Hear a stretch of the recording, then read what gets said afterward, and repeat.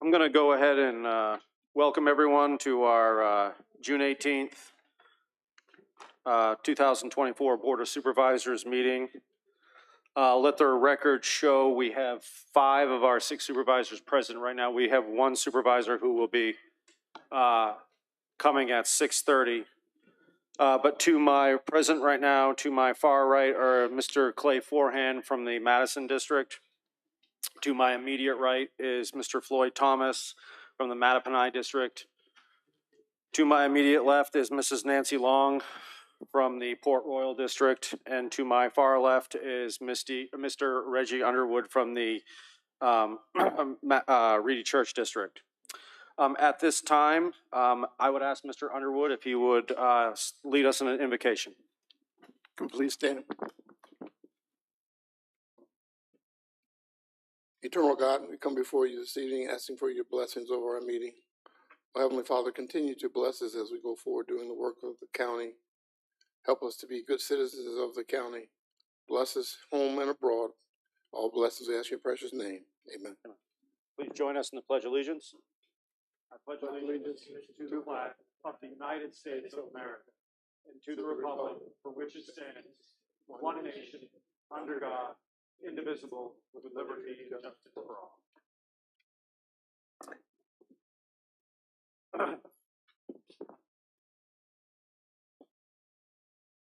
All right, I'm going to go ahead now to opening board comments. Mr. Forehand. I'll pass for now. Mr. Thomas. All righty, thank you. I'll take his time then. I have a few. One, I attended the county fair last week, along with, from what I understand, about 10,000 other people. It was a great event. I want to give a shout out to Mr. B's Fish and Shrimp on the Go. All the vendors were great, but Mr. B's is actually a Caroline County family-owned business, and it was just so much fun to see the father, the mother, and the daughter all working together, which is really part of the American dream. So shout out to Mr. B's. I have an update on the VDOT internet project. Those of you who know that last year about this time, we were awarded about $8 million from the state as part of the VDOT project. It's a total $30 million project. The providers are putting in about 15. The state put in about 10 million, and the county is putting about 5 million, mostly from COVID funds and the infrastructure bill funds. And just as a matter of perspective, if we did a 1-year tax increase for that $5 million, it would be 14 cents. Or if you can imagine your tax bill going up 20% just for that one project, and we're doing it all without using any tax money. So it's great. We currently have 8,000 people connected, with another 5,000 to go. They're currently around Sunshine Road, moving south towards Dawn. And on tonight's agenda, there's a request to put some equipment in Low Massey Park. So that means they're moving definitely in that direction. On the other side, about 300 houses in the Western Caroline District have just been connected. So the project's moving along. It should be done in another couple of years, which will mean everybody in the county will have access to internet, which is a great accomplishment for the county, the board, the citizens. It's just wonderful to have. And last, after Mrs. Davis's presentation last week about York, we had a little bit of discussion here and some additional research that I did, including Ms. Cleo Coleman. So she's without a doubt the most prominent researcher in the county, and we could never find anywhere that said York was actually freed. So I'd like to ask the board's permission to talk to Department of Natural Resources, or Historic Resources, which takes care of those, to see what we can do to get that corrected. And those are my comments, Mr. Chair. Thank you very much. Thank you. Mrs. Long? I don't believe we have another meeting before July 14th, do we? Nope. I just wanted to let you all know that Historic Port Royal will be having their 4th of July celebration that they've been having, I guess, for the past 20 years. It's from 10 to 2. There's no charge. So come on down and enjoy a piece of history. Thank you. Thank you. Mr. Underwood? No comments at this time, Mr. Chairman. I just have a few. I would, and I don't know if it's, maybe have a discussion at a board meeting for a different time. There is a lack of, I think we all know we're kind of in a media desert here. We used to have, continuously, we used to have Freelance Star at our board meetings and Caroline Progress, and that has gone away. Newspapers are kind of dying out, and my concern is, in looking at some posts recently on social media, there's just some information that's being put out there that's not factual, and no matter what side you stand on an issue, whatever the issue is, we have a lot of controversial issues come before us. I do think that the county may want to consider putting out some sort of information about, kind of votes that we take as far as what we're doing and why we're doing it. Even if we have a split board, I think that would be really, really important to the citizens. So that way we can kind of have kind of both sides of the story told.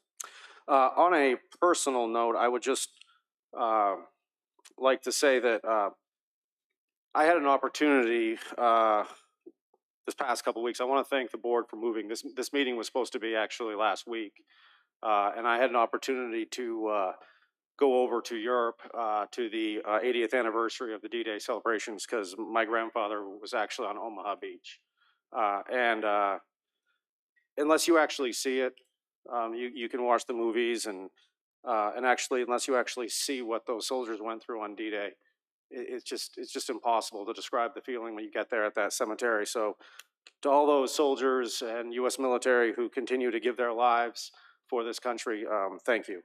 And that's all my comments. We move on now to amendments to the agenda. Are there any amendments to the agenda? I have one, Mr. Chairman. Yes. I'd like to add a closed session regarding a contract. I think it's CA 80. Chris, I believe. What is the code? The code is 2.2-3711A29, the contract exemption for closed session. Okay. Do I have a motion for that then? Do I have a second? Second. I have a motion and a second to at some point go into closed session. We will add that as, I need a vote on that. So I have a motion and a second. Any discussion? All in favor say aye. Aye. Aye. All right, motion carries. Mr. Chairman, I'd also like a deferral on the recognition for Jessie Rollins in her retirement. She's actually working the polls tonight and couldn't be here until later, so we'll do her in July. Okay. So we will defer the recognition of, okay. So can I get a motion for the amended agenda? Motion to approve the agenda as amended. Can I get a second? Second. So I have a motion and a second for the amended agenda. All those in favor say aye. Aye. Aye. Amended agenda passes. All right. We will, Mr. Underwood, I'm sorry, I didn't put it down. I'll put it as 12A, and then we can move it around if we have time. For closed session. Put Yeah, it under well, closed. If the closed session, we can move it around though at any time. Right. Oh, yeah. Anytime. So, all right. Okay. At this point, we will go to presentations and reports. So our first presentation and report tonight, it's an honor to be able to do this tonight because when I first got on the board, I quickly realized there are certain people that work in the county that are absolutely irreplaceable, and they're unforgettable too, as Mrs. Long said. And Mr. Kevin Whitman, who was our building official for almost 19 years, is is definitely one of those people. And he's not also an employee. I'm just kind of glad to consider him a friend. So I have a resolution here for him tonight, and I know that each of the board members, he has done a lot for each one of us, so I would like to give each board member time to talk about him too and what he has meant to the county, because I think that's what he has done for each of us and the county as a whole is spectacular. So I have a resolution. It says, a resolution of appreciation for Mr. Kevin Whitman on the occasion of his retirement from Caroline County. Whereas Mr. Kevin Whitman retired on May 31st, 2024, after more than 19 years of service to Caroline County as a building inspector and building official. And whereas under Mr. Whitman's direction, the building department achieved a high standard of professionalism, accountability, timeliness, and a willingness to go the extra mile to assist Caroline County citizens while protecting their interests and safety. And whereas among his many accomplishments, Mr. Whitman saved Caroline County hundreds of thousands of dollars by leading, actively participating in, and completing numerous construction projects without hiring private contractors. The prime example of this, although it may be one of his many, is the removal of the Confederate statue from the courthouse lawn. Mr. Whitman spent countless hours planning the project and then assembled and led a group of expert local volunteers to successfully remove the monument without damaging it and flawlessly reassemble it at the Green Lawn Cemetery outside of Bowling Green. The impact and legacy of this project goes far beyond mere monetary savings. The manner in which the relocation was accomplished is a source of pride for Caroline County and serves as a model for other communities who seek to come together to achieve solutions to controversial issues without rancor and discord. And whereas Mr. Whitman's impact on Caroline County government extended far beyond his role as the building official. His leadership, work ethic, and ability to always accomplish the objective despite the circumstances, degree of difficulty, or time investment required set a standard for all to follow and to aspire to. Quite simply, he was known as the go-to county employee when something needed to get done in Caroline. And whereas his larger-than-life personality, one-of-a-kind nature, and ability to fill up a room with his presence will be sorely missed by all those who worked with him. Now, therefore, be it resolved that the Caroline County Board of Supervisors hereby expresses its deep gratitude and appreciation to Mr. Kevin Whitman for his tremendous public service, dedication, and commitment to Caroline County.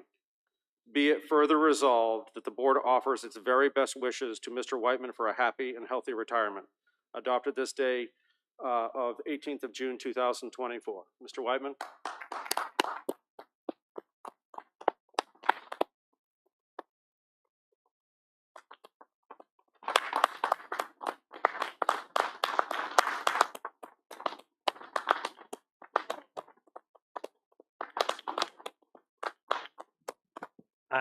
I want to thank you all. There was a lot said there, but I want to say I was just a conduit. It was the employees and everything we did was a team event. I really want to thank Caroline County because except for the Marine Corps, this was the greatest ride of my life. I started here. George Graham, who was the building official, said, "Hey, I got a job for you." I said, "Oh, yeah, what I got to do?" Say, I do some home inspections. I said, "Okay, I'll kick around doing that for a little while till I got tired of it." And here we are 19 years later. But let me tell you, the people that I worked with and the citizens of Caroline County, short story, I ended up here in 1992. I PCS from California back to Quantico, and I got into kind of a desk weenie job. And so I went to framing houses at night on the weekends, and I would take my leave. And I ended up framing for Gary Watts. And I got down here into Caroline County, and I said, hey, this is a place for me. So in 97, I retired from the Marine Corps. 2000, my youngest son went off to college, and I packed up and moved to Dodge City Road. Greatest move of my life. Seriously, I look forward to getting up, coming to work every morning. It wasn't a job. It was so much fun, and kudos to the other guys, Mosier, Loftus, Nutter.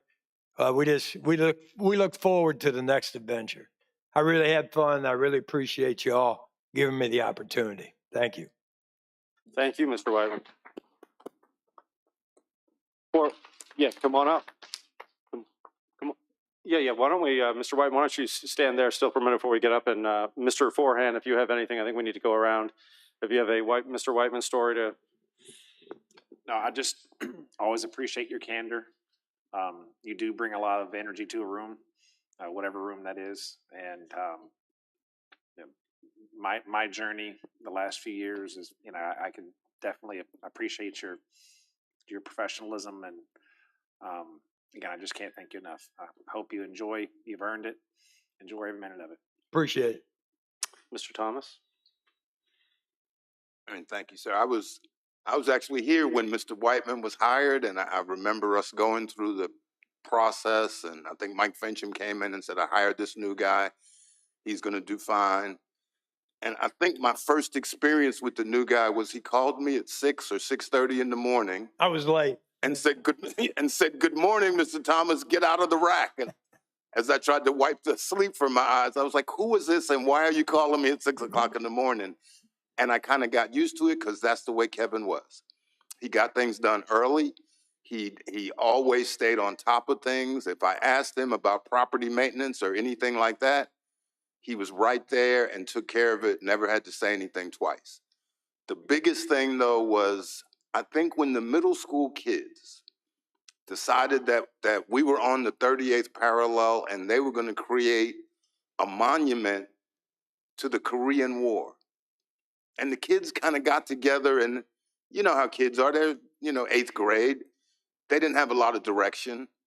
And I showed up there one day in a, jacket and tie or whatever, and Kevin was out there in full overalls and battle gear, directing the kids on how to make, the bricks lay flat and everything else.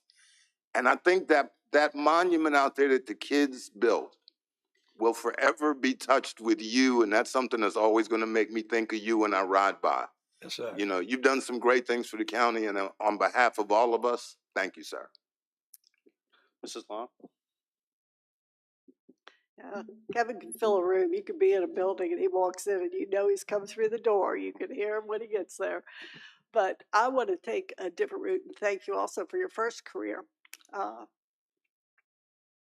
As a mother of a Marine, I appreciate everything that you've done and the men that the Marine Corps put out. You are a shining example of those, and wish you the best of luck. Hope you and your family have lots of fun, but I know you're not going to be a stranger because we're going to find lots of projects for you to volunteer for. Yes, ma'am. I got your phone number. You're not going anywhere. But we look forward to seeing you at all the events you always attend and to continuing to be part of the Caroline family. But it'll be on your schedule this time, which will be a difference. Yes, ma'am. All right. Thank you so much, Thanks, Kevin. Nancy. Mr. Underwood? All I can tell you is the cookies will always be on the table and cold water in the refrigerator. Thanks, Reg. Thank you, buddy. I think one thing from me is I think Mr. Chief Loftus needs to have a celebration for you too, because you're the biggest firefighter one of the biggest firefighters we have in this county. Anytime we had a situation, there was something that needed to be resolved with an emergency with a constituent, the first phone call was to you, and we will miss that severely. You always did that. I always remember my first time when my experience with you, and you said you'd be over my house on Saturday morning, and the doorbell's ringing off. It's ding, ding, ding, ding at 6:30 in the morning. I didn't realize that was the time people came, but that was late for you. I understand. And my alarm for getting up in the morning is at 4:45, and you'd be calling at 4:15, 4:30. So you're not sleeping, are you? No, I was wide awake. I just got done running. You sound like Mosier. Yeah. So anyway, we really appreciate everything you've done, Kevin.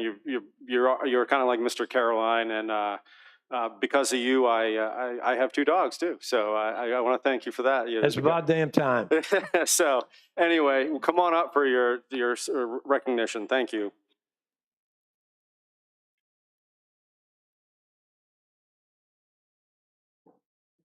Mr. Cully, where's the camera? All right, cell phones.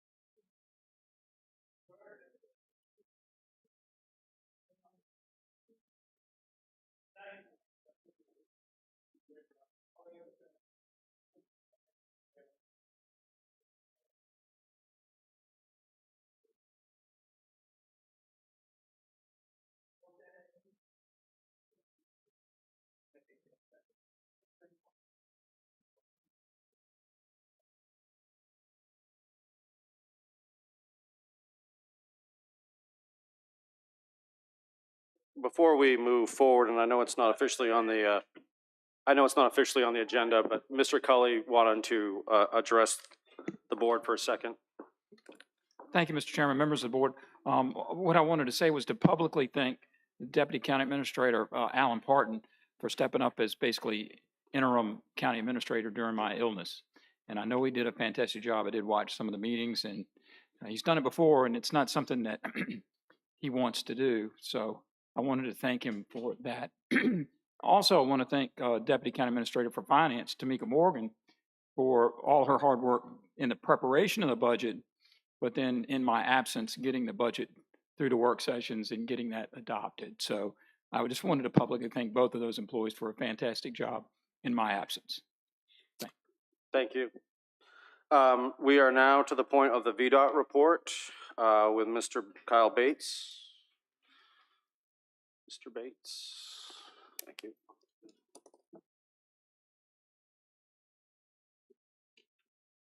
All right.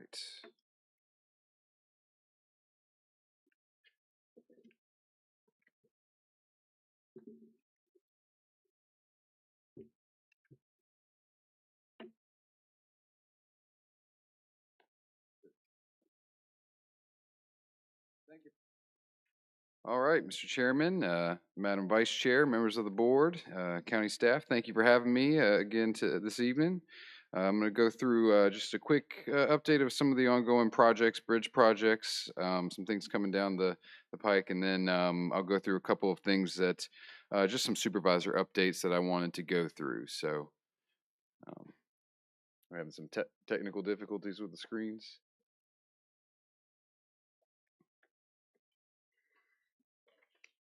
Carry on? All right. Go ahead. Yeah. Thank you. So the first project I'll go through, if you've been through within the last few days here, the Route 2 over Bowie's Pond bridge rehab, the base failures are gone. That project took a lot longer than we originally anticipated. We had some issues with some of the strength of the concrete as we poured it. So we've got that one all fixed now. The signals have been removed, and the bridge, the structure there is completely open. Next project here is Rattletrap Road. This is Route 680. This is a gravel road. Construction is actually currently underway on this one. They're anticipated to complete the construction later on this summer, and that will be a hard surface road through the Rural Rustic program. Here is the Route 301 Chase Street. So this is a $14.1 million smart scale project. This is to reconstruct a couple intersections along 301. and create essentially a continuous green T. There are going to be some changes to the median crossovers where we have existing crash data, as well as if you look at the image on the left here, a lot of improvements to some sidewalk additions, striping, crosswalks, signage, and even some lighting and a signal replacement. So a lot of good things coming from that project as well. Here, another preliminary engineering. This is Route 638 over South River. This is a state of good repair project. So this is a detour for a bridge replacement. The detour will be Ladysmith and Page Road. So construction is tentatively scheduled for fall of 2025 through fall of 2026. And as I always say, when we have these bridge closures, we'll work with the first responders and make sure that school transportation is aware leading up to the closure. Here we have the Route 207 eastbound bridge project. So a couple years back, we did the westbound bridge. Essentially, this is a superstructure replacement, meaning everything that is, you know, parallel to the road, if you will, is going to be replaced, and they're also going to do some rehab on the substructure. Notice of award has been posted for this. This is a design build, so there's a bundle of bridges. The contractor has not given us a schedule at this time, but they have until summer of 2028 to complete all of the projects on that bundle, this being one of them. So that is just a worst case schedule. Once we have the schedule from the contractor, we will know more. Yes, sir. Go ahead. I believe it was 3. Yep. So as soon as we know more, this slide will have a little bit more information. So that is just the worst case scenario there.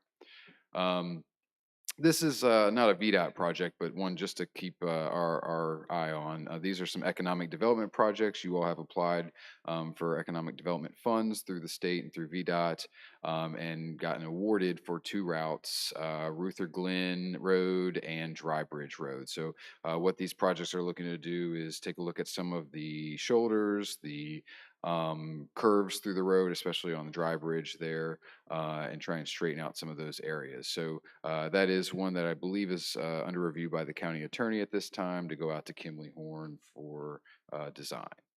Here we have the Route 1 pipeline study. So this is a study that focuses on maintaining capacity along Route 1 to include management of overflow traffic due to incidents on 95 and various things like that. It's to keep those folks moving through the area and mitigate any congestion or, more importantly, any safety issues that we have. So we're currently finishing up the schematics and cost estimates for a lot of these and working with Mr. Hughes and your transportation committee to finalize a lot of these, the ones that are selected for final smart scale applications. So there's a lot of good recommendations from that, especially if you look at some of the areas like Page Road where you don't have existing turn lanes there. That is one of the recommendations, the many intersections along Route 1, including some pedestrian improvements as well. So here we have Route 601 Panola. This is actually a CSX crossing. This is a federal rail funded project, but they are upgrading the existing flashing lights for the railroad crossing. This is scheduled to start in late summer, fall, and may require some intermittent lane closures. But at this time, we don't foresee it being completely closed. I don't believe there's going to be a lot of improvements to the grade of the crossing, but there are going to be some improvements to the notification and the lights there. Again, this is a federally funded rail project. So mowing, the high volume contractor and the low volume contractor are working their way down south. They will be in Caroline very shortly. This is just your public service announcement to please be aware when you see mowing signs out there. 1, they better be out there, and 2, please be aware, especially for your constituents. Make sure you share the road with them. We're trying to get that work done. So for the ones that are not being maintained through any manicure mowing, again, this is going to be your primaries and your low volume secondaries. So that is coming very shortly. One other thing, we have a lot of ongoing ditching and shoulder operations. This is just a picture of Mount Gideon. While it might not look like a glorious picture, you have a lot of space on either side of that road. You can see the ditches, you can see the trees cut back.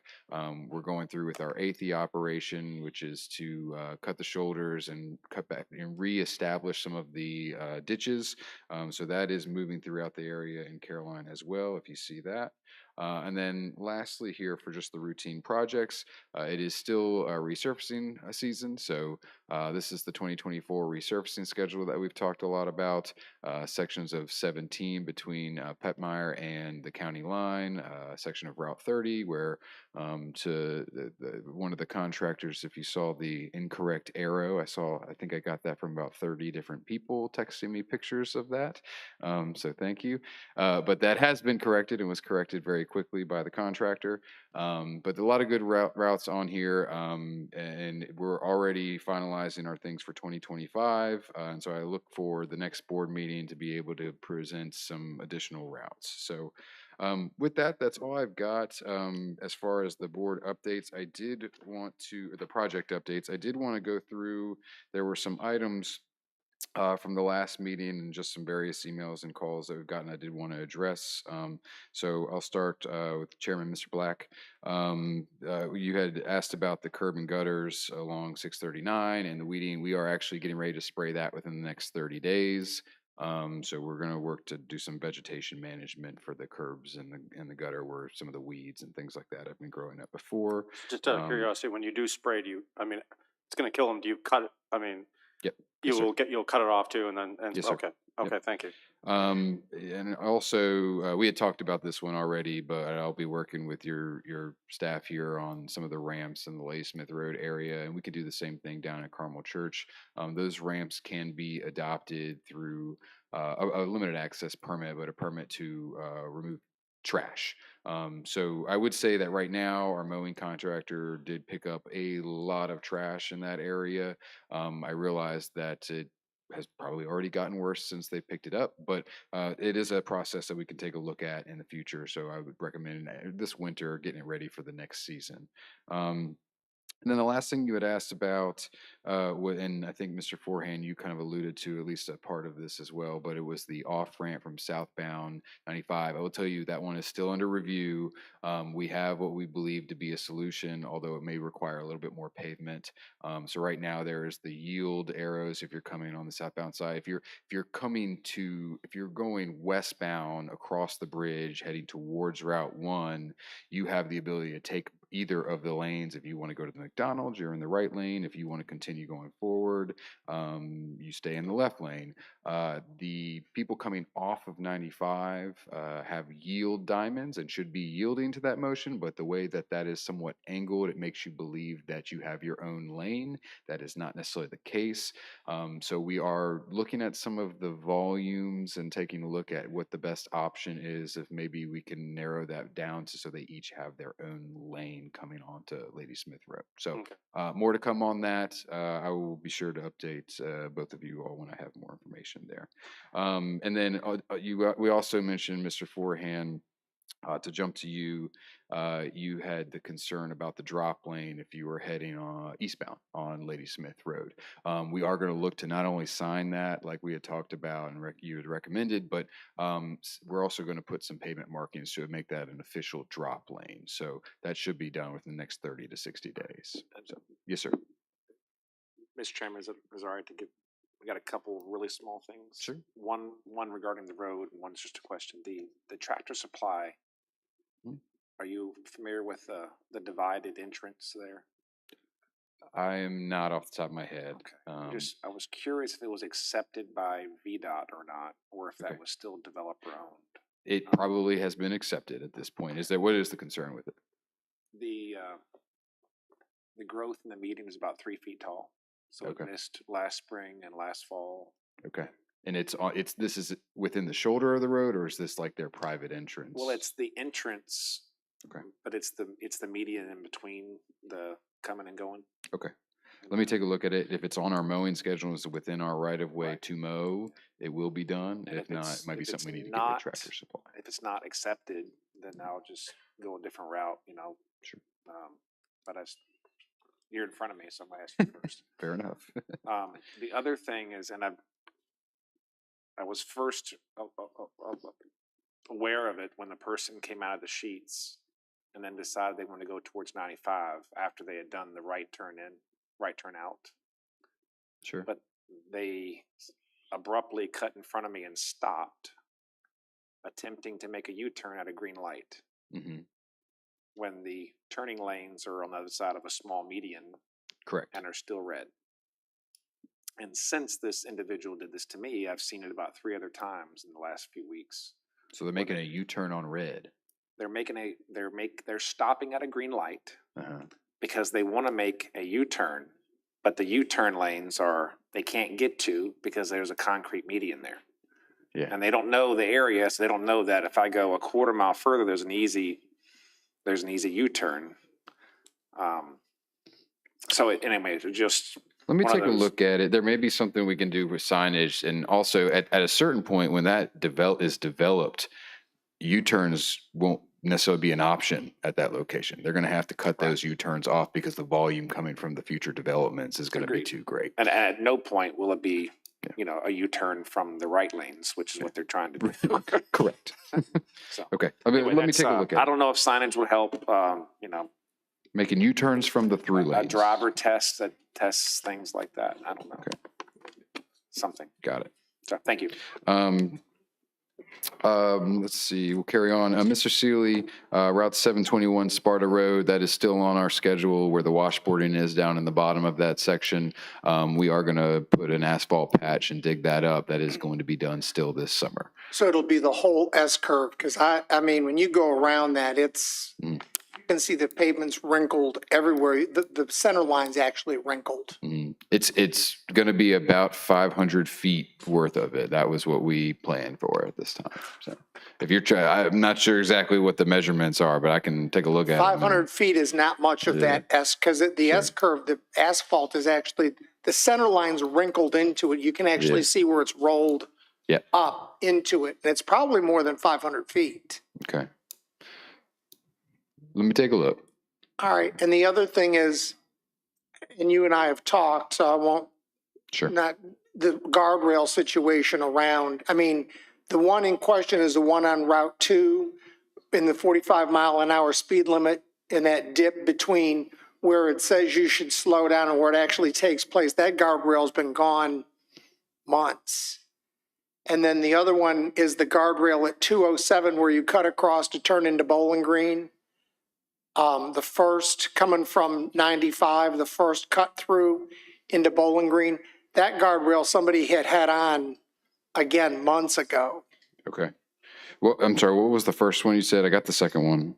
The first one is on Route 2 between the speed limit of 40, reduced to 45 and where 45 starts. It's in the Fredericksburg side going to Fredericksburg Lane.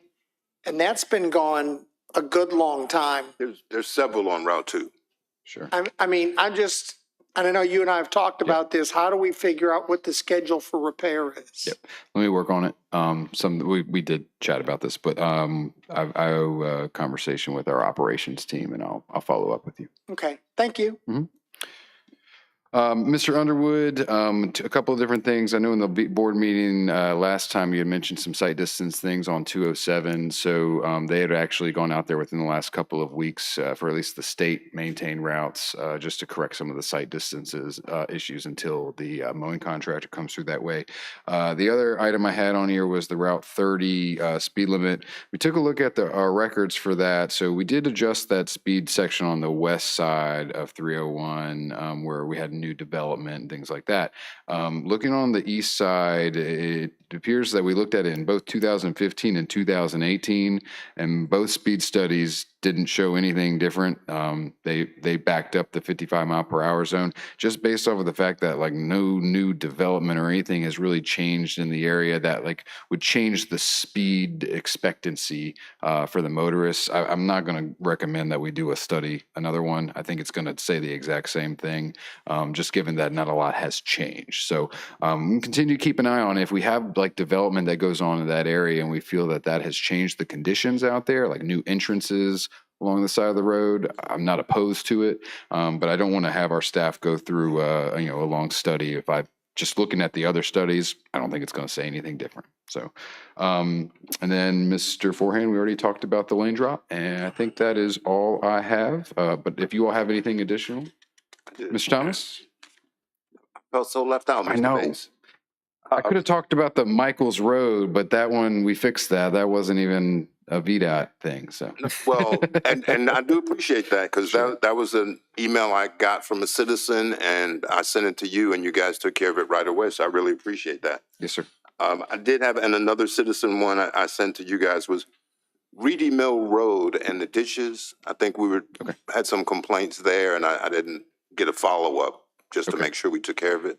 I'll take a look at it and see when we're going to be in that area for our ditching and shoulder schedule. And if it's on that, we'll do the road in its entirety if it's on that schedule. If not, we'll look at see if we can add it on. Perfect. And if you can just send me a note so I can respond to that citizen, I'd appreciate it just to make sure. Two other quick things.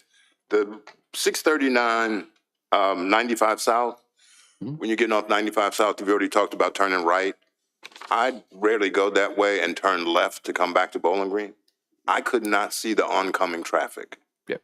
And sightline is a real issue, especially since they would have hit me on my side of the car. So we're taking a look at that as well, and the reason being is that when the guardrail got hit, and we did replace it, at that instance, that end terminal actually blocked more sight distance than the old end terminal. We've got to put the newest up-to-date end terminal, but it stuck out a little bit further and blocked sight distance. So we were looking at potentially a reduced speed over top of the bridge, just to slow traffic down to improve the sight distance that would be needed. So I'll follow up on that one along with they're kind of a package deal at this point. Yeah, so. and I mean, the reality was I was actually in an SUV where I had a higher sight line, so I can imagine a lower car, they wouldn't have seen anything, and it's bad to get T-boned on your side.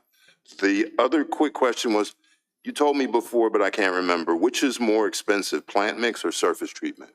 Plant mix. Like surface treatment is just like the tar you spray down, and it's a tar and chip, and it really depends on the vehicles per day, the type of traffic that's on there. Ultimately, if you were to look at the price tag, at least years back when we looked at it, surface treatment was around $36,000 to $40,000 a lane mile. Plant mix was over $250,000 a lane mile. Okay. So drastic difference, but it depends. Again, it depends on what we couldn't get away with that on Ladysmith Road, for instance, just due to the volume of traffic. But a smaller road, like the road we've been discussing before, you could do surface treatment, and absolutely, as long as it meets the criteria. Absolutely. All right, we'll talk some more about that one. Sure. Thank you, sir. Doing an excellent job again. And you mow 3 times a year? 2 times on the secondaries and 2 to 3 times on the primary. Sometimes we'll use a plant growth regulator. So it looks like this year it's going to be 2, but. Okay. There's a couple of spots when you're on, merging on the 207 coming out of Bowling Green. Sight distance? Yeah. Those we can do more. So again, I know that came up here recently. We went out and trimmed some sight distance along 207 for some of those areas where you're pulling out. So this has long been an issue. I don't know if you know Julie Brown. I do know Julie. Julie Brown used to be our resident. Yep. I asked her long ago if we could fix that, and the only way to fix it is with mowing. Yep. Because at 60 miles an hour, when you're merging and cars are coming and the lane is short, you need to see them as soon as possible. So thank you again. I do appreciate the hard work you guys are doing. Yes, sir. Mr. Forehand, do you have any question? Mr. Bates? He already took care of mine. Okay. Mrs. Long? The question I left for for Andrew, yes, I guess on Friday, is very simple. Overhanging trees that are whacking antennas and roof lines on state roads.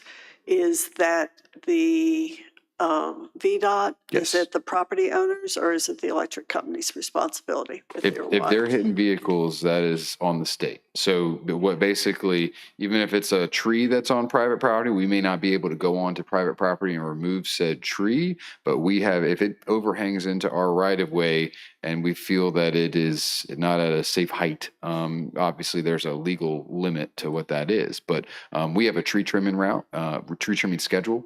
And so we can take a look at it on a case-to-case basis. So if you have some routes, I can tell you, I can get you the schedule of what we are tree trimming in Caroline County within the next year. But if you have specific routes, I can check those as well. The town of Port Royal Okay. is going to scratch the top of my truck up.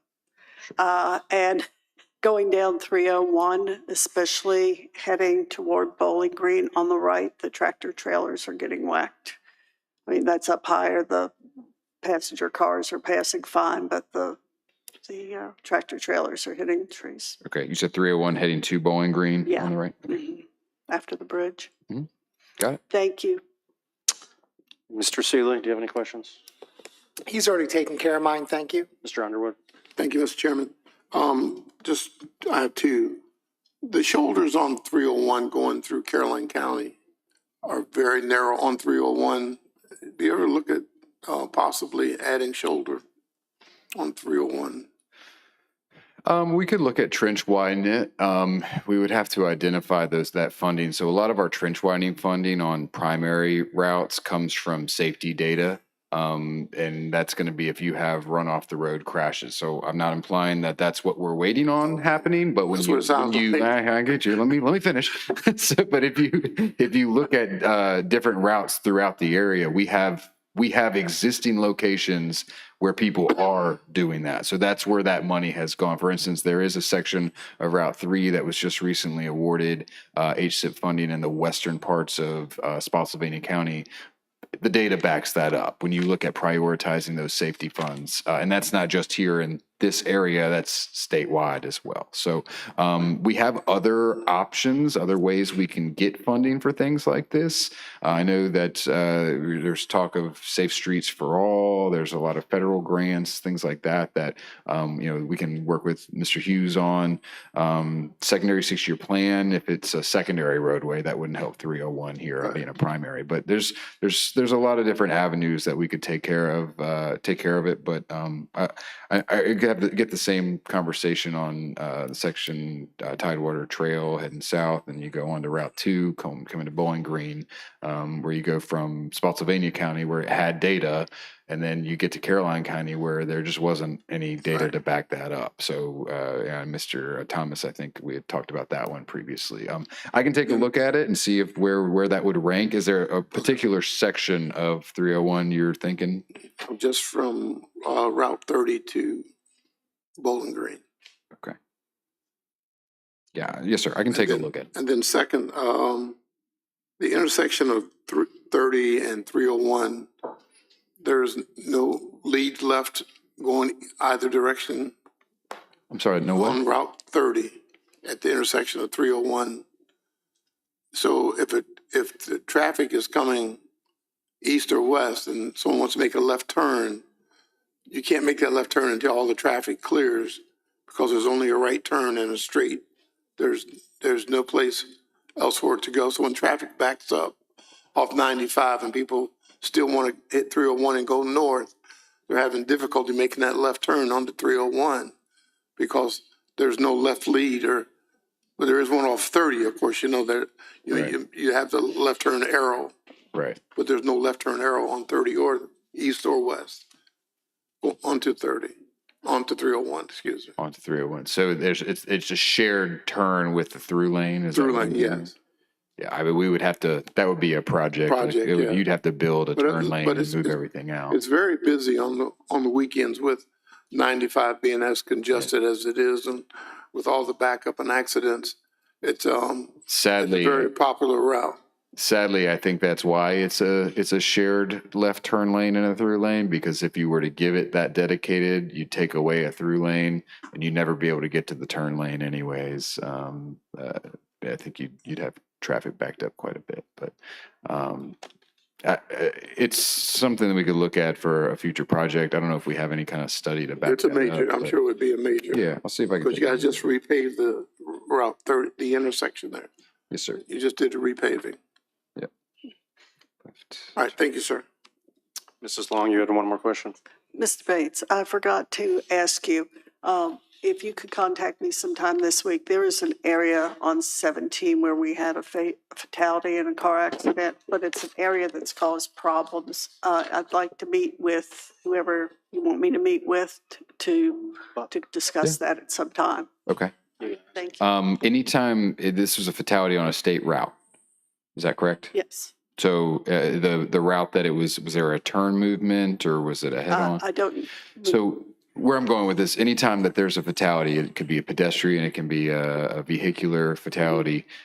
We do a thorough review and see what's the cause. I would just recommend before we get together, I'd like to make sure that I get that report back, so we can take a look at the details. We work and get the FR 300s from the Sheriff's Department or the State Police, and take a look at that and come up with recommendations and so on and so forth. So I don't want to get out there not knowing what happened when I can get that information, and then I might even have some good news and recommendations from that. Okay, thank you. And thank you for filling potholes. Somebody's filled some nasty potholes along 301 at the intersections, so thank you. Mr. Thomas? Mr. Bates, I forgot one, the turn lane on Devil's Three Jump at the high school, that was added to your projects, right? Yep. Yes, sir. Okay, but it wasn't listed in here because it's something different. It's maintenance money? It can be next time. Okay. Just, I just want to check to make sure. I thought it was included, and that's a big safety concern at the schools. Yes, sir. Thank you, sir. Mr. Bates, just a couple things for you. I had mentioned, we've already talked about the 95 ramp, so I'm not going to go over that. The Charlesburg Road, Anderson Mill Road site distance issue, have you been able to go out there and discuss or look at that at all, or? Are we talking about where the project was at Charlesburg or at No, just like Partlow? the site distance. So if you're at Charlesburg Road and you're looking on Anderson Mill Road, I mentioned it to you at the last meeting or 2 meetings ago, Sure. the last time you were here. It's very, very hard, and it's a geographic topographical issue. Right. Where if you're standing at that intersection in a car, there's a hill there, and it's hard to see traffic, and the traffic going down Anderson Road is Yep. going at a decent clip. So if you don't see that car in the dip, it's going to be up on you especially if you're turning out slow. So I definitely want to talk to you about that. And I don't know. Yep. That was one that we've taken a look at. It's another conversation of it's going to be a very in-depth fix in that you've got to cut sections of the road. It's not just, regrading along the shoulder or something like that. So not saying that it cannot be done. We would just have to identify some secondary 6-year plan funding or something along those lines to essentially do a project out there to correct it. Okay. Where I'm going, if we need to put together an estimate for that for next year's secondary 6-year plan, that's something that we would come back to the board with, and ultimately be up to you all to work to prioritize that through the SSYP. Okay. And then the second thing, and I had talked to you about this, not at a meeting before, I think I called you a couple of weeks ago in regards to a traffic count on Ladysmith Road. Yes. And I think you said the last time on the one between 95 and the section between 95 and Route 1. Yes, sir. They skipped that due to the project. It was supposed to be done in 2022. They had actually kicked it back a whole nother cycle. So they're going to come out. I've talked to the folks in central office that do that. They're going to come out this calendar year and complete that. So do you know where that's, because I would imagine, do you know where that's being put this calendar year? Because there's a Wawa being built right in that area. So if you put it on a section of Ladysmith Road between 95 and the Wawa and the Sheets, I would think your traffic count would be a whole lot different than if you put it after the Wawa and the Sheets. Does that make sense? Absolutely. So do we know where exactly that's being put? Because, we need the data as the county for traffic counts, because when you want businesses to come in, they're looking at data from that you guys are pulling down from 2019. That's just simply not accurate. We got Pendleton Pendleton subdivision is growing like crazy, and I just don't see those numbers that you have from 2019 as very accurate at all. And then with a Wawa coming in, which will be completed sometime in the fall, you're going to have a huge traffic volume right there, which would benefit. That's why we widen the road for business. Yep. So that's why I think we need an accurate number. Yeah, I'll talk to them. I have no doubt that they're going to be putting it where the most traffic generation is going to be, which is going to be off of 95. Just to get off folks. 90. Yeah, Yeah, just off 90. I'll verify. I'll go ahead and Yeah. talk to them about that. Because I would definitely, and then the other thing too is in dealing with that same thing, you and I had talked that they don't include weekends, and you're going to find that the busiest time, especially probably between Memorial Day and Labor Day, and your Thanksgiving, your Christmas holiday season, your busiest time is going to be probably on a lot of weekends because people are traveling. We're going to have a lot of traffic getting off 95. Yep. And I'm just kind of curious in that traffic count, is there a way to include, I understand on an average, like you're looking at daily, like people going to and from work, I get it, like Monday through Friday, but it's kind of foolish to include a traffic count that doesn't include your highest volume days. Which I have no doubt your highest volume days, especially during the holiday season, are going to be your Saturday and Sunday. Yeah. So is there a way that we can get those included too? Those days in the count?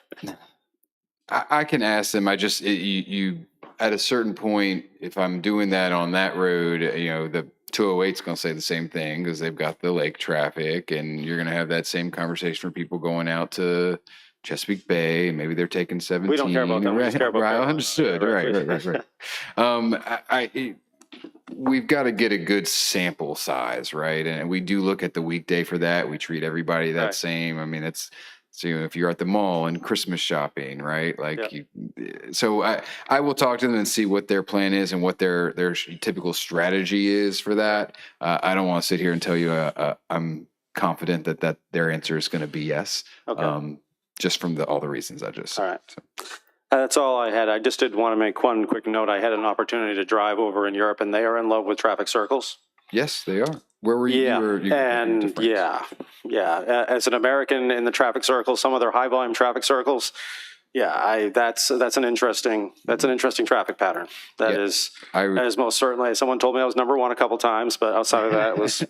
But it is it's kind of harrowing. So and there's a lot of beeping and stuff going on, so it's not exactly smooth. Which side were you driving on? Yeah, that's true. He doesn't know, which is not a good sign. I don't know which way we're going, but I'll tell you this. I recall going to Ireland years back. I was very fortunate that I had the opportunity to do that. And I recall driving a manual transmission on the wrong side of the road, shifting gears with your wrong hand, going through traffic circles that are multi-lanes. Yep.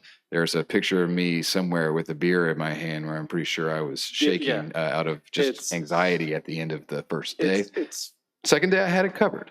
I'm going to use this opportunity because you did it to give a plug for innovative intersections. I'll tell you that these things work. They reduce conflict points. So before you say anything, if you look at it, you were doing so well. I'm going to do it anyway. So if you look at traditional intersections, you have over 30 points where you conflict with another vehicle. That is a high speed crash. Whereas if you look at a roundabout, you are talking about like 4 to 6 locations where you have a low speed crash at an angle. Okay. It is not it's much different. If you're pulling out of Bridlewood, I'm going to hit close to home, and how fast are they going down Ladysmith Road? Oh, they're going 55. I get it. Yeah. If you're pulling out of Lake Landor, how fast are they going on Ladysmith Road? You're not putting roundabouts on Route 1, okay? I'm just saying, no, I don't want to hear that. He wants to. There are no plans at this point, no VDOT plans for any roundabouts in Caroline County. There are none on the pipeline study that are any roundabouts, so I'm just saying that everybody can breathe easy, but there's a lot of people back there. I experienced a couple you did in Spotsylvania. They're not really necessary, but. Well, listen, I'll say a lot of the roundabouts, like the one at the mall, is a private roundabout. Lafayette in the city, that is not a VDOT roundabout. Lee's Hill. Lee's Hill, we're working on that one now. That hasn't completed yet, so give it a chance. It's only going to get better, right? That's right. It will. All right. Thank you very much. I appreciate it. Talk. Thank you all. Appreciate it. Thank you. All right, our next on our agenda is the third quarter budget report. Miss Morgan.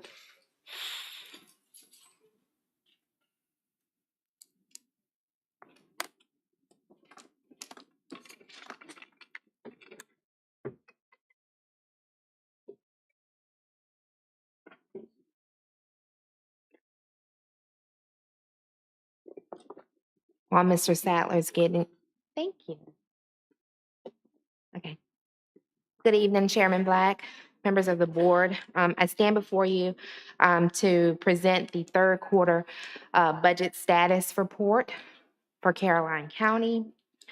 As shown on the first page, the summaries we have for the expenditures and the revenues. We can see that 62% of budgeted revenues for major funds have Ms. been Morgan. collected. Could you pull that microphone down? Yes, sir. Thank you. How about now? We good? Yes. Okay. 62% of the budgeted revenues for the major funds have been collected, and 65% of budgeted expenditures have been expended. For the general fund, for the quarter ended March 31st, 2024, general fund revenues collected were $39,577,449, or 53.9% of budget estimates. This is $1,844,063 more than last year.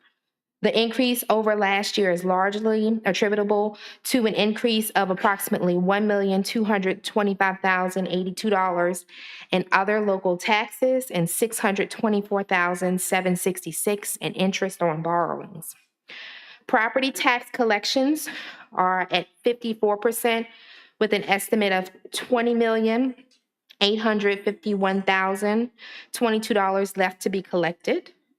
Revenue is slightly down from last year in this category. Revenue from use of money and property and permits, fees, and licenses accounts continue to exceed anticipated budgeted values in the third quarter. And again, this is largely due to the interest on the borrowings. Overall, general fund expenditures at March 31st, 2024 were 57.5% of the estimated budget, with expenditures at $42,058,241. And those expenditures are up $4,261,324 over last year. And that is a 64% increase in public safety, inclusive of sheriff, fire, emergency services, inspections as well. In regards to schools, the total revenues posted for Caroline County Public Schools were at 75.6% of the budget, while the total expenditures were at 61.8%. At the end of the third quarter, the collected schools revenue exceeded the expenditures by $5,360,795, whereas last year it exceeded by $2,725,814. Social services revenues are 62.3% of the budgeted revenues, and expenditures for the first three quarters were 71.2% of the budget. The amended budget amount to be transferred from general fund is $922,900. The Comprehensive Services Act revenues collected were 71.3% of the anticipated budget, and the expenditures were at 68.5% for the first three quarters.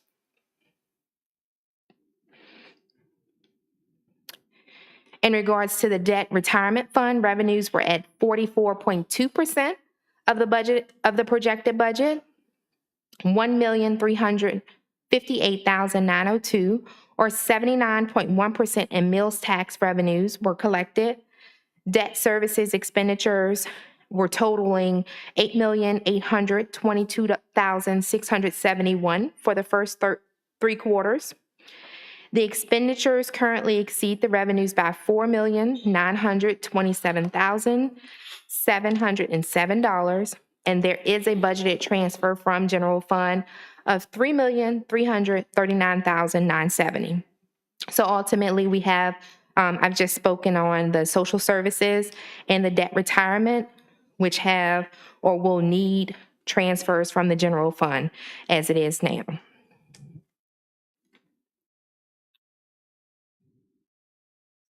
Thank you. I'm not finished. Oh, I'm sorry. I'm sorry. Almost there. Almost there. Utilities fund. I'm sorry, I was trying to get there. Operating revenues for the Caroline Utility Fund were at 77.9% of the budget, with $3,213,450 collected. Availability fee revenues were at 191.2% of the budget, with $3,639,410 collected. The operating expenditures for Caroline Utility Fund were at 65% of the budget. The debt service payments were at 80.7%. The total revenues, $7,821,290, exceeded the expenditures, which were $5,906,684, generating a net income of $1,914,606 for the third quarter. And we had actually budgeted a transfer there. So with continued revenues, we will not need that transfer. In conclusion, during the fiscal quarter ending March 31st, 2024, Caroline County's collection of revenue for the major funds at third quarter do not exceed expenditures for the same period. However, this is typical for the third quarter. We are hopeful that the tax collection that occurred this month will offset that deficit, and the school system continues to operate within its amended budget, and utility funds generate sufficient income to cover both operating expenditures and the debt service funds. Wait, say that again, please. The utility fund does what? It generates sufficient income to cover both operating expenditures and the debt service. And the debt service. Yes, sir. But that's due to connection fees at this point, correct? That is correct. So if the connection fees weren't there, we would not be. And did we pay debt service out of the general fund, or is that all paid from utilities? It's paid from utilities. Okay. But it also includes the interest as well that we have on that large borrowing that we got as well. So the interest is actually what's carrying us? Absolutely. Okay. All right. I will start with Mr. Underwood. Are you have any questions? I have none, Mr. Chairman. Mr. Seeley? I asked mine, Mr. Chairman, thank you. Mrs. Long? I have none. Mr. Forehand? Mr. Thomas? I just have a couple. You mentioned property tax was at 65%, I think, 54%. Yes, sir. And half of 45.2 is 22.6. Yes, sir. But we're at 24, so we're actually 2 million over. This is one that's really easy to interpolate because there's only two of them. Mm-hmm. That seems like a very good collection rate. Is that it? Or you said revenue was down. I'm not sure how it would be down. It was down in comparison to last year. Now, what they may have received last year is more prepayments, which would have driven that number and that difference as well. Okay, I kind of misunderstood. Down in terms of last year, which was the year we added $5 million to our unencumbered balance. So that, all right, that makes a difference. But the fact that we're almost $2 million ahead after one collection should be a very good sign. Absolutely. Okay, good. The other thing I had was the schools, and I know we don't have an insight into the school funding, but their instruction line item has $40 million in the amended budget, and they've spent 26 million? Yes, sir, based on the information that I received from the treasurer. So they've got $14 million in the instruction fund for 1 quarter? Yes, sir.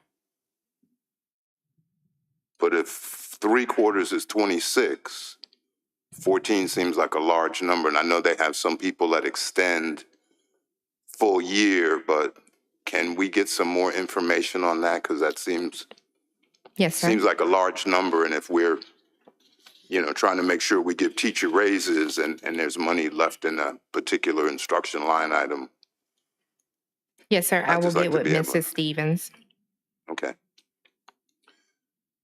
That was it for me. Thank you very much.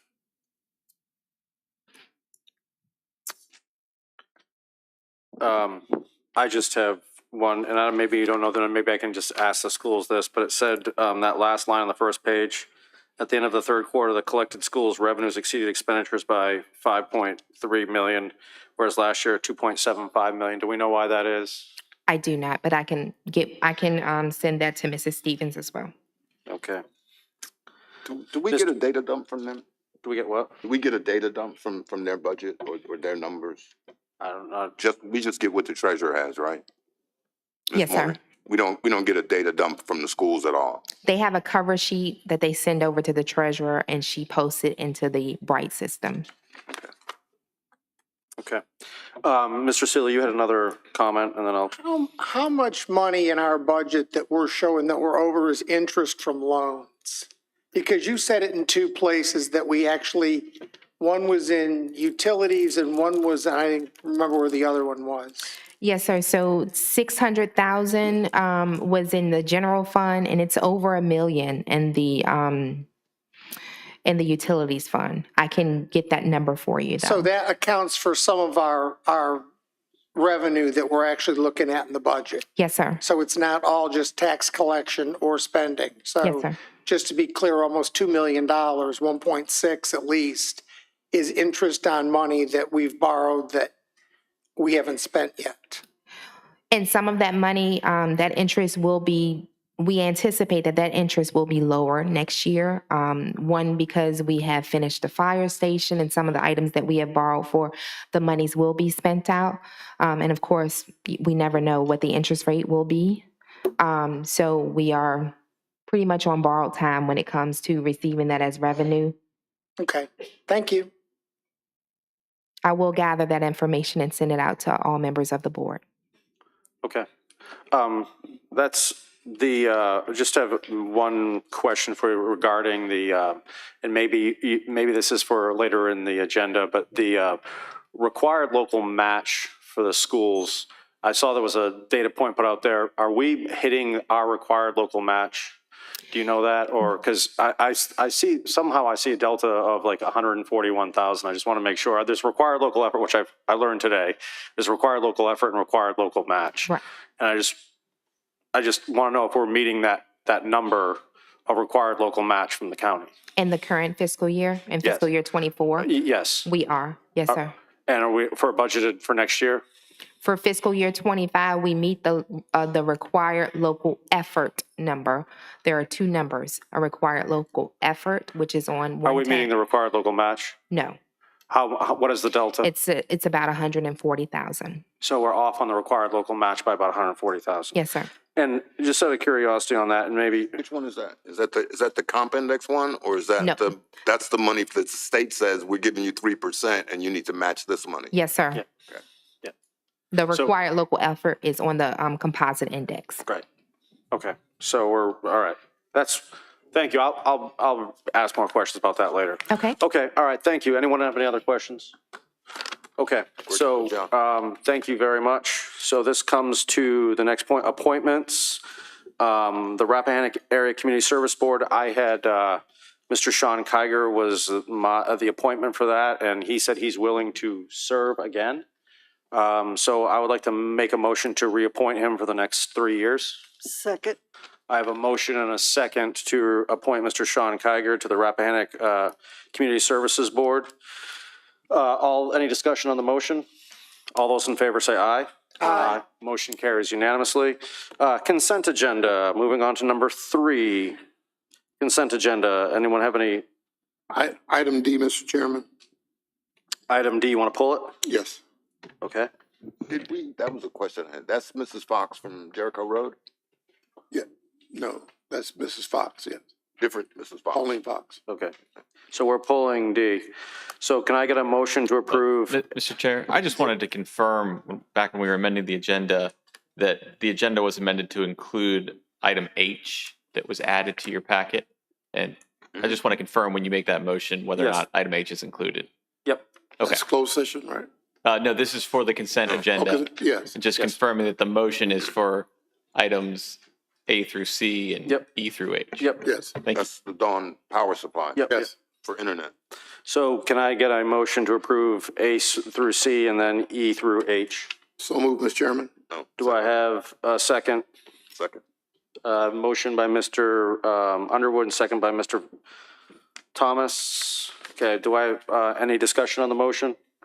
All in favor, say aye. Aye. Motion carries. All right, we are, No. Item D. item D, I'm sorry. Item D. Okay, yes, sorry. So, Mr. Chairman, on Saturday, the Fox family recognized their matriarch, Mrs. Pauline Fox, and I had asked the board to put a resolution together celebrating the life of Miss Pauline Fox, and her children and some of her family members are here tonight.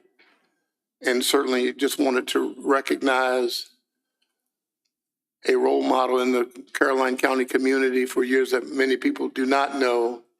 But certainly if the members of the Fox family are here, wish you would, someone either come and just give us a few words about your mother and your grandmother, or just be recognized.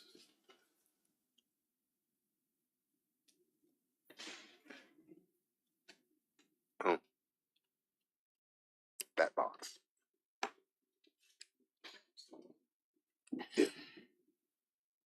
Good evening, everybody.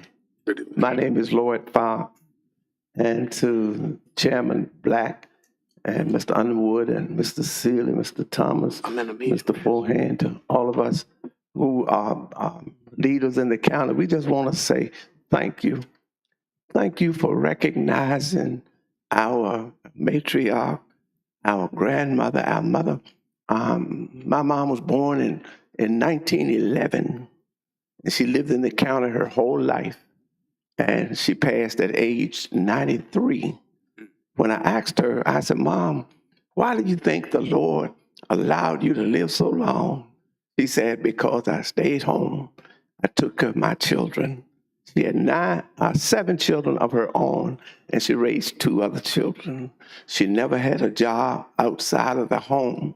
She was told that she could get welfare. Back in that day, they called it welfare. She said, I don't need no help raising my children. I can raise them on my own. And she did that, and I'm a product of Pauline Fox, and we have other family members here. So I'm just excited, and I'm proud to stand here, because if athletes can get recognized and singers and musicians can get recognized, I think the moms of our community who stay home and do a great job of raising their children also ought to be recognized. Thank you so much for the recognition.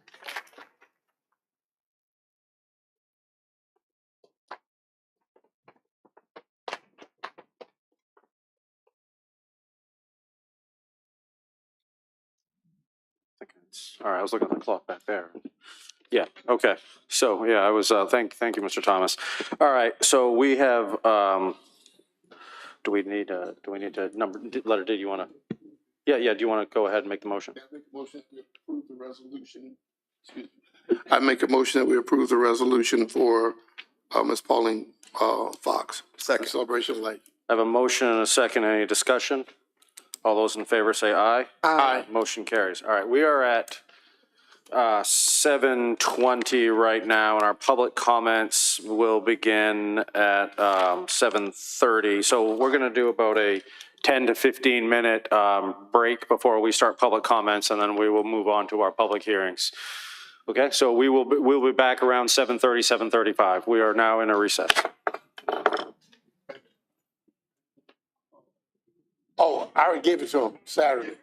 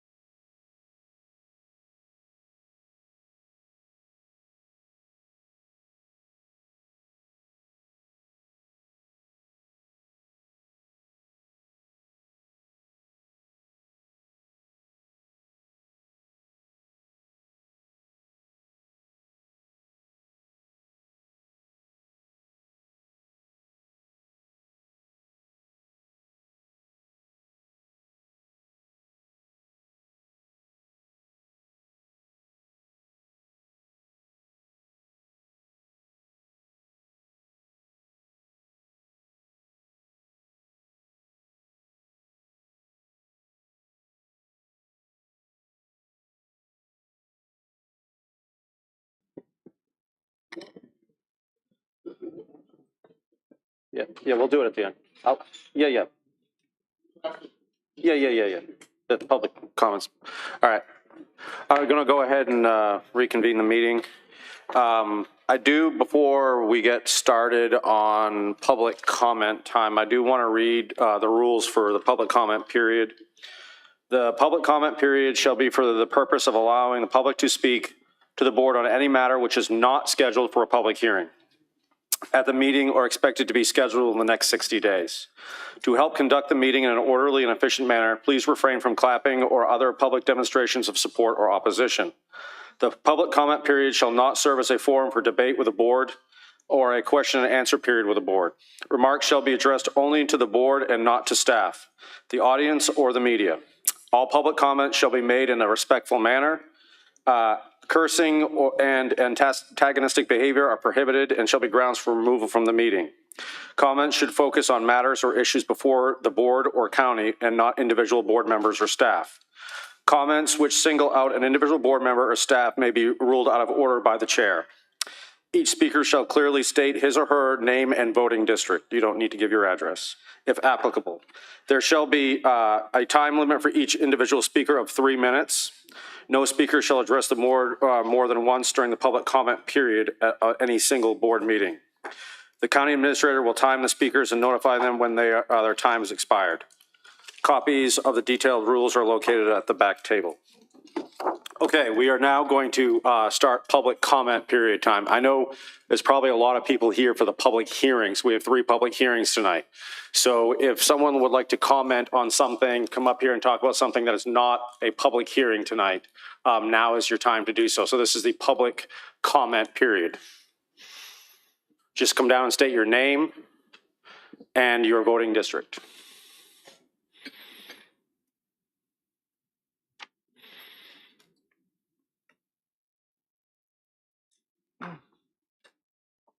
I am Ray Schiebel, and I'm in the western part of Port Royal. I had had you provided with a copy of what I'm going to speak to tonight, and I've already discussed this with Mr. Bates. I didn't realize he was going to be here. But what that picture is on Quarters Road. There's a very deep ditch. Every time it rains, it cuts it deeper and deeper. If you look at that picture, you'll see that it's a 6-inch drop off right at the edge of the road. And I had brought this up 4 months ago when they had asked about hazardous road conditions, but apparently it was never put on the VDOT's agenda to look at. But I've talked to Mr. Bates, and he's going to look into it for us. And I told him that at the beginning of last soybean season, the curve sign just prior to French Lane was knocked down. And when the mowing crew comes through, they didn't want to get accused of knocking it down, so they threw it on the other side of the road. So he's going to look into that for me also. But anyhow, that's what I wanted to get this on your agenda with VDOT, to have them come out there and look at the shoulders on Quarters Road. Anyhow, thank you for your time. Thank you, Mr. Schiebel. Is there anyone else who has a public comment? It's not a part of the public hearings tonight. Yep. David Jenkins, Port Royal District, and I'd like need to say I'm speaking for myself and not any organization that I am a member of. A lot of these public hearings, I've been hearing a lot of, oh, not in my backyard. Well, years ago, we had a project in Port Royal District that residents did not want, but it got approved. And we need to consider the tax base in the county and be approving more commercial, industrial facilities and a lot less residential at this point, because commercial and industrial does not send kids to school. They require minimum public safety services, and some of them really don't increase the traffic after they're built. And speaking of traffic, the other issue is 301 corridor after the Nice Bridge was enlarged. We are getting inundated in traffic in Port Royal and through the rest of the county because of it. That project had been in motion for some time from Maryland, and apparently VDOT has dropped the ball on doing any improvements on our side of the river. And that concludes what I've got at this time. You'll see me again for a public hearing. Thank you, Mr. Jenkins. Is there anyone else like to talk with something that's not a public hearing? Good evening to the board, Chairman Black, and the rest of the board. My name is Marvin Fields. I'm from the VD Church District down in the Dawn area. And we come to request some help from you. We want to see there's a spot to have for funding for a public bathroom. We would like to have a bathroom in the Lower Massey Park. We thank you for all that has been done. There's been some great advancements. But I think it's time that we no longer want porta potties. They're not sanitary. We like to have those down that area. It's important. People feel more comfortable using a nice bathroom where they can wash their hands and comfort, and you could change babies and things like that, diapers, things like that in general. In fact, I have quite a few. We're gonna ask everybody from the area to please stand. Not all of us are speaking, but some of them came with me to support us. We're all in agreement that we would like very much for you all to not think about it, but we're asking that you would fund it and give us a bathroom in the Lower Massey Park. Thank you so much. Thank you. My name is Raymond Quash. I'm from the VDOT Church District. I've come to support what Pastor Field just said. Sanitary reason is the main reason why we are talking with us. Not 2 years from now, not 3 years from now. We even had porta potties in the Dawn area for years, where all the rest of the parks had bathrooms. Sanitary reason. I know a lot of y'all, it's 2, 4, 5 minutes up there. I don't think you want your wife to go into a porta potty that a man has used, closing the door and stuff like that. And I know Ms. Long won't go in there one.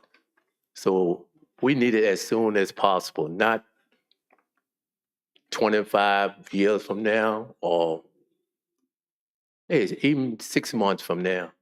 We need it as soon as possible. The park is being used. And to bring more people into the park, we need the restrooms.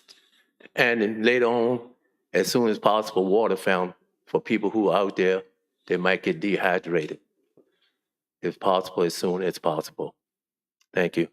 Thank you. Chairman Black, I'm Joseph James from the VDOT Church District. Reggie Underwood, thank you very much.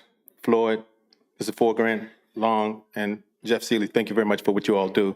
I just wanted to take a few minutes this afternoon to say the same thing as Pastor Fields and Mr. Quash. We live in the Dawn area. A wonderful thing is happening with the new playground in the area that's being built down there, the ball fields and things and the changes that are being made. It's now time to have a physical building where all of those people who visit the park can use the restroom, have an opportunity to wash their hands and be concerned about hygiene and all of those other things that a physical building will provide.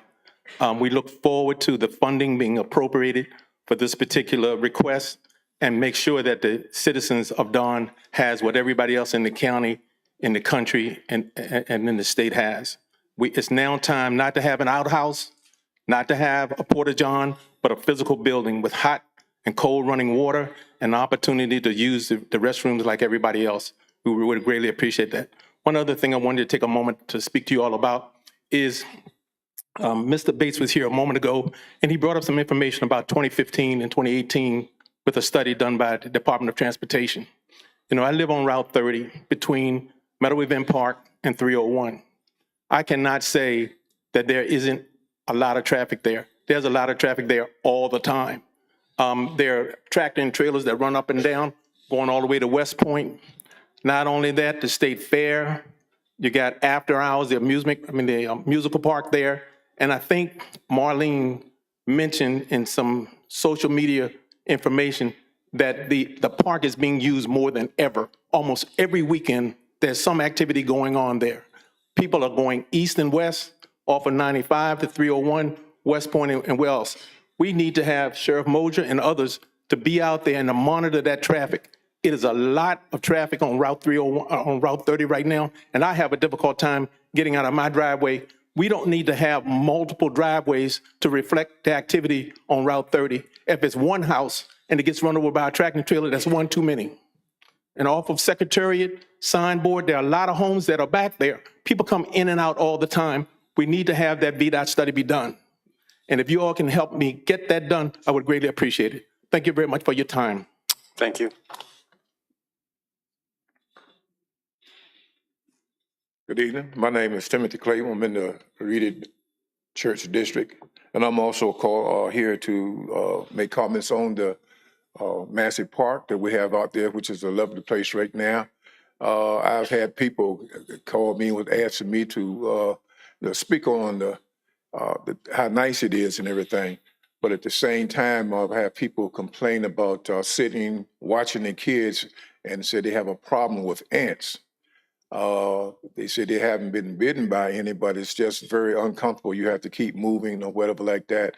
And I was wondering if they could get that sprayed and maintained for that area, because people come out to sit and eat and everything, and they have a lot of kids around, and they would like to see if that can be taken care of.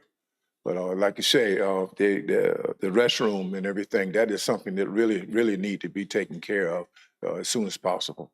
So thank you very much for your time. Thank you. My name is Elaine Hart Green, and I am a member of the Reedy Church District. And I'm here to support the idea, the urgency for the need of restrooms at Low Massey Park. I know that people have spoken on it before me, but I really reiterate what we've already heard, and that is for sanitation reasons, safety reasons. It just would be a better situation all around if we could have physical restrooms there with running water for us to wash our hands and a working filtered water fountain for anyone who visits. So thank you. That's my Thank you. input. Thank you.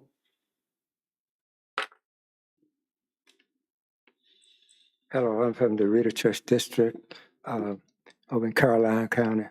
And in Caroline County, Reverend, could you say your name for us? Oh, my name is Isaac Johnson, Reverend Johnson.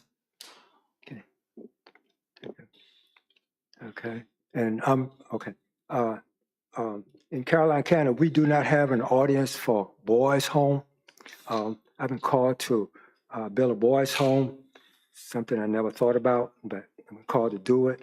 And as I look at it, the first thing that we need to deal with is the poor, and then the second thing we need to deal with is the broken heart, talking about, and then the third thing we need to deal with is the people under captivity. I think a boys' home would be the ideal place to start with so many boys, even when the parents may be out, can't work, or whatever the situation may be, could come to a boys' home, bring their sons to a boys' home, and learn about creativity. I don't believe in all of this government-supported stuff where it can be taught to create things and make jobs available. So I think a boys' home would be ideal for Caroline County, and I think a boys' home would be a model for the rest of the state. You know, so and I would like to have at least a audience for boys' home, if not at least some direction that I can go to build a boys' home. Have permission to build a boys' home. That's my 3 minutes up. Okay, all right, thank you.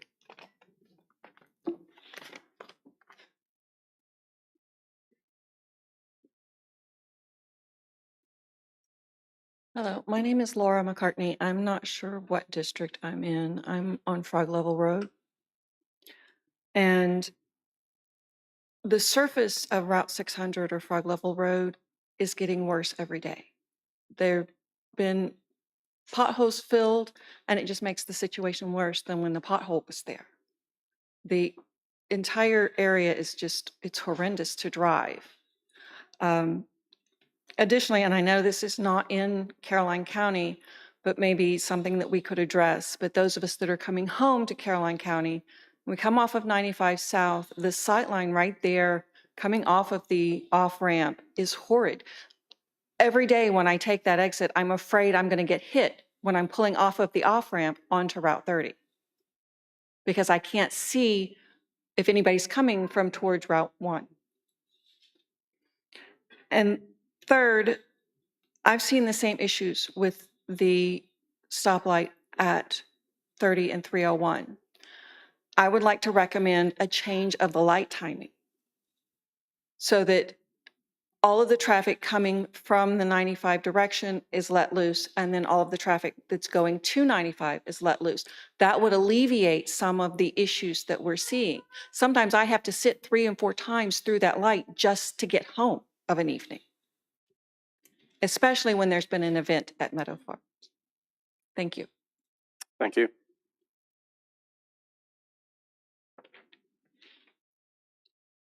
Good evening, Karen Collins, Reedy Church District. Wasn't planning to say anything, but given the previous speakers, I'll just throw in that I also am in support of finding some funding for some restrooms at the Dawn Park. I've called Caroline home since 1980, and unfortunately, I feel like that area of the county consistently falls at the end of the line when it comes to funding for things. And if we can, from what I understand, last meeting, you guys found some money for some pickleball courts. I think we can certainly find some money somewhere for people to have a sanitary bathroom.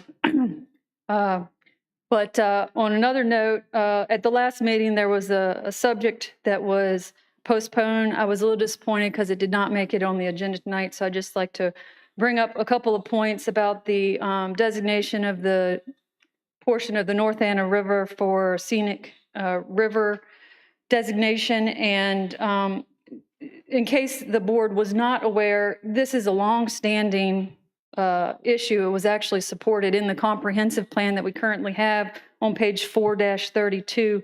Specifically, it says that a portion of the North Anna River from Landor Bridge Road, Route 601 to Jefferson Davis Highway, Route 1, has been identified by the Department of Conservation and Recreation as qualifying for scenic river status. Sections of the Rappahannock River are also noted as being worthy for consideration. However, at the time that the comprehensive plan was written, the recommendation was actually for the county to undertake an analysis of its scenic resources and recognize those resources that merit protection through the Commonwealth Scenic Rivers or Roads program. And so this is something that has had county support for many, many years. It's nothing new. Unfortunately, I think the ball was dropped. The analysis that this recommended, I don't think ever occurred. And so I hope that it shows up on next month's board meeting agenda. Thank you. Thank you.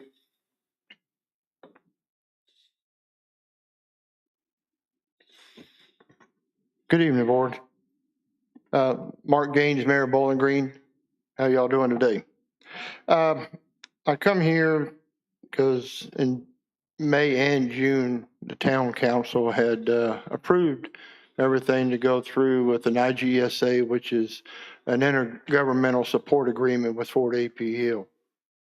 It's something that's really going to be good for the town, generate some revenue.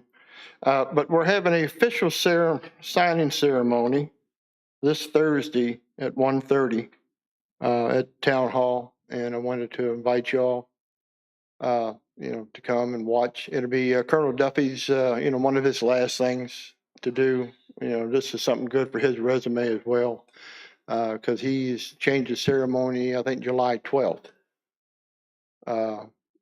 So, they got a new commander coming in. But anyhow, I just wanted to convey the invitation to y'all and the public as well. So, thank you very much. Thank you. Is there anyone else who would like to speak and have a public comment into the record before we go to the public hearings? Is there anyone else?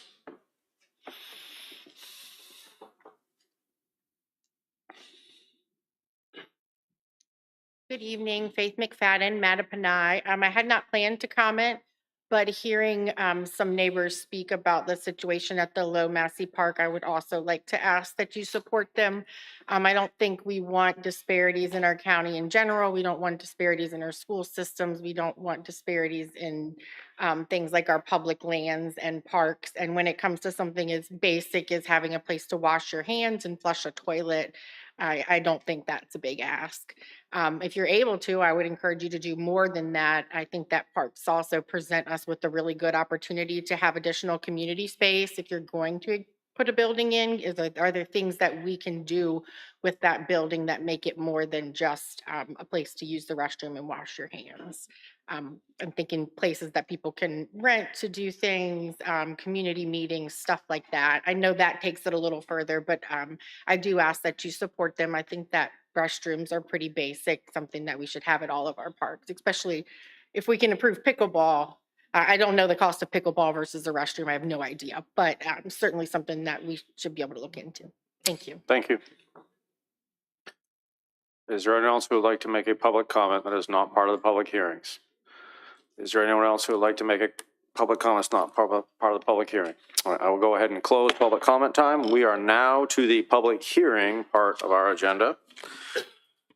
So the first one is a comprehensive plan amendment. Mr. Hughes, I think you are the one that we will be going to on this. Yes, I am. You know I'm looking at you. Look at it. Before we start the public hearing, I want to take this opportunity to introduce Mr. Brad Robinson. He is our new zoning administrator.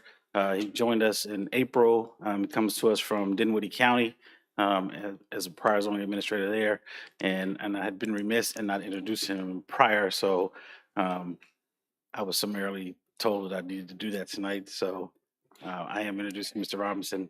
So I just wanted you all to put a face with a name and possibly a voice that you may have spoken with here recently. So, thank you and welcome. Welcome to Caroline, Mr. Robinson. Thank you, Mr. Hughes. You're welcome, sir. So, good evening, Mr. Chair, members of the board. As you noted, this is a public hearing on a proposed amendment to the comprehensive plan to define and establish a planned innovation, research, and technology development area, or PERT, with the expansion of the Carmel Church growth area. The land use map amendment proposes the expansion of the CCGA, Carmel Church growth area, with the inclusion of an area designated as PIRT, approximately 1 mile west of the current boundary along Jericho Road. This potential expansion is the result of a rezoning application that was filed for the development of approximately 855 acres for a data center project. The area being considered for inclusion in this new designation consists of 22 parcels totaling 1,597 acres. This acreage includes parcels included in the proposed rezoning and several parcels not included in the rezoning. There was a request by several landowners to have parcels included into the proposed area. This image shows the current boundary of the Carmel Church growth area, noted in the black outline, and the expansion area in the red. So the black outline is the current Carmel Church growth area. This area here is the area of the potential expansion. The blue areas represent the area that was included in the original proposed expansion, area that has been removed from consideration. In March of 2023, the Planning Commission recommended that the CCGA not be expanded, and in June of 2023, the board voted not to expand the CCGA. In September, the BOS sent this item back to the Planning Commission to consider a smaller area for possible expansion. And then at the end of 2023, the board, with an affirmative recommendation from the Planning Commission, designated 2 areas with the PERT land use designation. One of those areas is here in the black here. This area is designated PERT, which is in the Carmel Church growth area. And And then the other is the area up here along Route 606, commonly known as the Mattamead growth area.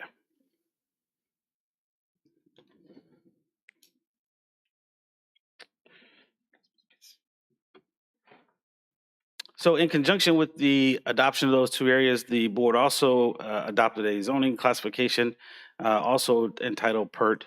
The PERT area in the CCGA, as I noted, is the area in the black hatch lines on the slide.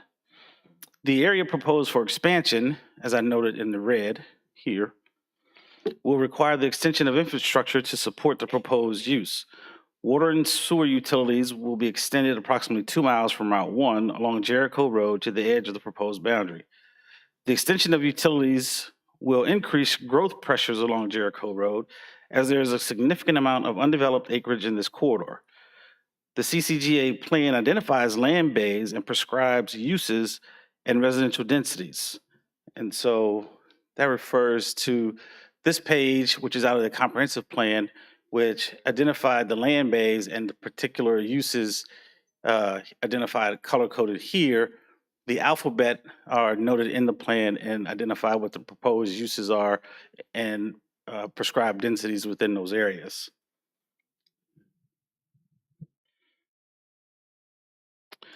An example of potential pressure is that there are 2 parcels with access to Jericho Road that total approximately 328 acres. A request to extend the growth boundary with the future land use map designation of planned development with the prescribed density of 2 units per acre for lots of 20,000 square foot could result in 714 lots. So the 2 particular lots that I'm talking about are this lot and this lot. By themselves, if someone came in and asked for this designation of planned development future to be expanded to encompass just these 2 lots or that area, you could end up with approximately 714 lots on 20,000 square foot lots. The development and expansion of the growth boundary was guided by the water and sewer master plan. The majority of the acreage in the CCGA is within close proximity to available water and sewer and is undeveloped. There are 13,000 acres in the CCGA, and there are 6,516 undeveloped acres right now, almost 50%. After this matter was referred back to the Planning Commission, the Commission held work sessions, went on site visits, and there was a community meeting held on this matter. During the work session, the Commission discussed the adopted Carmel Church Growth Area Plan and the 6 sections of the plan: community design, future land use, resource protection, public facilities, economic development, and transportation. The Commission also discussed that the plan acknowledges growth will occur in the CCGA, but acknowledged that the plan recognizes the need to protect environmentally sensitive and agriculturally sensitive areas. The plan has specific language intended to provide guidance to protect water bodies, streams, and the North Anna River, with language that recommends limiting development adjacent to the North Anna River. And recently, a citizen organization came forward and requested that the board consider adopting scenic river designation for a portion of the North Anna River. Comprehensive plans are intended to be living documents and may and sometimes should be amended to adapt to communities as they evolve. Amendments should be organic and in concert with evolution of the community. Premature amendments lead to unintended consequences and the introduction of growth pressures in areas well in advance of when they were planned or intended. Caroline has done a good job of adhering to the comprehensive plan, as is evidenced by the current development patterns, with amendments that have been consistent with the overall goals and policies of the plan. During the Planning Commission public hearing, several citizens spoke in favor of this amendment and several citizens spoke opposed to it. Late yesterday, we also received a petition, I think that was forwarded to you all, of 118 signatures of support. The Planning Commission did recommend denial of this amendment with a vote of 5-1. And this concludes my presentation, and I'd be happy to answer any questions if you have any. Do any board members have any questions before I open the public hearing? Can I ask? Sure. Mr. Hughes, you mentioned water and sewer would be extended to this particular area. And I know it's in relation to the next agenda item. So I'm sure Mr. McKenzie will tell me if I go too far, but the project that this relates to was originally going to use reuse water. Is that still the case? No.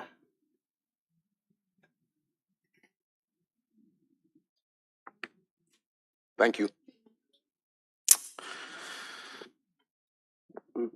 And maybe this is a Mr. Shebel question, but so for the public record, what would be the cost to the county of running a line to the proposed PERT area?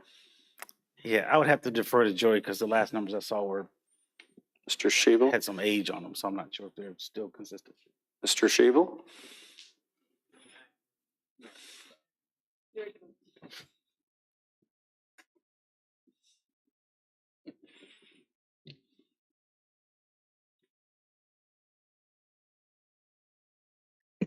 Good evening, Mr. Chairman. The estimated cost to extend water and sewer to this site was around $12 million. Okay, thank you. All right. Thank you. At this time, is there anyone, other board members have any questions? At this time, I'm going to go ahead and open public hearing CA02-2023, the 2020-30 Comprehensive Plan Amendment. I'm going to go ahead and open the public hearing.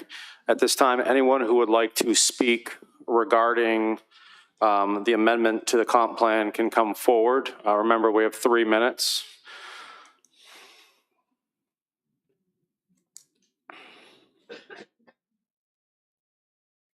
Good evening, Faith McFadden, Mattaponi District. I would like to express my opposition to the comprehensive plan amendment that we are here to consider once more.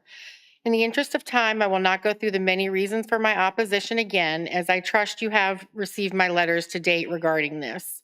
Tonight, I ask that you uphold your original denial of this amendment for the multitude of reasons that myself and many others have expressed.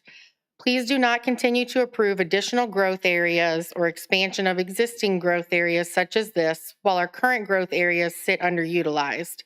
This only allows big business and a handful of well-resourced individuals to further monopolize our county while chipping away at the fleeting and finite natural resources we have remaining. Thank you. Thank you.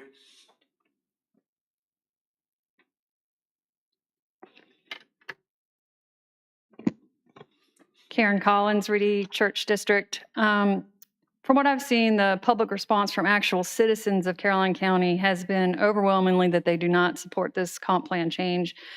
Frequently, the only people speaking in favor of it are those property owners standing to financially benefit from it, its developers, and the people from outside our county. The one benefit from this proposed amendment that truly serves the greater good of the county is the supposed revenue that a data center would bring in. However, we have already had 2 other data center projects approved, and if each of those brings in the millions of additional revenue dollars that the county officials have boasted, then there's really no reason to approve this amendment and completely upend the comprehensive plan, demolishing its core values and objectives. If the county is truly pursuing smart growth, the existing vastly underdeveloped growth areas should be targeted because they are better suited for PERT commercial and industrial uses. While the comp plan is full of goals and objectives specifically emphasizing the importance of preserving rural land and limiting growth to carefully designated growth areas, the following 3 statements directly from the comp plan reflect the most important reasons this amendment should not be passed. Number 1, smart growth directs development towards existing communities already served by infrastructure and conserves open spaces and irreplaceable natural resources on the urban fringe. Number 2, rural preservation should not be rezoned for commercial, industrial, or developed for large lot residential development. And number 3, the future land use map should not propose any residential, commercial, or industrial zoning uses that border the North Anna River. I implore the board to vote against this amendment because it goes against the comp plan and undermines the voices of the very people you have been elected to serve. Additionally, the plan states that by consistently following the plan, the board removes the potential of discrimination against individual landowners and eliminates any claims of arbitrary and capricious actions. And adherence to the comprehensive plan allows property owners to make investment decisions in a stable atmosphere. Like many other property owners who have spoken in opposition, I invested in property with assurances from the county's comp plan that the area I invested in would not be developed in the manner proposed in this amendment. This amendment overwhelmingly caters to and benefits one property owner, one that does not even reside in Caroline. It is very disappointing and disheartening that some members of the board and county officials continue to be dismissive of the importance of the words within the comprehensive plan. By its own definition, the plan is the single most important document available to the county in making land use decisions. If in fact it is the most important document, why are we even still discussing this amendment? It doesn't just conflict with a few objectives, it essentially diminishes the entire plan to nothing more than a roll of toilet paper. Please don't allow that to happen and uphold the commitments the plan has made to its citizens of Caroline by voting against this amendment. Thank you. Thank you, Mrs. Collins. Next up.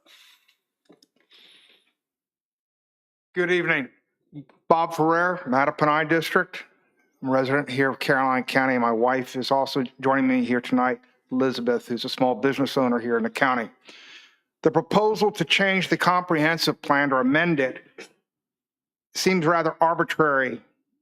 It's created for a reason to maintain the rural nature of the county and to do it smartly as far as development. We're entrusted with preserving our natural resources, open land for crops and woodlands, wildlife and waterways. You all are entrusted with that, as are we here. And I ask that as custodians of these natural resources for future generations, that you do not approve this change to the comprehensive plan. I have some other comments for the next one, which is related, so I won't shoot anything more on this, and I'll turn it to the next person. Thank you. Thank you.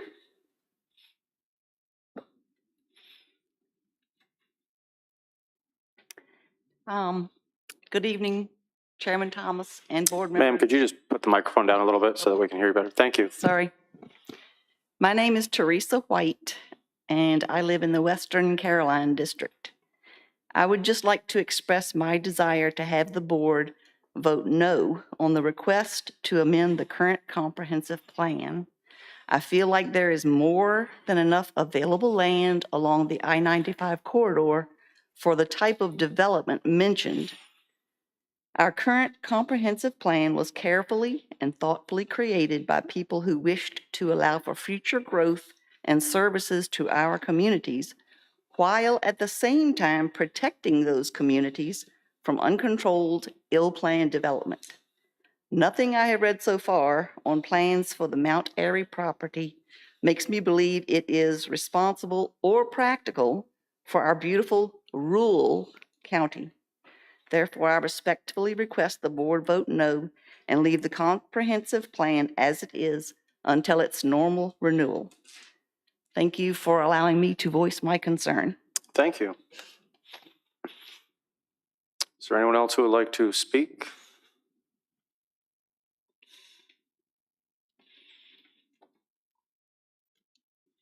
Hi, good evening. My name is Rosalind Green, and I am a new resident of Caroline County. I've been doing some research since I've been here. I've only been a resident for a year and a half at this point.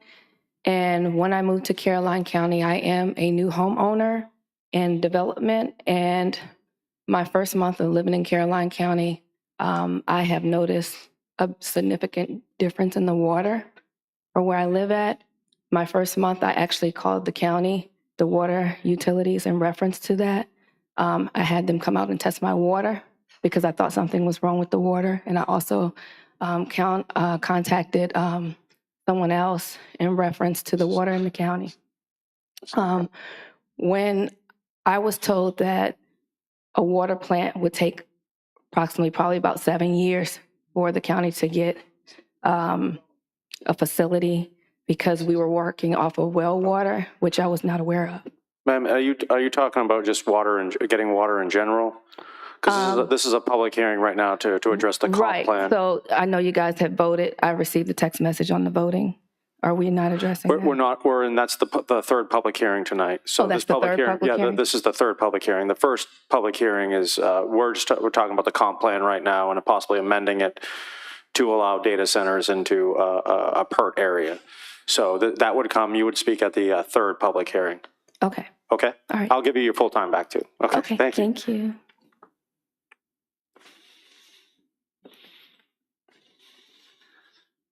Hi, my name is Rebecca Lowry. I'm in the Reedy Church District. I feel unprepared. Everybody had like type statements, so I'll just speak from the heart. I am against this plan. I went to the planning commission meeting they had, and they had public comments there, and I spoke at that meeting as well.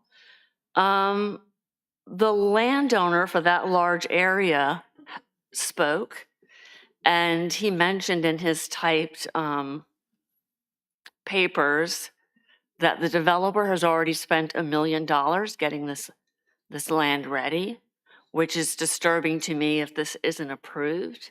Why are they already spending all this money to put a data center in? Also at that meeting, it was mentioned that this would be a plus to citizens on Jericho Road because it would bring utilities to some people on that road. You know, I can only speak for myself, but I'm just fine with my own well and septic. Thank you very much. I don't think the utilities are a plus. I live in my house backs up to one of those blue areas that you're talking about, including in the PERT area. It's beautiful. It's scenic. There's a lot of animals that live back there, and it's an unspoiled area, and I would hate to see that changed. There are plenty of areas that have already been designated as growth areas, and I'd love to see you stick with those areas first. And there are other areas, I don't know if they're in a development area, but for instance, where the Union Bank was, there's nothing there now. Where the bazaar was, there isn't any business there right now, and I would love to see other areas developed that have already been built upon or managed in some way instead of taking these pristine areas and building on them. Thank you. Thank you very much. Is there anyone else who'd like to speak regarding this public hearing?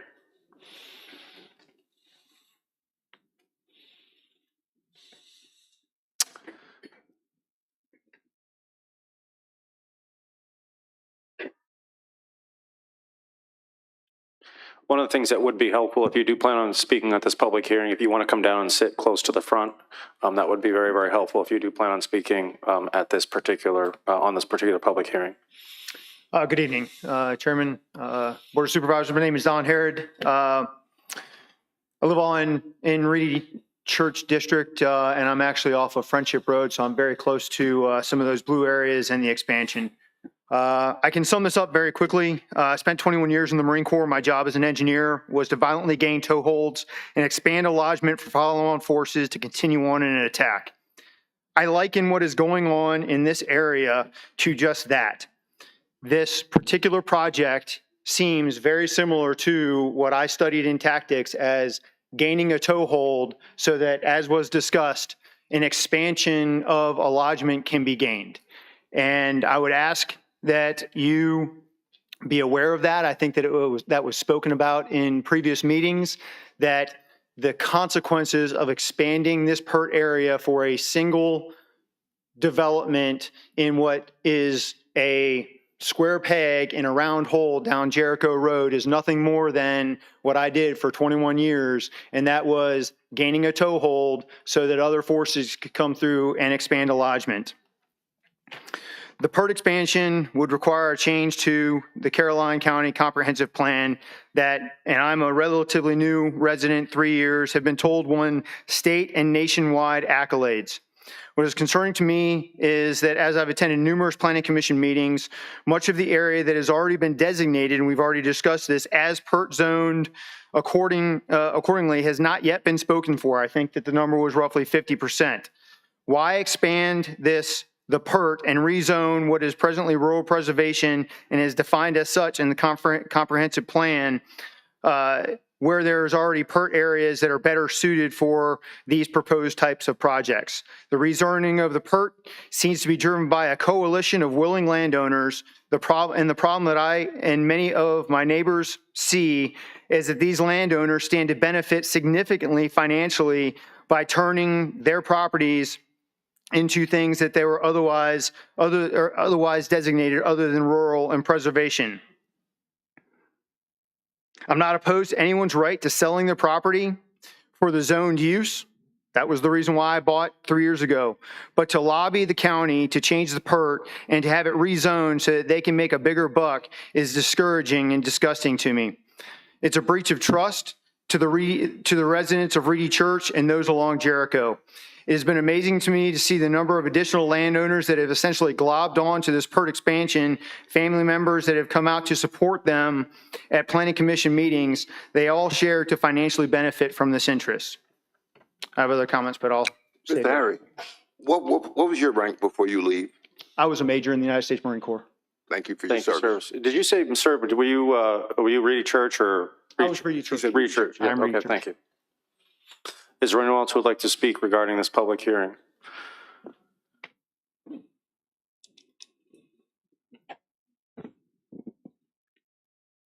Good evening, Chairman Black and members of the board.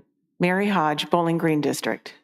I would like to voice my opposition to CA02 2023, the comprehensive plan amendment to expand the Carmel Church growth area west of Telegraph Road in the negotiated parcels in order to establish a PERT designation to allow the data center industry in the Jericho Road area, namely Mount Airy Farm. While Mr. Thompson may think he is in possession of a crown jewel, it is not in fact due to an untappable transmission line running through the property. The real treasure is this is one of the most beautiful and historic pieces of property in Caroline County. And no offense intended, but if he had as much money if he had as much sense as perhaps money, he would sell it to an investor willing to provide stewardship of the land or place in a conservation easement in perpetuity. At your previous hearing last year on this amendment, Mr. Fincham alluded that the westward inclusion of a PERT district was in particularly spurred by an economic development opportunity. Is this not spot zoning? At the same meeting, you approved a region just to the east of Carmel Church, closer to the water treatment plant and electric utilities, as a PERT zoning overlay district, where it would all make sense. I think Mr. Hughes summed it up very nicely in his staff report, where he stated that this PERT area east of Carmel Church has minimal impact on existing residences and environmentally sensitive areas and is in close proximity to existing utility infrastructure. That statement is key because Mr. Hughes also stated in a prior meeting that the 230 kV line to serve a data complex off Jericho Road would need to be run 26 miles from the south. In fact, in your packet, Dominion Energy stated that they have zero knowledge of this project. And from my understanding, Dominion is in the process of rebuilding the transmission structures of the 500 line, but there is no SCC approval for a 230 line. That would need to be a future separate filing. Additionally, the 2023 version of the Carmel Church growth area identified the need to protect environmentally sensitive waterways in the Chesapeake Bay watershed, most notably due to runoff and sediment pollution from the negative effects of development. One hopes the county will work to designate this stretch of the North Anna into the State Scenic River Program. To approve this amendment would be contradictory to all the conservative framework you have worked towards for years in making Caroline the crown jewel of our region. I urge you to once again deny this amendment. Thank you. Thank you. Is there anyone else who would like to speak regarding this? Good evening. I'm Matt Keeley. I live in the Reedy Church District, and I just wanted to lend my voice to the opposition to this proposed expansion. I think it's really poor use of the limited resources that are available in this county, and I think it would be a bad move to break faith with the everyday residents and small landowners as we've made our decisions on where to live and invest and establish our families based on the comprehensive plan that most people seem pretty happy with. I just ask that you stick to the original plan and turn this down. Thank you. Can you give us your last name again? Keeley. Yes, sir. Kealey? Keeley. Thank you, sir. Yes, sir. Thank you. Mark Atkinson, Childsburg area of Western Caroline. My wife and I moved to Caroline County 25 years ago, and we very specifically chose to live in Caroline County because of the stellar planning that the county had done. It was actively managing growth, which most counties don't do, and setting aside area for rural preservation. And we didn't see any other county at that time, and I don't know if any are using it now, that are using the term rural preservation. That meant something to us. That's why we're here in Caroline County. Please, please don't let us down. Stick to the plan. Thank you. Thank you. Is there anyone else who would like to speak regarding this matter? Hi, my name is Joyce Middlebrook Arrett. I'm from Reedy Church. Mine's a little different. I was born on Mount Airy Farm in 1950, and I've owned land here since 1955, when I was 5 years old. I just spent a few days in Hilton Head, and I was reading an article that reminds me of our county. A man purchased a part of Hilton Head when you could only get there by boat, thinking he would harvest the trees. Then the bridge came along, and along came the people. He then realized the real value of the land he had, not for harvesting the trees, but to keep it natural for animals and for people to enjoy God's creations. He became an advocate for Hilton Head to be developed responsibly. Many in Caroline are only concerned about what we can get now. Caroline County adopted Article 4 in 1995 when they zoned part of Caroline as a rural preservation district. That decision was made for a reason only 30 years ago. When rural land is changed, it's gone forever. Mount Airy is a small area representing the Caroline County is all about. A beautiful, quiet, rural farm area with people that were born here or have ties to this area and care about the history as well as the future of our land. Mr. Thompson came to this county in 2005 with plans for Carmel Church Station. He purchased the Carmel Church area, which was zoned to be developed, and purchased Mount Airy and Topping Castle that were zoned rural preservation. Carmel Church Station did not happen, and my understanding, it may become a data center now. And now Mr. Thompson wants Mount Airy to also become a data center. Mr. Thompson does not live in this county and only has financial ties. We that are against Mount Airy Data Center are not against data. We are for rural preservation to keep our area rural.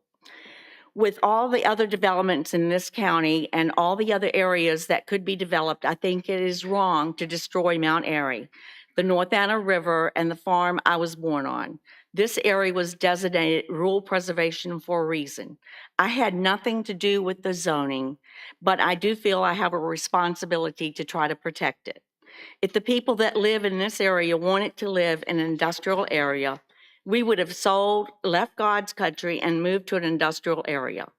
I, like many others, like the nature, the farm, the animals, the county fairs, and the great neighbors that we have. Please be responsible people that care for our county and will not turn it into a Lorton or Northern Virginia. The times. Can you just wrap it up, please? Okay, is that I've read a lot of stuff, but there is nothing that I've seen in any community that says they are loved, they are happy, they have a data center. Thank you.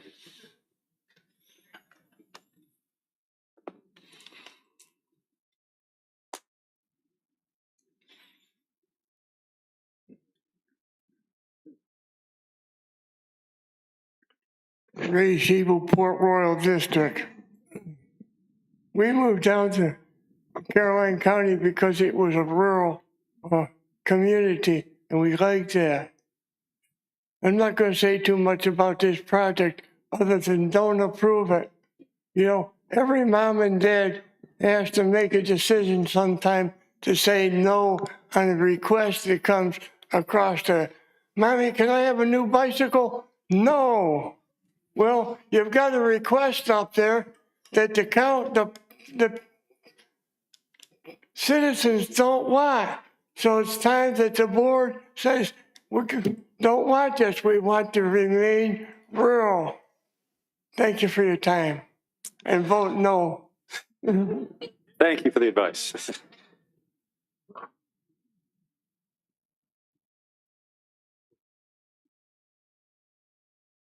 Good evening. I feel like a Lone Ranger up here. Mr. Chairman and distinguished members of the board, my name is Lit Thompson, and I am the landowner of Mount Airy Farm. I am in favor of the comprehensive plan change for many reasons. Over the years, we've been approached by quarry companies, solar companies, the Department of Defense, and most recently a national home builder in reference to our 855 acres. But when we were approached by the county and this data center group, it was obvious that this was the best use for this land and for the county. As I see it, there are four main reasons this site is perfect for data centers. Number one, it is all about the transmission lines. Data centers follow transmission lines. I would not be here tonight if it were not for those tall, massive, ugly towers that just happen to be running through the middle of our farm. These 500 kV towers are currently being upgraded by Dominion to also supply 230 kV power to the top, which will make these towers even taller. Secondly, data centers are low impact. They are not lower impact than a farm just sitting there. I agree with that. But as I understand it, this data center project would impact less than 15% of our land, which is 128 acres. In a county with over 351,000 acres of mostly rural land, 128 acres is less than 0.03% of the county. Thirdly, a project like this would bring over $50 million per year for the county. As one person so eloquently said, it would take 15 1.2 million square foot distribution centers to equal the same tax base as this one project. And this one project will not bring with it 10,000 trucks. And lastly, but absolutely most importantly, it is about our children, our schools, our teachers, and our emergency service personnel who would be positively impacted by an added tax base such as this. A project like this could transform our education system. A project like this could help keep our taxes low and provide more amenities for the entire county. And with all due respect to the opposition, I understand that there is no perfect project, but a project like this is the way to keep this county beautiful and rural, because having a tax base like this will give the county the ability to say no to all other development projects that are not five-star, can't live without. Thank you for your time and all that you do to make this county an incredible county. Okay, thank you. Ladies and gentlemen, if we could avoid that, please, I would appreciate it. Everyone else gets a chance to speak. So would anyone else like to speak regarding this project? Would anyone else like to speak regarding this project?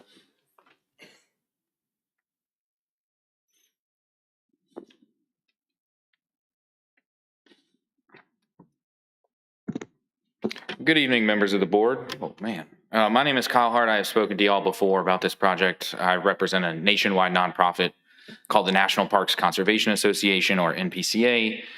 We are a nonprofit dedicated to protecting and enhancing America's national parks. At its core, comp plan amendment is about location. This is a location. And this is the wrong location for industrial development. Many speakers before me have talked about its proximity to the North Anna River, which is a gorgeous, pristine river, which I have floated and fished many times with friends and family. It is also directly across the North Anna River from the Richmond National Battlefield and other historic sites preserved by Hanover County and the National Park Service. At its core, the county and you all should be focusing on making sure that development goes where it belongs. We have lots of thoughts about the rezoning that will possibly be before you later tonight, and I will get into the nitty-gritty of our concerns with that particular rezoning, impacts to view sheds and that sort of thing. But right now, I urge you to reject the comprehensive plan amendment because this is simply the wrong location for a massive industrial development. Thank you. Thank you. Is there anyone else who would like to speak regarding this matter? Good evening, Chairman Black, Board of Supervisor members. My name is Kevin Collins. I'm a resident of Reedy Church District. I have a lot that I could say tonight, but I didn't prepare anything. And that's because I want to speak from the heart. I have watched the county over the last 2 years bring several new development projects to the county related to comprehensive plan changes. The one in the north, Mattamead, was approved without objection. There was not one person who came to this podium to speak opposed to that. Look at this audience. Look at the amount of people that are here. It's not just the ones that get up to this podium and speak. I'm speaking for the ones who are scared to get up to this podium and speak because they may lose their farm next. They may lose their view sheds, or they may lose the serenity of a peaceful, meandering river through their backyard.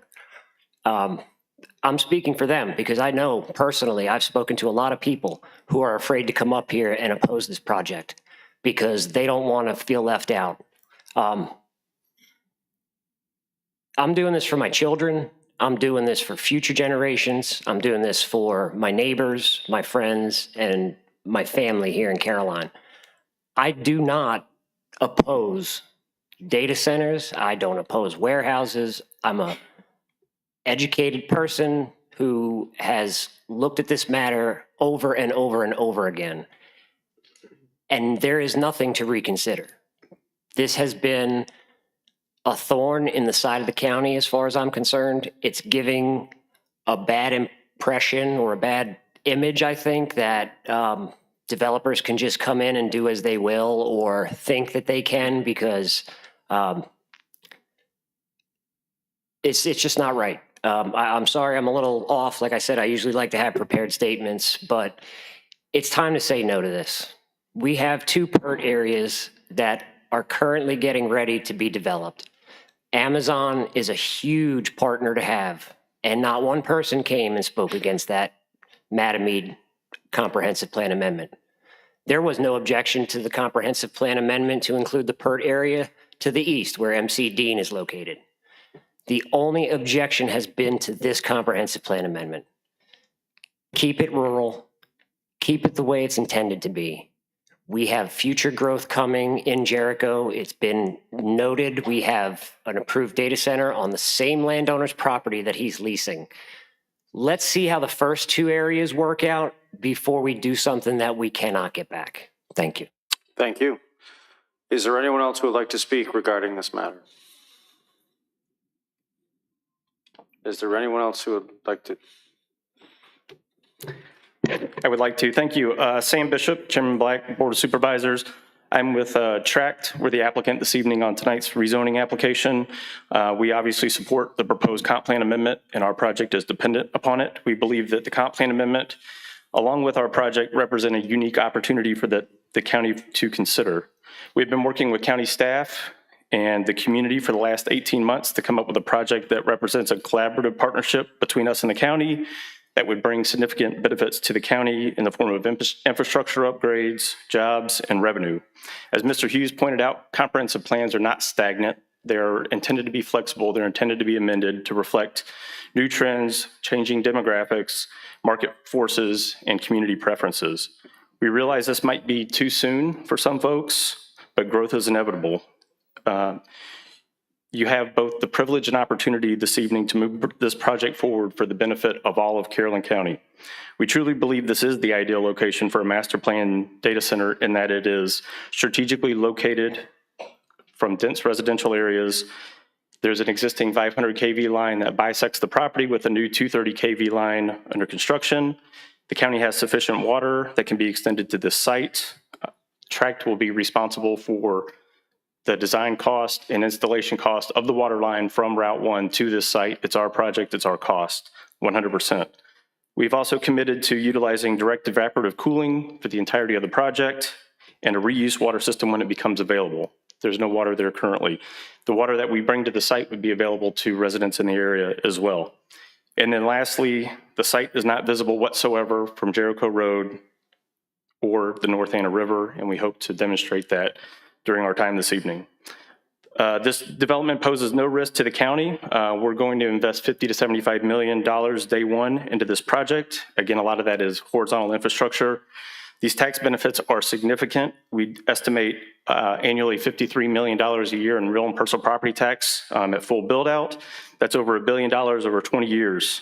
We would be happy to fund schools, fund teachers, build fire stations, build bathrooms in your parks, any other needed improvements.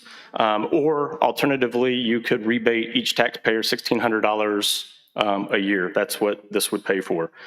And we'd also ask you to consider the contrast with this in the existing zoning, which would be roughly 160 homes in this area. That would obviously have increased traffic impacts. They would most likely be on well and septic and would have a negative impact on schools and other public services. So you're going to continue to face growth pressures in this area. We believe that this would allow you the flexibility to guide other types of development that may be unwanted to other parts of the county. We are trying to bring an incredible opportunity to Caroline County. We urge you to approve the comp plan tonight and allow us to continue to work. Thank you. Is there anyone else who would like to speak regarding this matter? Good evening, Chairman and members of the board. I'm Corey Davis Garrett, Port Royal District. I'm here mostly for another item on the agenda that will come up shortly.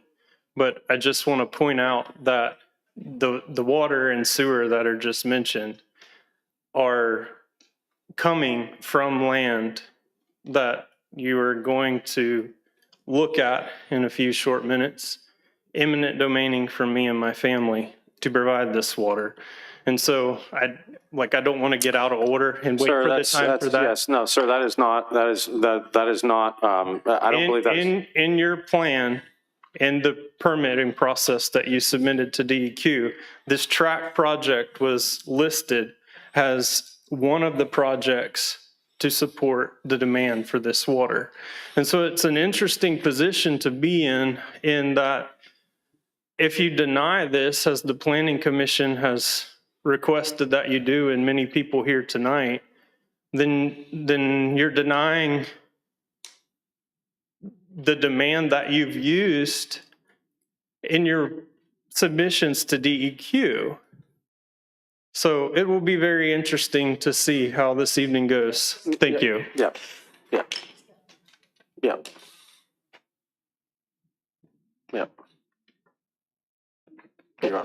Hi, Barrett Maddox from neighboring Essex County. Speaking to what both sides have spoken about, it is our understanding that water is going to be pulled from the Rappahannock River, and that is a concern for us downriver for some of these projects. So this does not have to do with a comprehensive plan. This is about a rezoning dealing with a comprehensive plan. Right. So the cooling of the water for the PERT. Right. The PERT right now is whether data centers or not. This has nothing to do right. with The water. data center is requiring water, is what they were saying. Ma'am, we're talking about whether the PERT should be allowed. This is not to do with, that has nothing to do with it. Right now, we're talking about whether the PERT should be allowed outside the growth area. That is what the comprehensive plan, that's what we're talking about. Right. And so what I'm speaking to is in regard to what they are talking about for the development. There is going to be water required to cool these centers for technology. We understand that. But right now, we're talking about whether we extend the PERT. That's what we're talking about, whether or not we extend the PERT. Okay, so I'll speak to it on the next section then. Okay, thank you. Yep. Is there anyone else who would like to speak regarding the comprehensive plan amendment? Is there anyone else who would like to speak regarding the comprehensive plan amendment? Seeing that there's no one else that would like to speak about the comprehensive plan amendment, I will close the public hearing. How would the board like to, Yes. Yes. Do we have questions for the applicant or staff? Board members, do you have any questions regarding for the applicant or staff? I do. Okay, Mr. Thomas. Mr. Bishop, you're the developer. Yeah, I just want to clarify one thing. So this is, the comp plan amendment is county initiated. Right. So there's no applicant for the comp plan amendment. Right. Okay, just clarify. But I just need to ask, since it is related, Okay. I can ask, and I'm not going to ask about the water withdrawal. Yes, sir.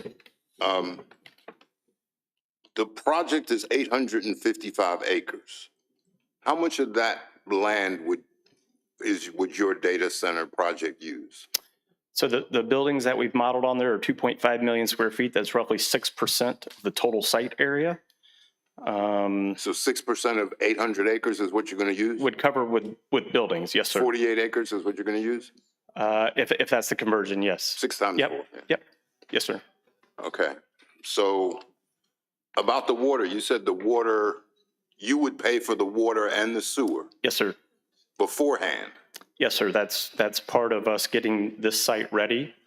We would install a 12-inch water line from Route 1 to this property. It's roughly 3.5 miles. We've estimated that to be roughly $20 million, and then that infrastructure would be available to nearby residents. What caused the change from reuse water to potable water? So I don't know that reuse water was ever available to us. It's not available in this area. We've made a commitment to use it when it does become available. That's my limited knowledge on the subject.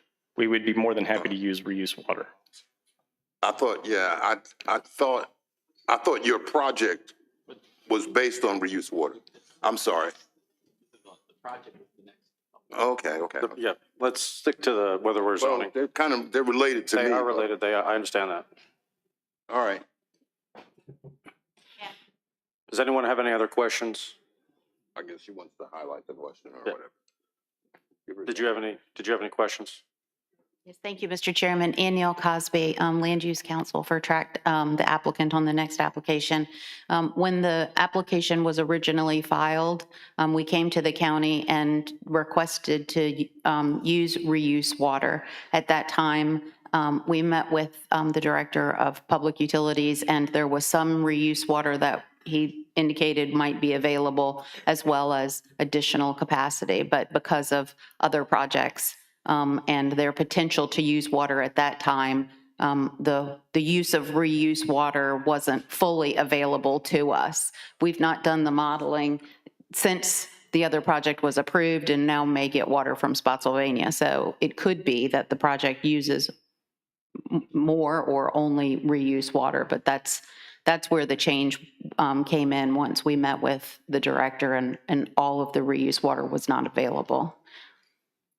Thank you. All right, board. I got Mr. Hughes. Okay, Mr. Seeley.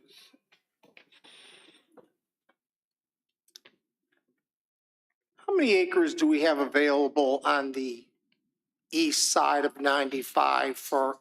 6,516. That is the total available acreage within the PERT area. On the east side? That's the total. In the growth area, and that zone, how much that zone, I mean, we have all these numbers about industrial and colors and stuff, but we have been chipping away at some of the property that was part of Carmel Church Station to move into other uses, correct? That is correct. The land that Carmel Church, the the land that was rezoned for Carmel Church Station was originally industrially zoned property. And then it was changed to the PUMD designation. Because I saw in another part of our board packet that right now there is no need for additional part designation based on planning and zoning with acreage available. There is acreage available in the MC Dean area per, yes. And in that availability, currently we have a little over 5,000 acres industrial already zoned. One of our past board packets, I think it was a number that was, we're way over 5,000 in industrial zoned. And I still believe we're at only 800 acres used. So we have zoned, and I don't think that 4,800 even included Mattamead. Go ahead, Mr. Hughes.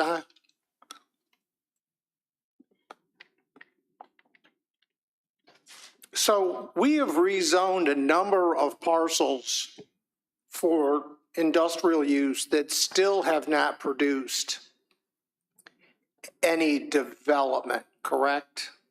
And I know you're looking, so I'll let you take a pause here and I'll let you look. Yeah, can I get the slide back up?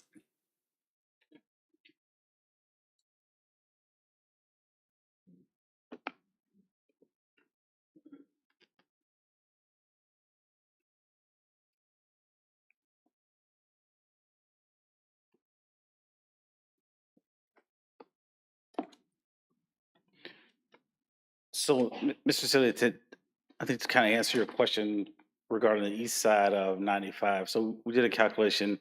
So including all of this area here that I'm highlighting here within the Carmel Church growth area, that area there represents about 3,562 acres. And of that, there's 1,848 undeveloped. Just within this side from, say, Ruther Glen Road down to here, over here, and back up to here. So that's 1,800 acres undeveloped. That is correct. And we approved a data center on one, which was the Carmel Church Station property at our last board meeting before, and we found out that power had to come 6 miles and is going to require routing through the SCC to bring that, which was going to affect people that didn't even know that what we approved would have an effect on them. So power, additional power, 230 kilovolt or more, could actually come to Carmel Church Station without impacting anybody else, because that route's being planned as we speak and is coming. And so to move, and I've read that there's a 512 kV line that cannot be used, that we would have to move an additional 230 kilovolt line 26 miles to bring power to this. And I'm not sure that the one at Carmel Church Station that was approved was 300 megawatts, which is the amount of power the whole county uses right now for one data center. So just to be clear with everybody, that not only is that a demand currently being made, this would be an additional demand. And if everybody who drives around, or anybody who drives to Maryland, notices that the power plant on the Maryland side of the Potomac River is now shut down, and Birchwood is also shut down. So we're losing power generation capacity, and the buildup for that and the line. Another fact that I don't think everybody is completely clear on is that wherever this footprint is for this transformer site, the developer only pays for everything that crosses their fence. Everything that leads up to that gets distributed across all the users of power. So the power generation and the power transmission that needs to be built additional gets distributed to all of us that use power. And since the distribution is statewide, we all pay for it. So not just this locality, but all localities. I just want to be clear that we have power going to Carmel Church Station that's been approved. Bringing power here requires additional cost and additional power generation. So, Mr. Seal, just to clarify one thing. So Dominion is in the process of upgrading this line. That process has been approved. What they're going to do there is they're going to raise the height of those of the towers. And they're going to add the 230 line to that. So I just wanted to be clear on that. Well, and I understand, but we all, and I mean all, everybody in the state gets to pay for that upgrade. It doesn't get attributed to any particular data center till it crosses a fence for their actual power distribution station that goes to the other data centers. Once it crosses that 4, 5, 6, 8 acre fence line, they pay for everything inside. Everything outside that fence line, everybody in the state pays for because it's delivered. That cost is distributed over the entire power distribution system, which everybody utilizes and everybody pays for. So I'm trying to do economic development smartly. We've approved Carmel Church Station. We've approved that site. We know power's coming. We know how much. And I think that makes sense. Matamede's another one that we've approved. We've got, at Matamede, there's like, how many acres, Mr. Hughes, is at Matamede, including acreage in Spotsylvania, 1,400? Yes. So we've got, and how many, I mean, the footprint of a data center is an acre or two. You divide that into, let's say there's 900 usable acres. You're talking about more data centers than there is concrete available in this country to build in the next 4 years. I mean, you couldn't get it and move it and mix it fast enough to build all those facilities. So I'm just looking at this going, why would I change comp plan? That's all I've got, Mr. Chairman. Thank you, Mr. Seeley. Does anyone else have any questions or comments for staff? Mr. Underwood? Mr. Hughes, stay there, please. Yes, sir. When the developer was originally contacted, why did we direct the developer to this property, this area? I can't answer that question. I was not here. I was not in Caroline County when that occurred. If we as the county, I'm saying we, the development, you know, you have 12,000 acres or 13,000 in a comprehensive Carmel Church growth area with 50% used. When we looked at the comprehensive plan, I think then we voted on it over a year ago. Of course, I wanted at that time to include more. Why would we then, how do we get from there in terms of the east side to the west side? Mr. Underwood, like I said, I don't know how the county made that initial determination. I mean, what I can tell you is the process that I was involved in was when this first came up and it came to you all, you guys recommended denial and then subsequently asked the planning commission to reconsider it. So the initial determination that this was an appropriate thing to do, I was not in Caroline County at that time. So I cannot tell you why the initial determination was made to go this route. For me, when I became involved in this, I guess it was, God, it had to be a number of years ago, I know. And it was Carmel Church Station. There was no mention of any, there was no thought of a data center. And then when, I guess a few years ago, when the planning department met with the developer or developer came to the county, was it because of the power supply? I would surmise is that the, yes. I mean, that is the number one resource. So the real issue here then is, should the comprehensive plan be adjusted because of the power supply that's there with all of the other issues other than power, it seems to me. There's an issue with water. When I first heard of this project, it was going to be all reuse water. And this facility would use 600,000 gallons a day. We had 1 million available. We had water, but that's still quite a bit of water. It digs into the resource. Then you go back further and we're talking about closed loop systems that are available. Then it says, is this the right location? But then you jump over areas that are not in part of a PERT area to get to an area that we want to consider to be a PERT area. The blue area, to me, it does not, from my perspective, as I told Marcus, from my perspective, it looks like we've designated a specific area for a specific reason, rather than saying it's connected to our growth area. We're going to extend the growth area from boundary to boundary. We're jumping over a boundary to create another boundary, which to me doesn't look right. It's legal, but it doesn't look right. I've heard from both sides, people saying, yes, I want it. No, I don't want it. People tonight come and speak and say, and I've heard from both sides, and most of it's in my district, both sides.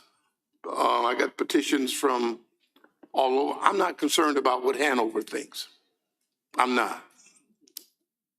I am concerned about the North Anna River, but if you go back in 1970, plus when I moved here, North Anna River had issues because of the farming and all the other agriculture issues, but it's better now. So it is better. So DEQ and all the regulations have made some very positive impact. The question for me is, what impact does this have on the comprehensive growth area? Because it's not in the comprehensive growth. So it opens Pandora's box for additional development. That's my concern. I originally wanted it connected by boundary. So I'm just not sure why we just pull this section, because it looks to me to be, not in my mind, smart growth. So I think there's two things for me working against it, or actually three, but I think you can overcome a couple, but it's going to grow. I know the area is going to grow. I'm probably ahead of my time. It's going to grow. And maybe not in my lifetime, but it's going to grow. It's going to happen. It's been that way. I've watched the county grow, like I said, since the 70s. It's growing by leaps and bounds in certain areas. And we do want to be smart. But the reality of it is this causes some consternation. And I think we did it to ourselves. Because we directed the developer or the person looking at this to this area without looking at the ramifications. When you had property here that you could say, hey, this is within the comprehensive growth area. Those are my comments, Mr. Chairman. Mrs. Long. Mr. Chair, Mr. Underwood, what I do want to say is that I don't think we pushed it there. I think the applicant has a right to come to our planning department and request something, just as there was a question on why are we having this hearing and taking on these public comments. An applicant can request this. They pay for this procedure, just as citizens have a right to speak, so does the property owner. However, I do certainly agree that this project is in the wrong place. It's too big. It's too far away from our area. We want to have these. We just approved a piece of property where this applicant has property for a center. I would recommend that the company that's looking at putting data centers in Caroline look in that area and not try to play leapfrog over to a rural preservation area. And therefore, my motion on comprehensive plan amendment CA 02-2023-2030 be denied. Second. I have a motion and a second for denial. Any discussion on the motion? No, you can, in discussion.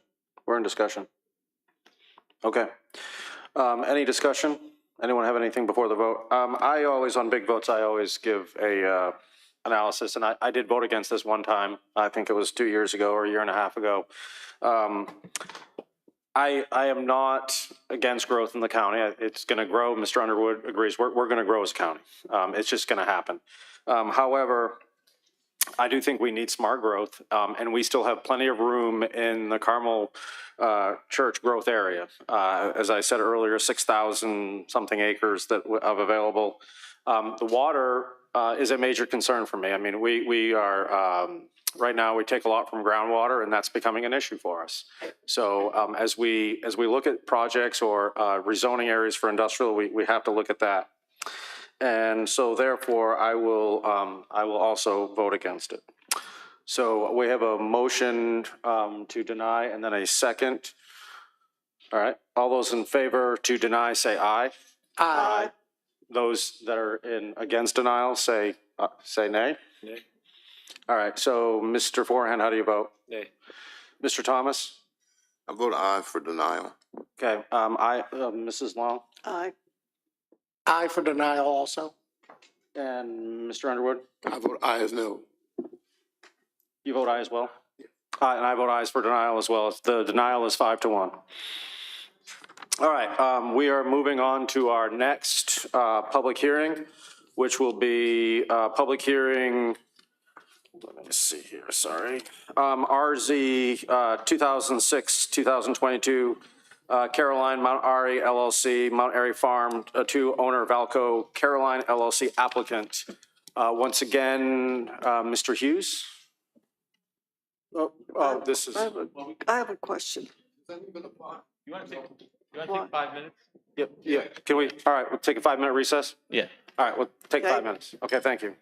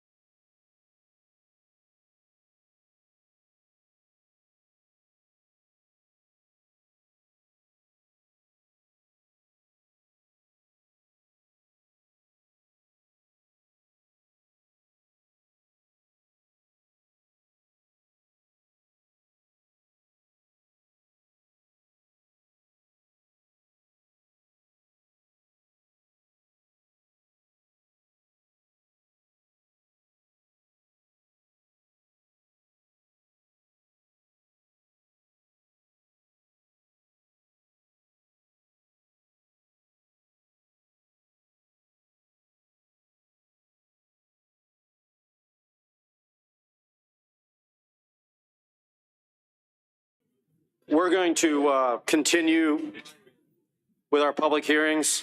If you notice, on agenda number 5, the applicant has withdrawn their application. We just need a vote from the board to accept that withdrawal. So can I get a motion from the board to accept the withdrawal? I'll make a motion to withdraw. Second.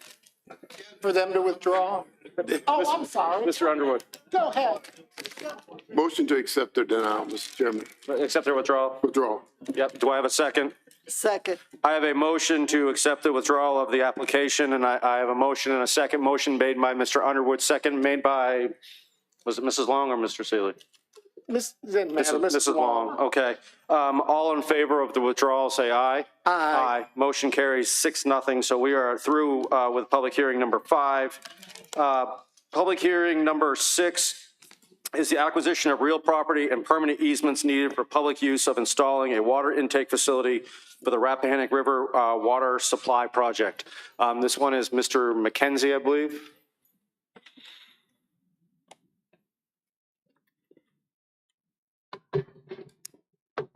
All right. I have that just in case. Good evening, board. I'm going to be presenting this one because it is predominantly legal in nature. But just by way of a brief introduction, what's before you tonight is the required public hearing that goes along with the eminent domain process. There's a piece of land and associated easements that the county has identified as necessary for its water utility project. And from a legal standpoint, in order to exercise eminent domain over that, the first thing that the county has to do is make a bona fide effort to purchase the property. A letter went out to that effect on June 5th, was received on June 6th. No response to that letter has been received. So the next step in the condemnation process per the controlling statute, when the locality and the owner can't agree on the terms of a private purchase, is to have a public hearing on the condemnation. And that is what's before you tonight. So the purpose of that public hearing will be to receive public comment on the issue. But before we go into that, you will see in your packet that there is a detailed staff report on the history of this particular piece of property and why the county requires it for its utility project. And if you don't mind, I'd ask the board's indulgence for the benefit of the record for me to be able to just read you that letter now in full so that we can kind of explain the background for this in better detail than I ever could. So again, this is in your packet and it's a public document as part of the agenda. But for the benefit of the record, the staff report on this issue states as follows. As the Board of Supervisors is aware, Caroline County recently extended an offer to acquire riverfront property and a permanent easement needed for the public use of installing a water intake facility for the Rappahannock River water supply project. Specifically, the offer was to obtain 11.105 acres of property in fee simple, which means per the actual property, and permanent easements to provide ingress and egress along a 1.356 acre strip of land, 30 feet in width, 1,963 feet long for vehicular access to the proposed facility, an additional easement to allow for the extension of a dirt road fronting the north side of the subject parcel, tax parcel 4-A-15A, and lastly, a new utility easement to allow for underground water piping. So that's all the property that's before you tonight on this public hearing. No more private properties being acquired than that which is necessary to achieve the public use intended by this water supply project, which is one of the requirements of condemnation. Now, by way of background, Caroline County made a fair market value offer of $78,400 for the property and easements based on an appraisal report commissioned by the county dated January 21st, 2024. As I mentioned earlier, to date, the offer has been declined by the property owner, unfortunately necessitating that the county proceed to condemnation to acquire the needed property and easements. As required by the two controlling statutes that I referenced, the county has accordingly provided notice of a public hearing at this meeting, and to consider adoption of the attached resolution to authorize condemnation proceedings in the event an agreement is not reached with the owners of the property. And that resolution, which is what you would be voting to adopt or not adopt, is included in your packet as well. Further background, the county currently relies solely on groundwater for its public water supply. Declining levels in Eastern Virginia aquifers led the Virginia Department of Environmental Quality, DEQ, to establish the Eastern Virginia Groundwater Management Area to preserve groundwater resources. These regulations and limitations pose significant challenges to the county's ability to identify and sustain groundwater sources into the future. As a result, it became necessary to explore alternate methods of supplying water. Many alternatives were considered, including coordination with adjacent counties and withdrawal from other rivers. After a thorough evaluation and analysis, it was determined that the Rappahannock River is the only viable long-term water source for Caroline County.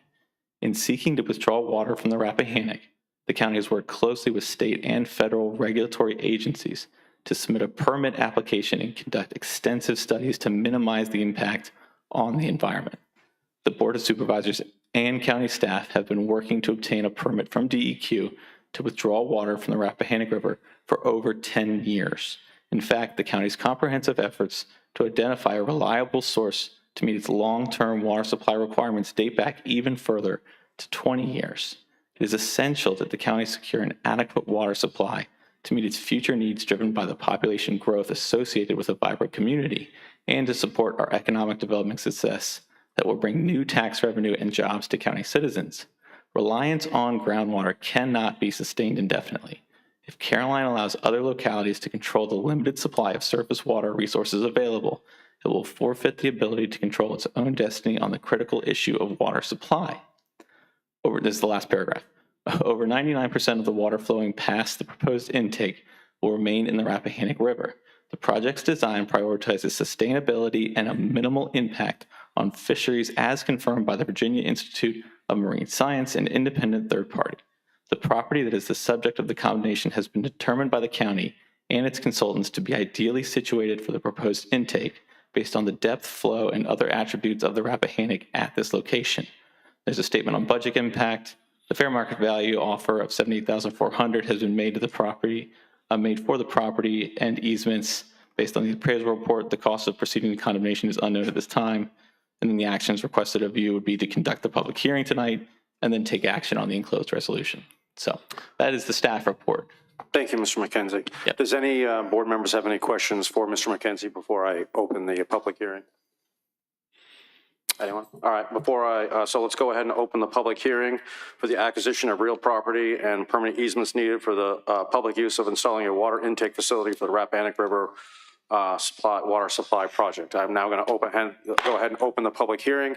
Anyone who would like to speak regarding this matter may come forward and state your name, your voting district, and you have 3 minutes.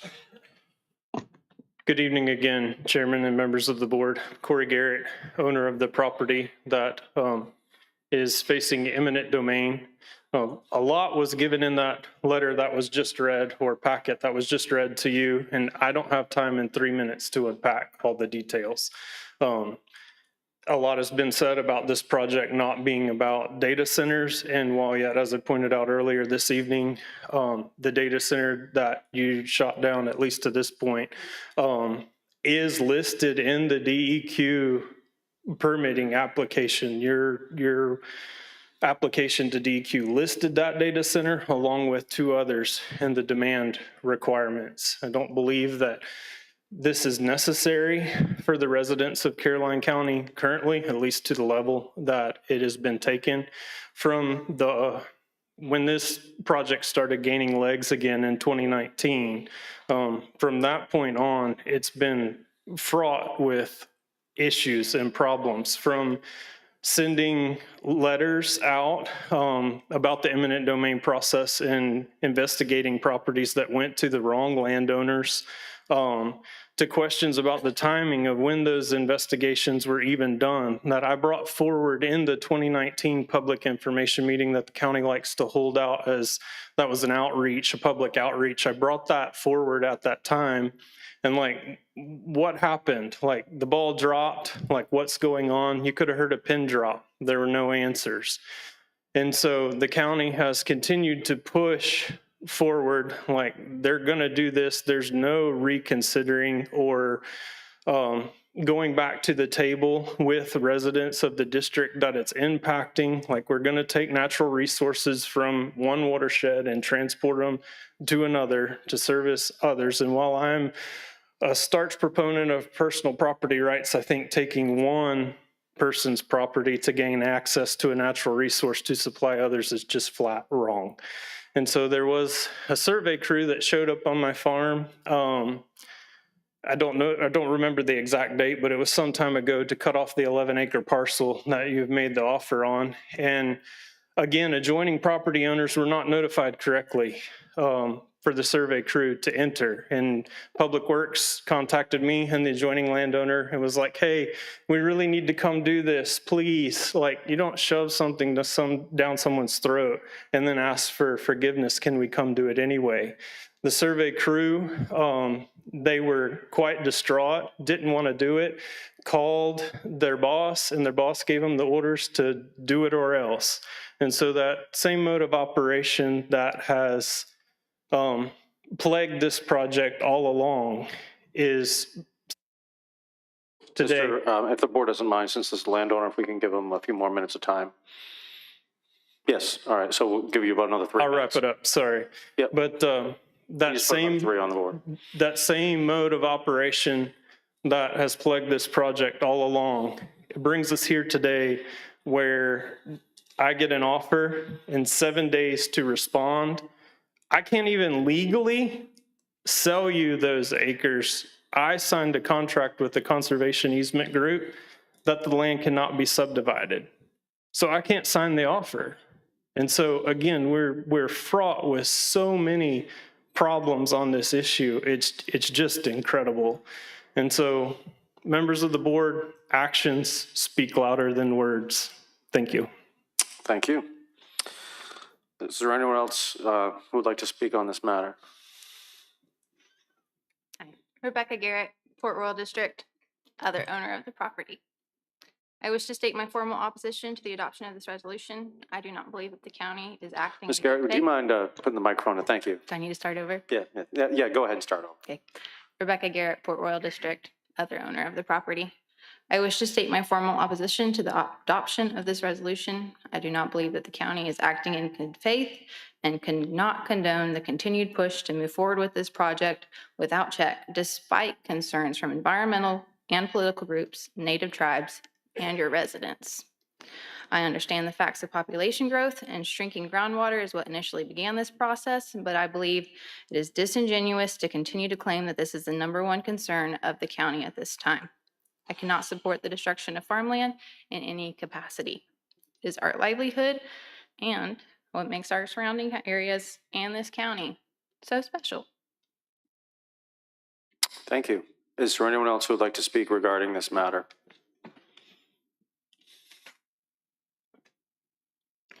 Good evening, Board. Barry Maddox from Essex County, surrounding county that she was speaking to. And as I mentioned earlier, we do have concern of how this will affect the Rappahannock water and for future generations, along with nature and aquatic life. I just ask, and I'm going to keep it fairly short, but that it is considered the nature and growth plans. It seems like you guys have done that earlier tonight and thinking of that, but for your other data centers and things of that nature that you're doing, think about for the Virginia Constitution of Article 1, Section 11, and just thoroughly look into that about the uses for the water as well in regard to if it's going to be applied to a cooling center. It does state at the end of Section 11,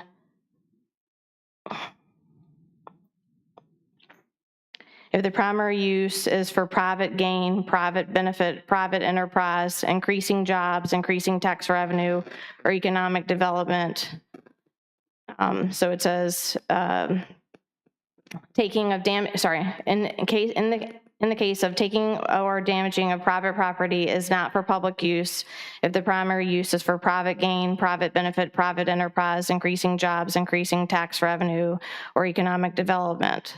And so it sounds like some of the data centers that have already been approved would fall under that category if the water is going to be used for cooling centers for that. So just take a good look at that. And, I brought my son with me. We started a speech and debate club, and so he's learning from you guys and watching about how government works and policy for our club and for his lessons. And also we're supporters of Friends of the Rappahannock that support the growth, and but they want it to be slow, and also the protections of the nature in our area and surrounding areas.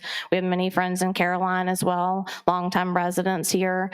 I know that they enjoy the beauty here and the nature as we do in Essex. And so I would just hope that y'all would consider that when you're thinking for voting for this. My hope is that you will vote no, and that is not just speaking for me, that is other neighbors and friends of mine that I've spoken with as well that would like to preserve nature and also the Rappahannock River for the future generations. Thank you.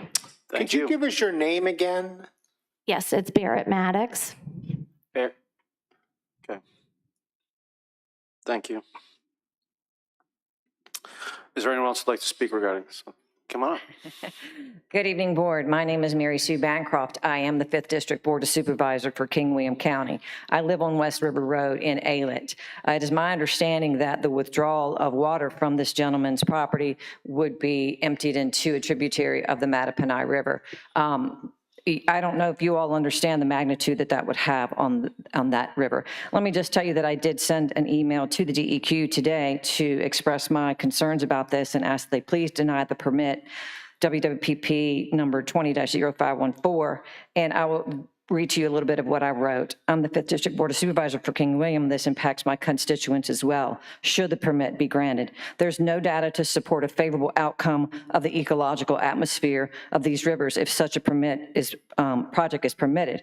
There are great risks associated with such a plan as outlined in the 141-page document provided by the DEQ. The outlined possible risks and documented corrective measures are proof that the risks would now be possible where there was none. Caroline County representatives need to look elsewhere to rectify their water shortage and long-term resolution for their future water needs. Towers are not out of the question and provide what they require, or you can build reservoirs elsewhere. To exercise eminent domain in the 21st century to a 4th generation farmer along the Rappahannock River, in my opinion, is ludicrous and should not be a consideration. These actions by the Caroline County government display a betrayal of the citizens of Caroline County. Please don't be a part of this despicable action. You all were elected by the citizens of this county to be their voice. I've heard no from the majority of the folks here tonight. I applaud you for the decision that you made earlier. I could not have been more proud of what every one of you had said on this matter, and that you voted in the way that your constituents wanted you to vote. I would venture to say that your constituents would say no to this, and I would ask that you listen to your constituents because you are here because of them and for them, and that is it. So to vote otherwise, you would really be disregarding your constituents. But please listen to your citizens and do the right thing. And also to mention, Mr. Thomas, you had mentioned the American Dream by Mr. B's. This is Mr. Garrett's American Dream. Please recognize their dream, just like you recognize Mr. B's dream. And data centers are not low impact on water needs. The gentleman said that the data centers were low impact. They're not low impact on water needs. So please reconsider and please say no to this. Thank you. Thank you.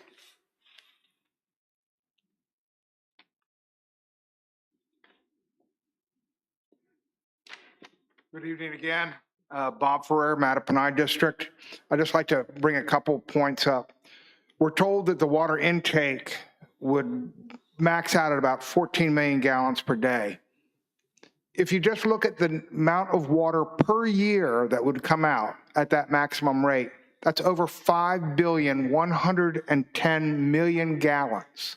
That's a lot of water. And that's going to have an impact on the Rappahannock and on all the other communities around there, including even here in Caroline.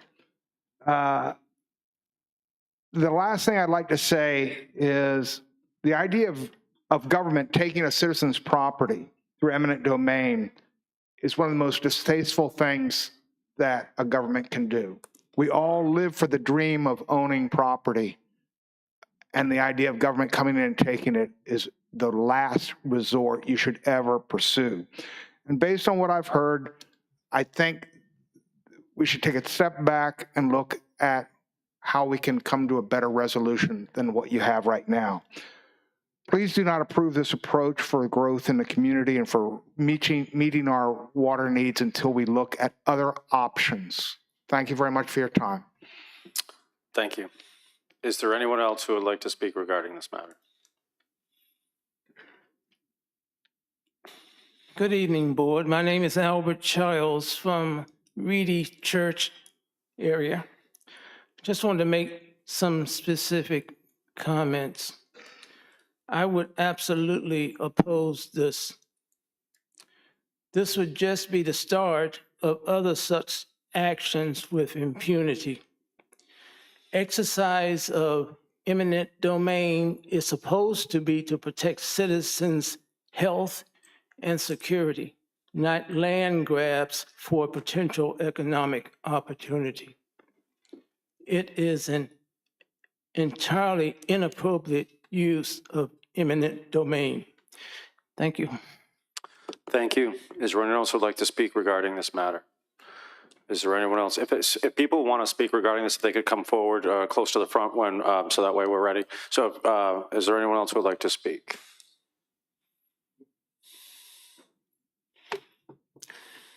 David Jenkins, Port Royal District. I understand we need water. This obviously may not be your best bet.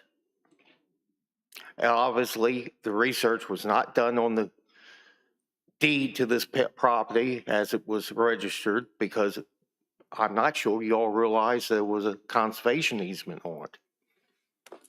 I don't know how you're going to even think of getting around that. And also 12 days between the date you said you mailed the offer to now. Usually you got 30 days to consider the offer. And also one of the main reasons you started this process was postponed, shot down, etc. tonight. What's the rush? What's another 30 days? What's another 6 months to study alternates? And eminent domain is a very slippery slope to start down because it will lead to other uses of it, unfortunately, I feel.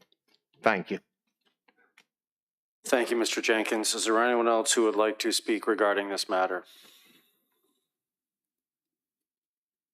My name is Edwin Upshaw from Bowling Green District.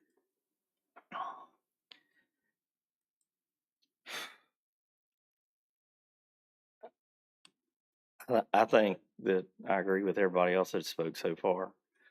I think it's absolutely outrageous to pursue eminent domain on this property. I think dumping water from the Rappahannock into the Mattaponi is the wrong thing to do. It's a terrible mismanagement of natural resources. I think you should love your neighbor as yourself, and you should consider everyone downstream. Please do not vote for this, and let Mr. Garrett keep his property. Thank you.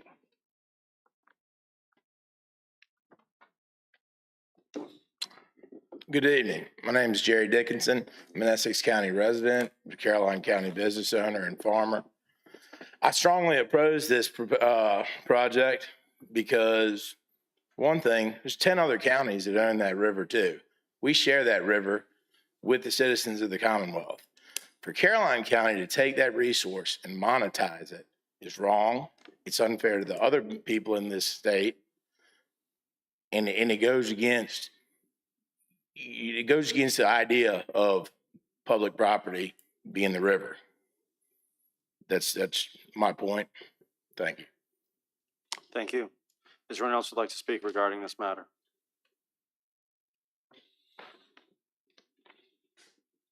Good evening, Chairman, Board of Supervisors. My name is Bill Portlock, Bowling Green District. I'm recently retired 40 years with the Chesapeake Bay Foundation as biologist and environmental educator. I come tonight in opposition to the permit given for water withdrawal from the Rappahannock River and for the eminent domain use for a public property that is probably a private property, which is the wrong use. I have a letter from Hill Welford. It's about 8 pages. To save time, I'll not read it for you tonight, but I'd like to offer it. It was written and sent yesterday to the Virginia Marine Resource Commission and also to DEQ. And I think it has a lot of points that I agree with. In being succinct, I'll let this speak for me. But I hope you consider the wrong project for the Rappahannock River. It certainly will damage or provide the change of habitat for freshwater to brackish water fisheries like the rockfish, sturgeon, herring, shad. Fish we've all tried to restore would be damaged in the project. Thank you very much. Thank you. Could you give that letter to a staff member, please? Thank you. Is there anyone else who'd like to speak regarding this matter?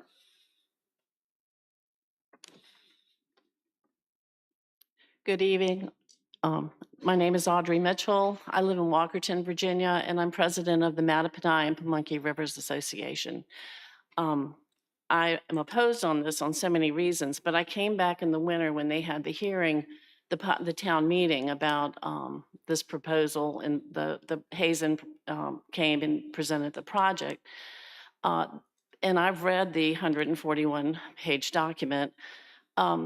There's a lot of holes in there, and I think you need to be careful. And one of the reasons I'm telling you this is 25 years ago, Newport News wanted to take water out of the Mattaponi River, which in the beginning started out in the same way.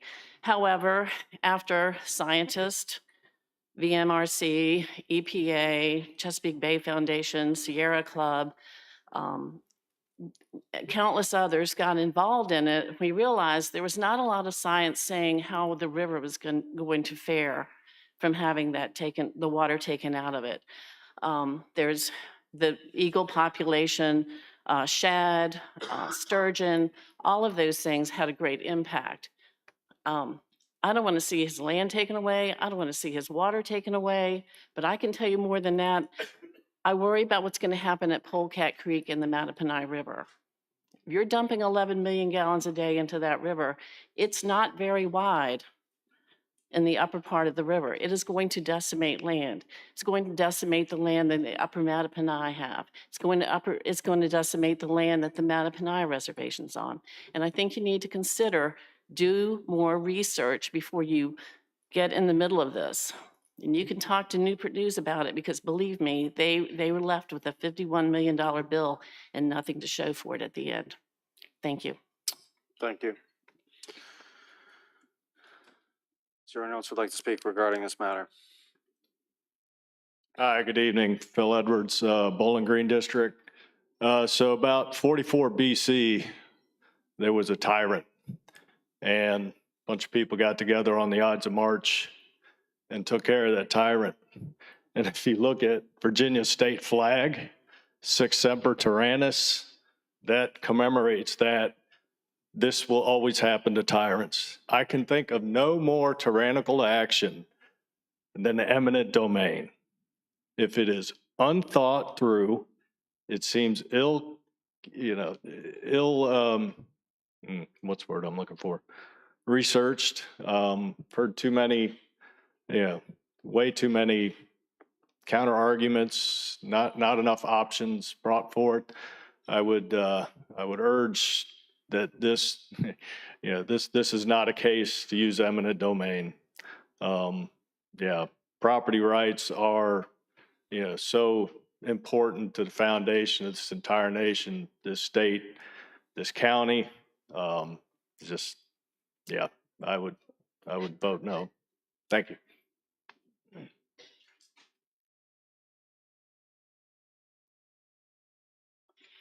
Is there anyone else? Yes. Hey, good evening. I'm Alec Mevin. I've been working with a property in the Bowling Green District for approximately 6 years. I'm not a Caroline County resident, but spent a lot of time here. I just wanted to follow up on some of the comments made by the previous speakers. Certainly, a previous speaker, Immediate, has exactly the right attitude to this. It is a tyrannical action, and it is our state flag. So just cool it, man. And that's it. Just stop. And $78,000, I am not a fan of inflated property values like those that were produced in the last assessment for farmland in this county. But $78,000 for 11 acres in proximity to the Rappahannock with a beautiful view, that's rather ridiculous. So I apologize for being so forthright about it, but that's simply the fact of it. I did speak earlier today with somebody who's retired from DCR recently in the Natural Heritage Program. He did mention two things which I think are of interest and pertinent here. One is 3 federally listed species of mussels who are found in Polecat Creek, dwarf wedge, yellow lance, and green floater. I can tell you certainly that I have observed Polecat Creek overflowing its bounds on numerous occasions, especially this past winter. Putting, 13 million extra gallons into it a day is not going to work out well. Also, he did bring to my attention that even though groundwater concern or concern of dropping aquifer levels is one of the prompting reasons for this, that actually withdrawing water at large rates from large tidal rivers can increase that aquifer drop. So I would finally say, although I'm a little shy to do so, because I don't want it to prompt you all to work harder, that maybe waiting until the permits have been achieved prior to taking somebody's land would be the best series of actions. Thank you. Thank you. Is there anyone else who would like to speak on this matter? Good evening, everyone. I am Rita Bell-Mott, AKA Belmonte, Madison District. This issue of eminent domain strikes a chord within my human spirit. 54 years ago, the very property that I live on right now, which was owned and is still owned by the Mott family, my late husband, Joseph Lorenzo Mott, being one of them. He was in his 20s at that time. My father-in-law, who is deceased as well. 54 years ago, eminent domain was done to the property where I am right now to put in a section of Ladysmith Road. They were offered $200 for 0.38 of an acre. It's an insult for these good folks here to have been offered $78,000 on land that they don't even want to sell, but we're talking 11 acres, waterfront property. Are we serious here? But even more than that, I was one of the voters who got on my knees and thanked God when the state of Virginia legislators put before every resident and citizen in this state to do away with eminent domain.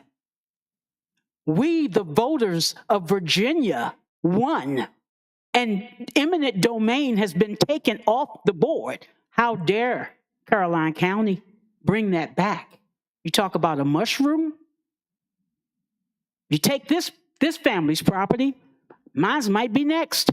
Yours might be next. Where does it stop? Let's not do this.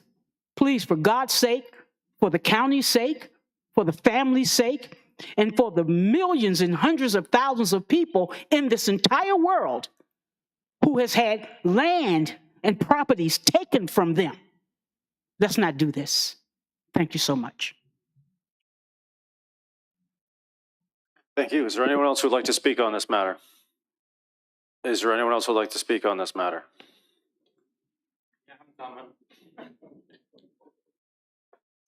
Josh Dix, Port Royal District. That's a tough one to follow, but well done.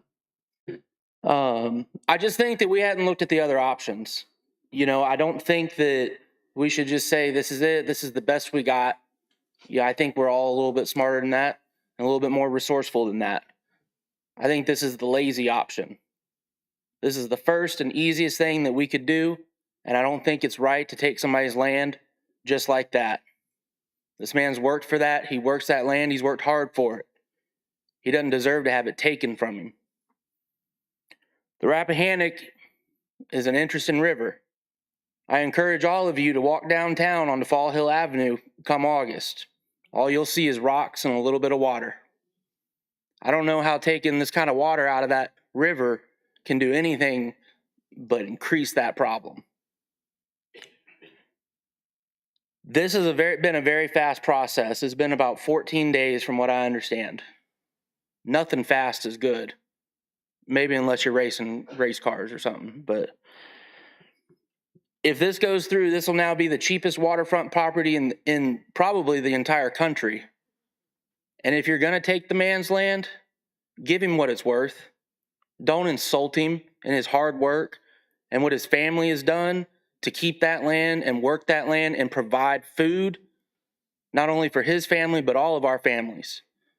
Because I promise you, whatever he's growing out there, and I don't know a lot about what he's doing, but I know he's growing something that's either feeding us directly or it's feeding what we eat.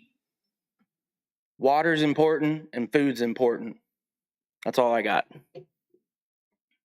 Thank you. Is there anyone else who would like to speak on this matter? Yes, thank you. My name is Lisa Dickinson Mountcastle. I am a riverfront property owner on the Rappahannock in Essex County. I'm also the vice president of the Essex County Conservation Alliance. We at ECCA are very worried about your plans. This is a very slippery slope you are considering. Eminent domain is tyrannical, as some here have pointed out. Mr. Garrett wasn't given proper notice of your offer. This whole process of this endeavor has been flawed. That you here in Caroline County want to monetize a shared resource that is the Rappahannock River and to take Mr. Garrett's land in this manner is a travesty. Thank you. Is there anyone else who would like to speak on this matter? Mark Lovin. I'm gonna tell you where I'm from. I'm from Central Point. I'm just saying no to this thing. First of all, y'all gonna try to take this guy's land. Second of all, what hurts me is taking the land that, just like the government took the land from the Rappahannock Native Americans. And just recently, the tribe just got back some land along the Rappahannock River. Y'all took our land years ago. Now you're trying to take our water. No. Thank you. Grow plants, not building.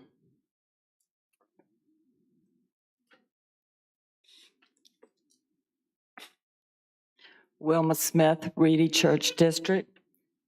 Having married into a farming family, I know the hard work and the long hours that go into farming. So to even think about taking just 11 acres from this family, I think is just awful. You're taking part of their livelihood. And if you're trying to take this land by eminent domain, when the land is in a conservation easement, what do farmers have to look forward to try to save their land for their future generations? I hope you will deny this. Thank you. Is there anyone else who would like to speak regarding this matter? Sean McCartney, Bowling Green, evening to the board. What has puzzled me the most is nobody's talked about how anybody's going to pay for this. Earlier tonight, we heard that 3 miles for water line was going to be about $20 million.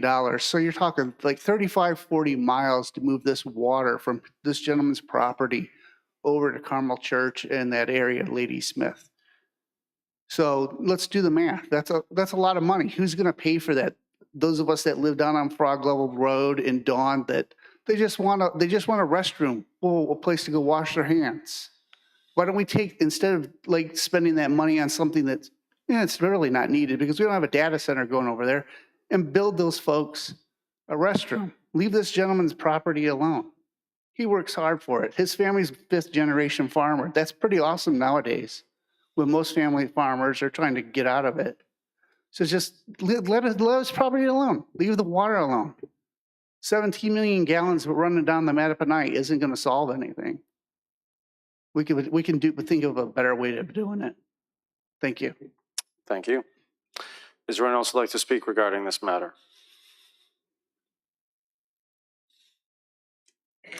Good evening. Good evening. Russell Sale from the Port Royal District. Could I have Mr. Garrett just stand up for just a minute? Just stand up for just a second. I'm totally against you folks trying to take Mr. Garrett's land. If you decide to do so, I am appalled at $78,000 for prime intake water land. You guys said this is a prime spot. If you're going to buy something prime, you're going to pay prime dollar. $78,000 for 11 acres of prime land? Come on, guys. Get with the times. Thank you, guys. Thank you. Thank you. Is there anyone else who would like to speak regarding this matter?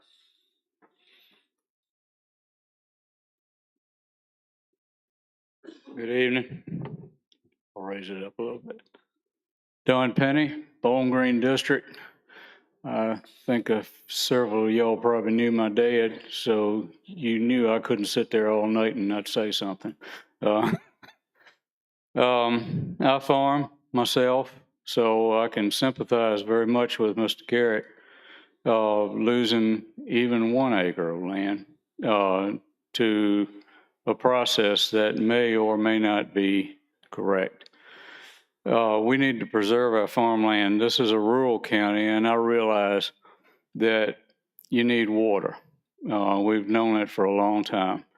But the DEQ has not approved this permit in 10 years, according to what I've been hearing.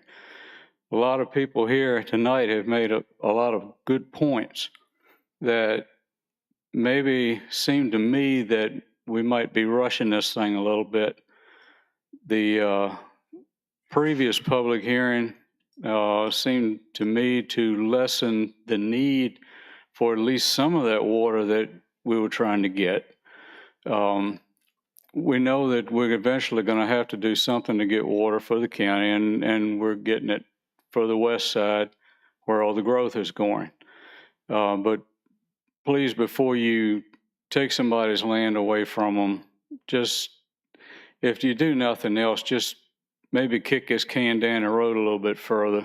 Maybe your need is not quite as great as it was 30 minutes ago. So that's all I wanted to say. Thank you very much. Thank you. Is there anyone else who would like to speak regarding this matter? Is there anyone else who would like to speak regarding this matter? Joseph Parker, Port Royal Voting District. I've known Corey. I know his father, his grandfather, and I knew his great-grandfather, and they've been farming that land forever. there's an old saying that if you build it, they will come. Well, maybe you don't have to build it. There's been a lot of talk tonight about smart growth and planned growth. And it just seems to me that spending this huge amount of money to dig this water line all the way, and from what I understand, it's going to go down Route 17 and up 301, and I'm not exactly sure how they're going to get over to Ladysmith, but it's a long, long way. And if there's no way to cut through AP Hill, and I don't even know if that's been broached or tried or even attempted, that would make sense. But just the cost of the entire cost of the project and the disruption that it's going to mean to Route 17 and 301 and probably Route 1 or whatever roads they take to get there, I just really don't understand that kind of expense. It just seems, if you're looking for a way to control smart growth, if you don't have the water to supply what some people want, it's easy to say no. Hey, we can't help you there, sorry, go somewhere else. It just seems to be the right thing to turn this down and not take this man's land. That just seems wrong. Thank you. Thank you. Is there anyone else who would like to speak regarding this matter? Is there anyone else who would like to speak regarding this matter? Hi again. Faith McFadden, Mattapanai District. I'm asking that you vote no and do not move forward with seizing private property at this time. There are numerous concerns still to be worked out, and the risk of negatively impacting our rivers is too high. These rivers are our life's blood. They have sustained countless generations before us. If we negatively impact this river or any other, the consequences will be devastating and far-reaching both downstream and upstream. We must treat these resources with the highest regard and caution, as they are critical to our survival and the survival of future generations.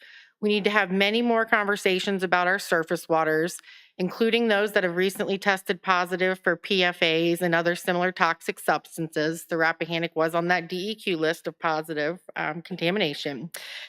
We have a lot of work before us to secure clean and adequate water for our current residents and future generations. Seizing this family's farmland today is not the place to start. It feels as if we are taking a step backwards and against the freedoms many have fought so hard to protect.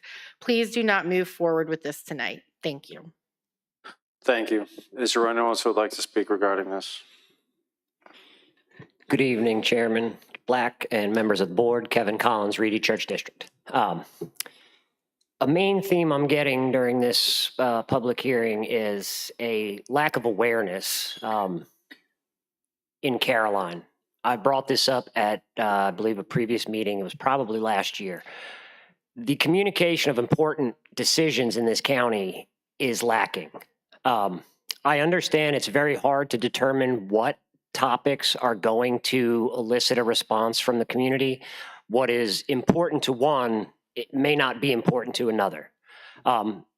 You've heard several people stating that they don't have any issues with their water because they're on a well and they've never had any issues. But there are serious concerns in Caroline for water.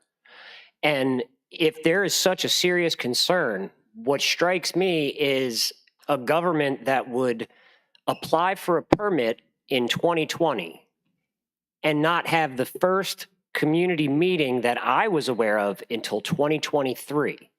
And now we're here in almost the middle of 2024. And there are people that didn't know this was happening, didn't know we were even going to put a pipe in the Rappahannock River. The county needs to do a better job of notifying the citizens of these important matters. I get it. If there's a rezoning to put a candy store in Ladysmith, I don't think we have to send out a Caroline alert. But when we're asking to take 13.9 million gallons out of one river and dump that 13.9 gallons into another river and base it off of the fact that we need water in the county, I understand that DEQ came back and asked what was Caroline's justification for this number of gallons. And that is when the county responded back with 3 data center projects for industrial growth. Project Tract, which was an unapproved project that hadn't even been to the Board of Supervisors yet, was used as justification, as were 2 other projects, Project Clean Arc and Project Tricycle. I have not seen anything. You cannot find information on these projects. I can't seem to locate where they're even being proposed. but someone used them in that application as justification. If the county had been more clear and more upfront during this process, I don't think we would be where we are tonight.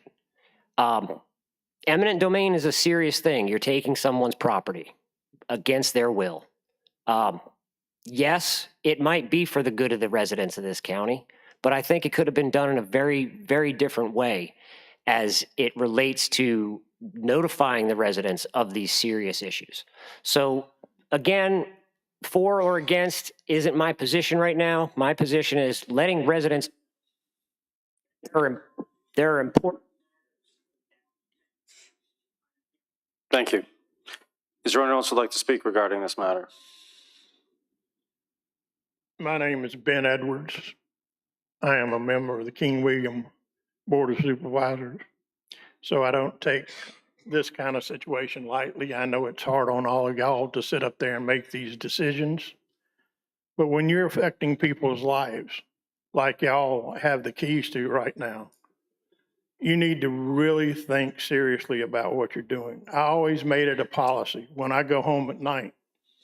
If I voted on something, I want to be able to lay my head on my pillow and go to sleep and not think about destroying people's lives. And you have that in your hands right now. And I think you really need to seriously think about that and at least put it off and do a little more studying, because there's too many problems that I've heard tonight. And thank you, sir. Thank you. Is there anyone else who would like to speak regarding this matter?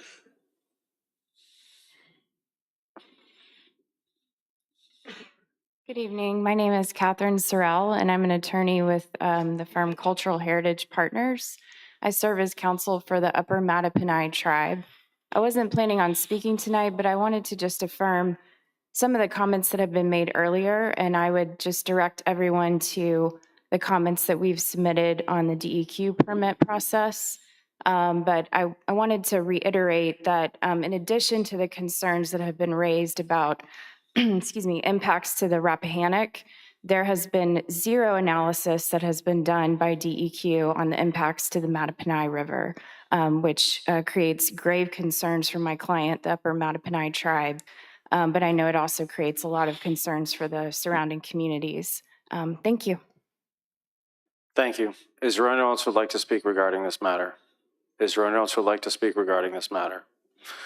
Seeing that there's no one else that wants to speak on this matter, we will close the public hearing. Board of Supervisors, how would you like to, Mr. Forehand, did you want to read something? I can go last because I got a lot to say. Or I can go first. Okay, you go ahead. Go first. I would like to share. Yeah, can you speak? Can you pull share a lot of different thoughts. I've heard and read, started with the article that we knew was probably going to come out eventually. More recently, I thought it was an irresponsible article because it gave the impression that this fifth generation individual farmer, I get it, has been on that land his whole life. He lives there, he farms it. That's not the case. He farms it, yes. The county has been seeking this permit since 2004, okay? We've spent millions of dollars because we understand, and all the engineers have told us, that your only option is either the Rappahannock or the Potomac, okay? How many reservoirs have any of you ever heard of being built in the last 25 years? They don't allow anybody to build reservoirs anymore. Spotsylvania built a reservoir 35, 40 years ago, and guess where they pulled their water from? King George, the power plant in King George, guess where they pulled the water from? This location was identified because it's in a bend, it's deep, there's water there year-round, and there's ample water, according, again, to the experts. I'm not an engineer in this aspect, but that is the right spot because we have to be a certain distance away from another water intake or a sewage discharge.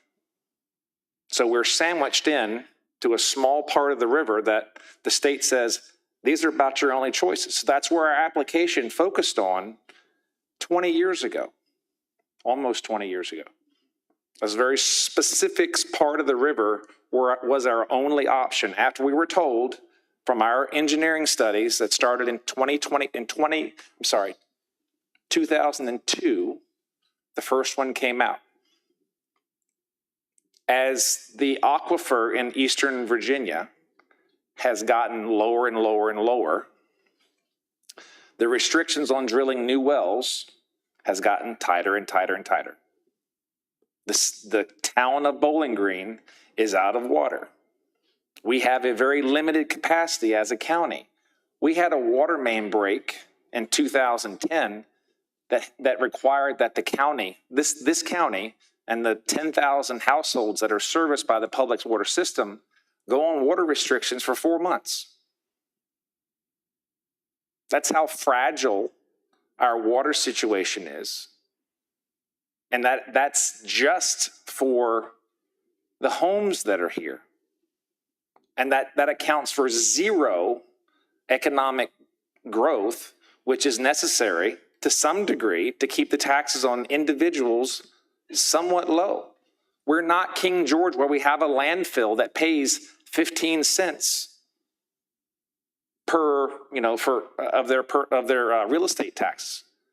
We're not Spotsylvania that has all this commercial and industrial land that can supplement the individuals, the individual taxpayers. I mean, we are sandwiched in between two metropolitan areas, and we're trying to survive. We're trying to attract some businesses so that our citizens don't have to pay for everything out of their taxes.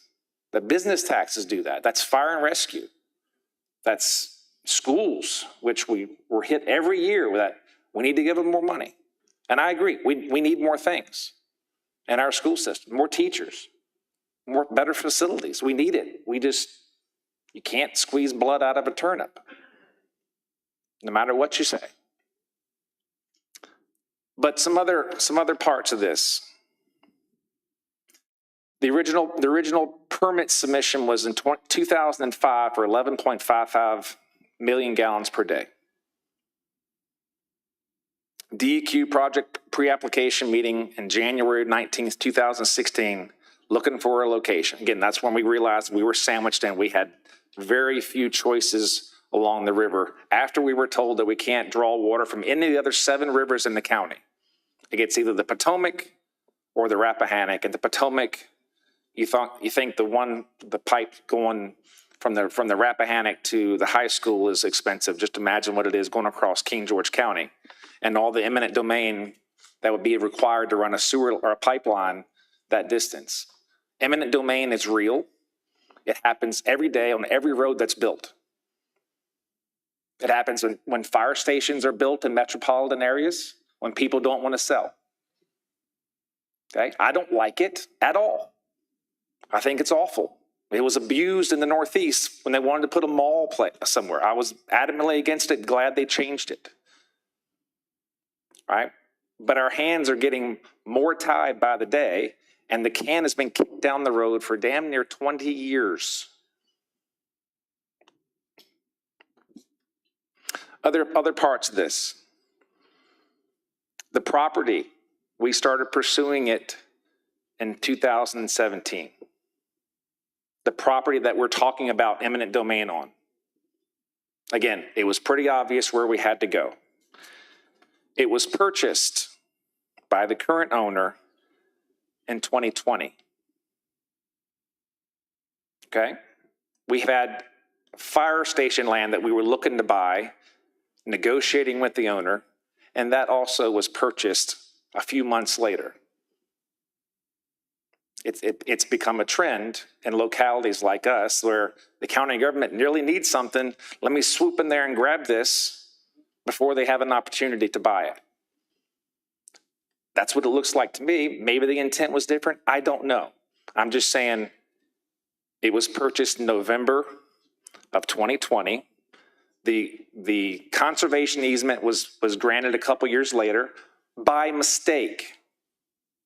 They produced a letter from the county of Caroline, and they're like, oh crap. We knew you were interested in this.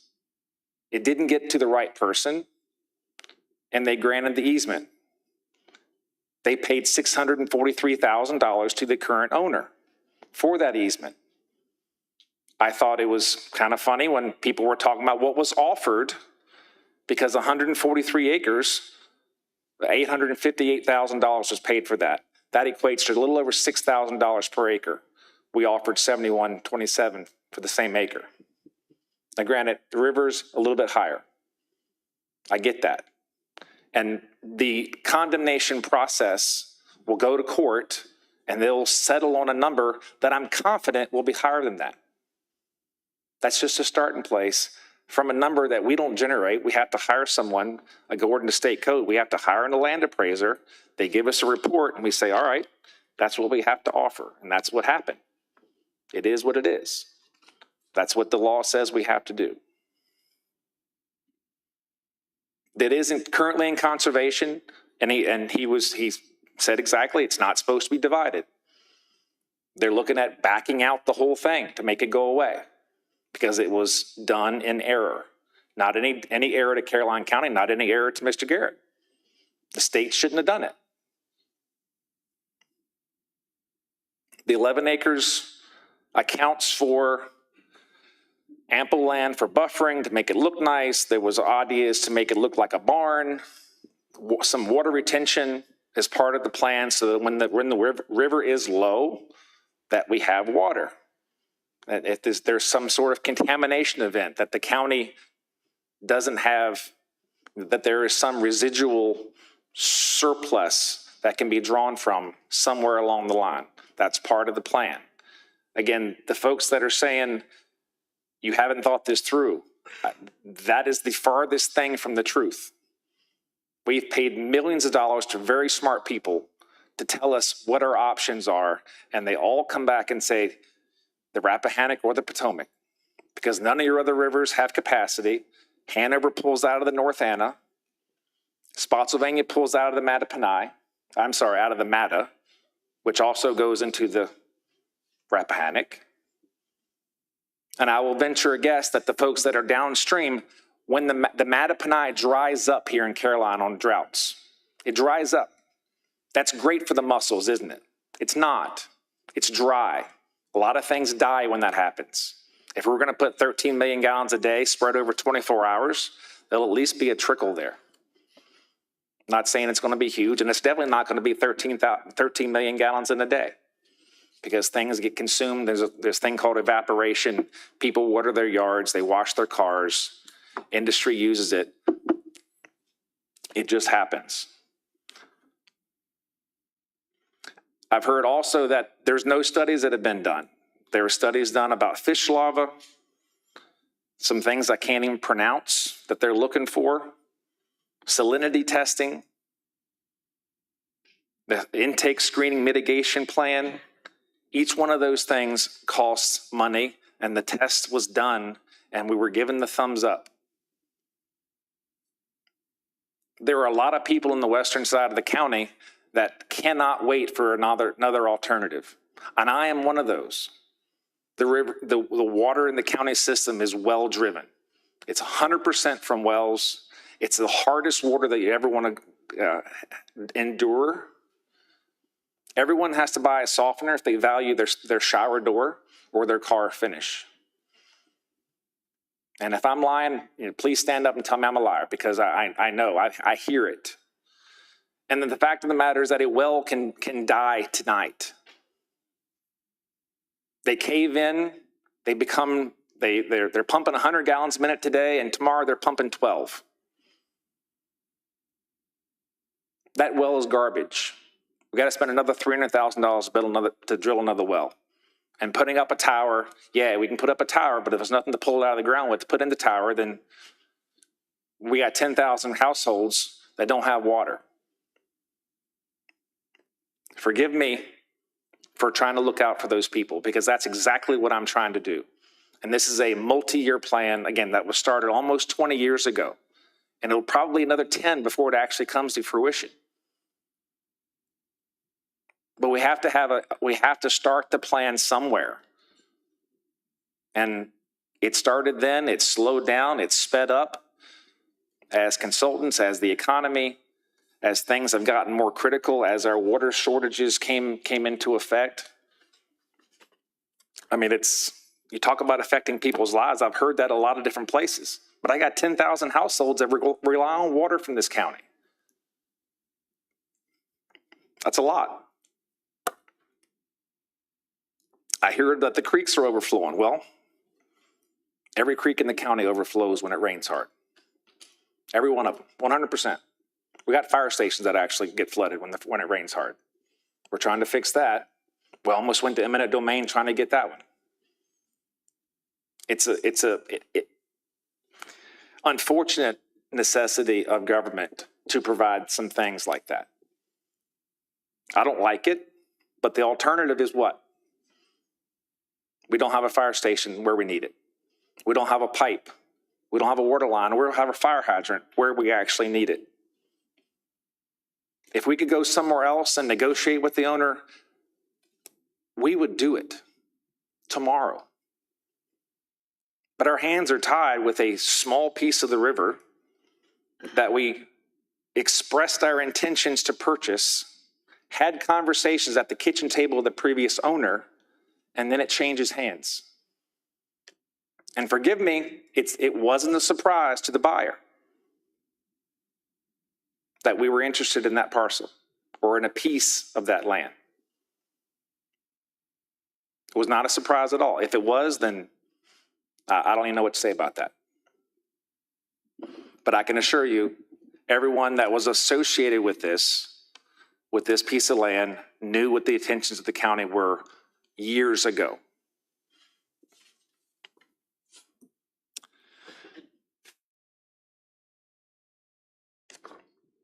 Anyway, that's all that I got. So thank you all for enduring that. Here you go, Nick. Yep, Mr. Thomas. Well, thank you, Mr. Forehand, for that summary. I will try to not repeat any of the things that he said, but the county recently has worked to get land for a fire station.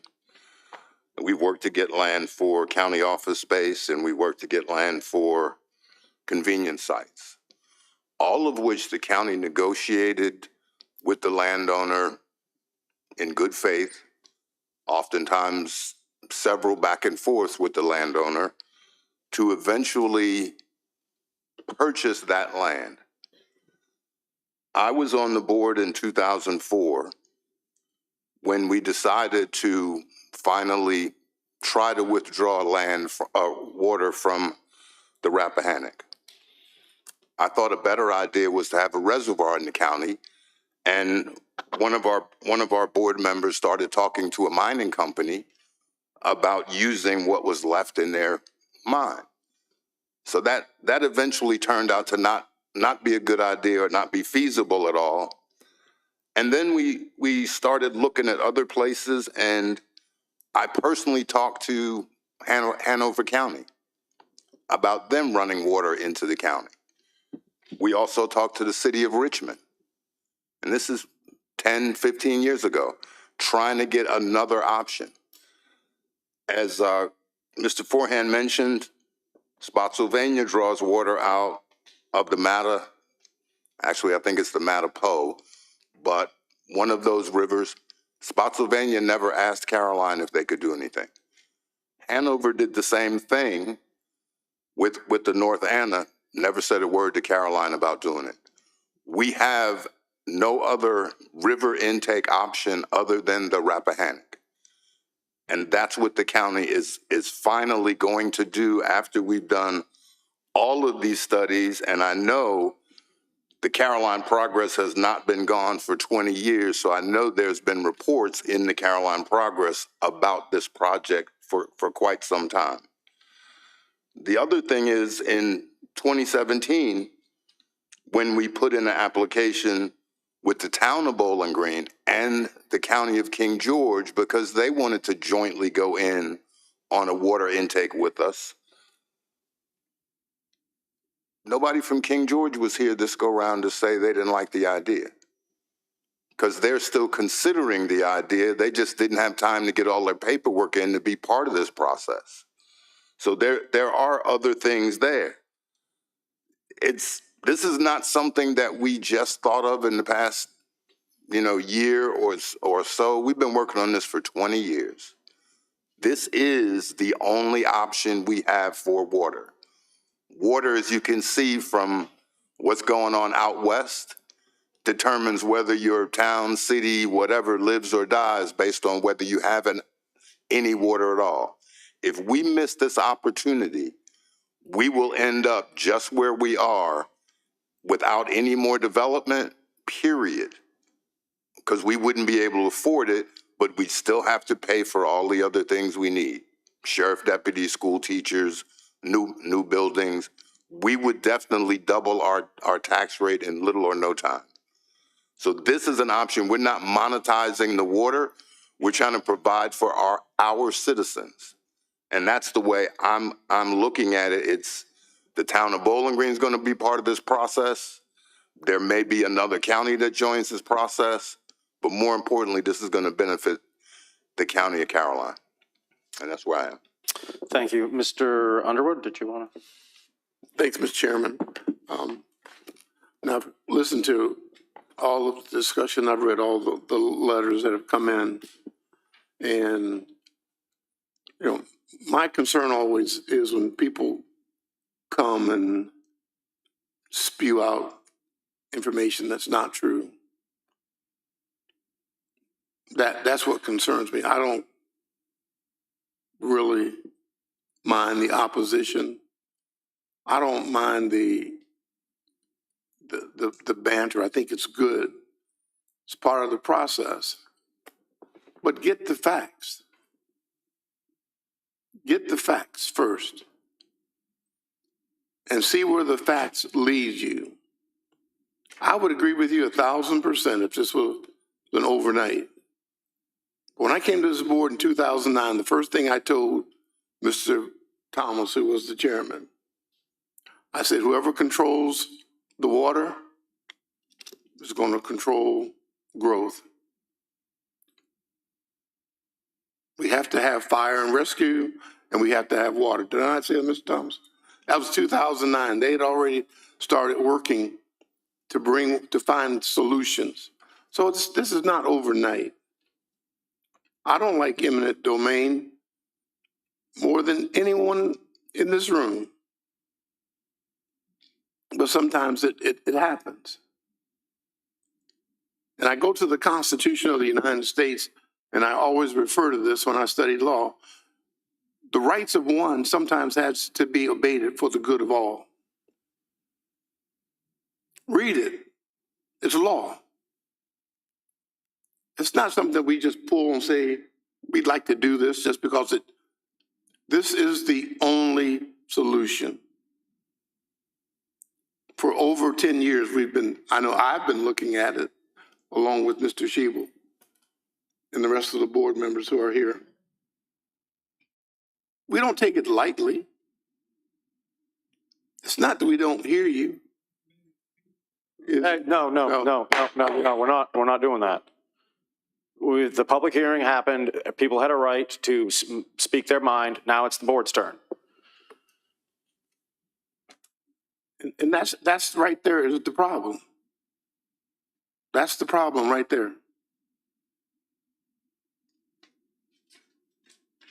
You have a right to voice your opinion. We agree. But we're going to follow the process, and we follow the process, and we're going to continue to, whether you like it or not, we're going to follow the process. And that's what we've done, Mr. Chairman. And those are my comments. Thank you. Thank you. Mr. Seeley. Thank you, Mr. Chairman. I was surprised at the phone calls that I got from the article that was written.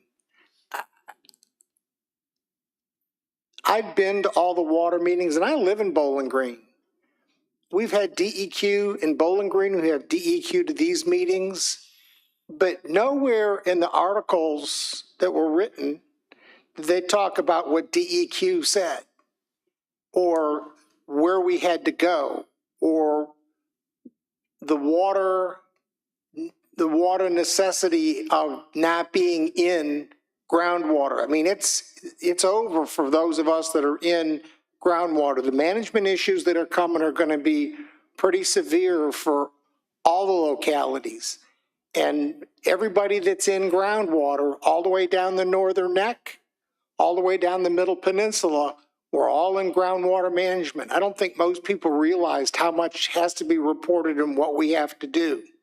But nowhere in that article did any of that get mentioned. I was surprised at what they did to the staff, the names that were called, the complete inaccurate information. The information was so inaccurate. Now, it was a small newspaper that did the article, but talk about First Amendment rights. Facebook wouldn't even let that article be shared. They shut it down. They said there was so much disinformation in it, they didn't let it be shared. They stopped it. It wasn't anybody. But we have looked, there is a need. Everybody except anybody that lives in the country is probably in the county. If you live in either the two towns on the west side of the county, the high school, the middle school, the elementary school here in Bowling Green, they're all on groundwater. Those are the facilities currently that we have to take care of. And DEQ is telling us we're going to have to pull all our pumps to 150 feet. And I know that doesn't mean much to folks, but it sure does limit the amount of water that can come out of an aquifer. And we're going to be faced with it in the town, in Milford, and at the high school and all those systems that supply that. So everybody can go, what does that mean? I will ask you to go look at what DEQ said to us at our meeting last year. They laid it out. They told that they said what was going to happen. They're the ones that told us we had to go to groundwater a long time ago. When you look at the statistics of what's going on in the ground, or to surface water, I'm sorry, that if you look at the statistics that they showed us about what's going on with the groundwater and why we have to go to surface, it should alarm everybody that's got a deep well that doesn't live in a doesn't live in a location where there's water, because it impacts all of us. In 10 years, if something happened, everybody would be pointing to the Board of Supervisors and go, didn't anybody plan? You didn't know this was it could happen? We're trying to do something, have been trying to do something. I don't know what else to do. We've looked at all the other options, some of the data on some of the other rivers, it's all available, but the Mattaponi, the amount of water that's there won't do anything for us, for any of the localities here. So I hear everybody saying we need to start looking at, we've moved too fast. I mean, everybody said universally, the other options, this was the lazy option. I don't know what else to do. We've talked to everybody that there is, and we've paid a lot of money to get this looked at.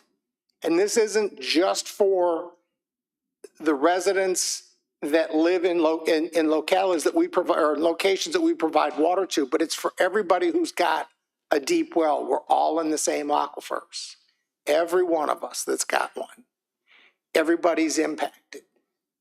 So we need to get proactive and say, we've got to do something. This isn't going to happen fast. Just the planning for this, just the engineering for this is 3 to 5 years. We're going to have to do land acquisition. Everybody's mentioned, oh, are you going across AP Hill? Are you going up 17? Those are all good questions.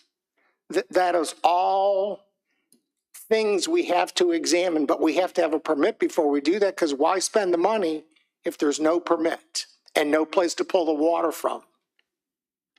I don't know what else to do at this point. But I will say that, the land that Mr. Garrett bought, he spent roughly 850,000. He got about 640,000 in an easement purchase. We've offered the amount of money that, according to, again, and like Mr. Foran said, we had to go with what the state said, an appraiser to tell us what it's worth. He couldn't normally sell this, and I think we've been told that we'd be worked with because of the letter that had been sent in a long time ago to try to get this resolved for both him and us. I understand his point about I can't even make that deal. I think there's some phone calls that need to be made on both sides, and I think we've made the phone calls. I don't like eminent domain, but this is for the good of all, even the people that aren't on a water system. If you've got a well, you could eventually, and I'm not saying next week, next month, next year, but at some point be affected. That's all, Mr. Chairman. I know what that's like personally. Thank you. Mrs. Long? Yes, thank you, gentlemen. They were all good statements. 17's my home. I don't take this lightly either. When we started revving this up again and we had the presentation, which we're going to try to revamp up online and make it a little easier on the website to find or get it out there somewhere, that talked about the need to go to surface water because of the drop in the underground aquifers. One of the first people that I spoke to, once I knew where they thought the best spot was going to be in the river, was Mr. Garrett's aunt. I said, I'm just going to tell you, your piece of property looks like it's going to be the best spot. It's at a curve, it's steep. So she was informed that night, and she sold the property to her nephew. I talked to nephew, right, Corey? Sorta. Yeah, however, you know how families go. But he knew it, and I told him we're going to have a pipe site through there. We will make it as easy as can be. There's already a road into this property.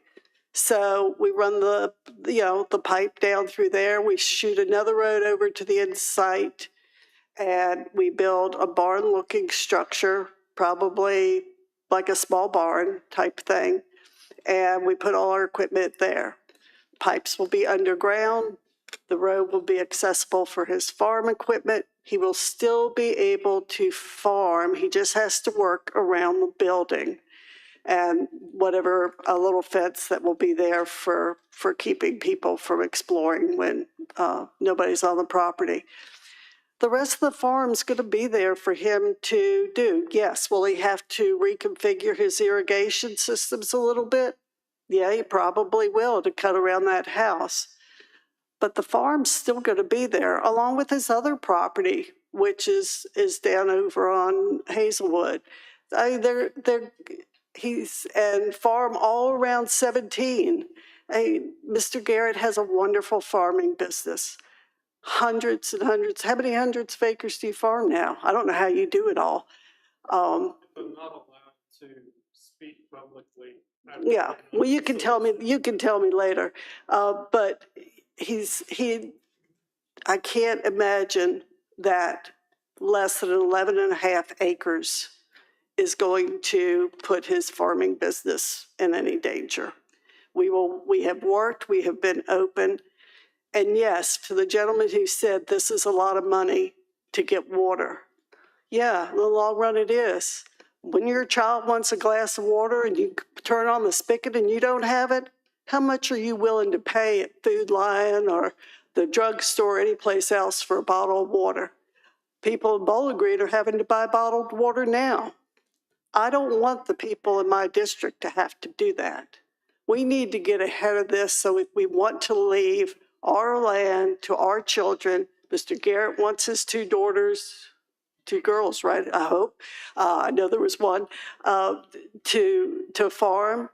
They need to have drinkable water. We can't make water. We have to cherish it, and we have to pull it out of the river because that's our only choice for the future.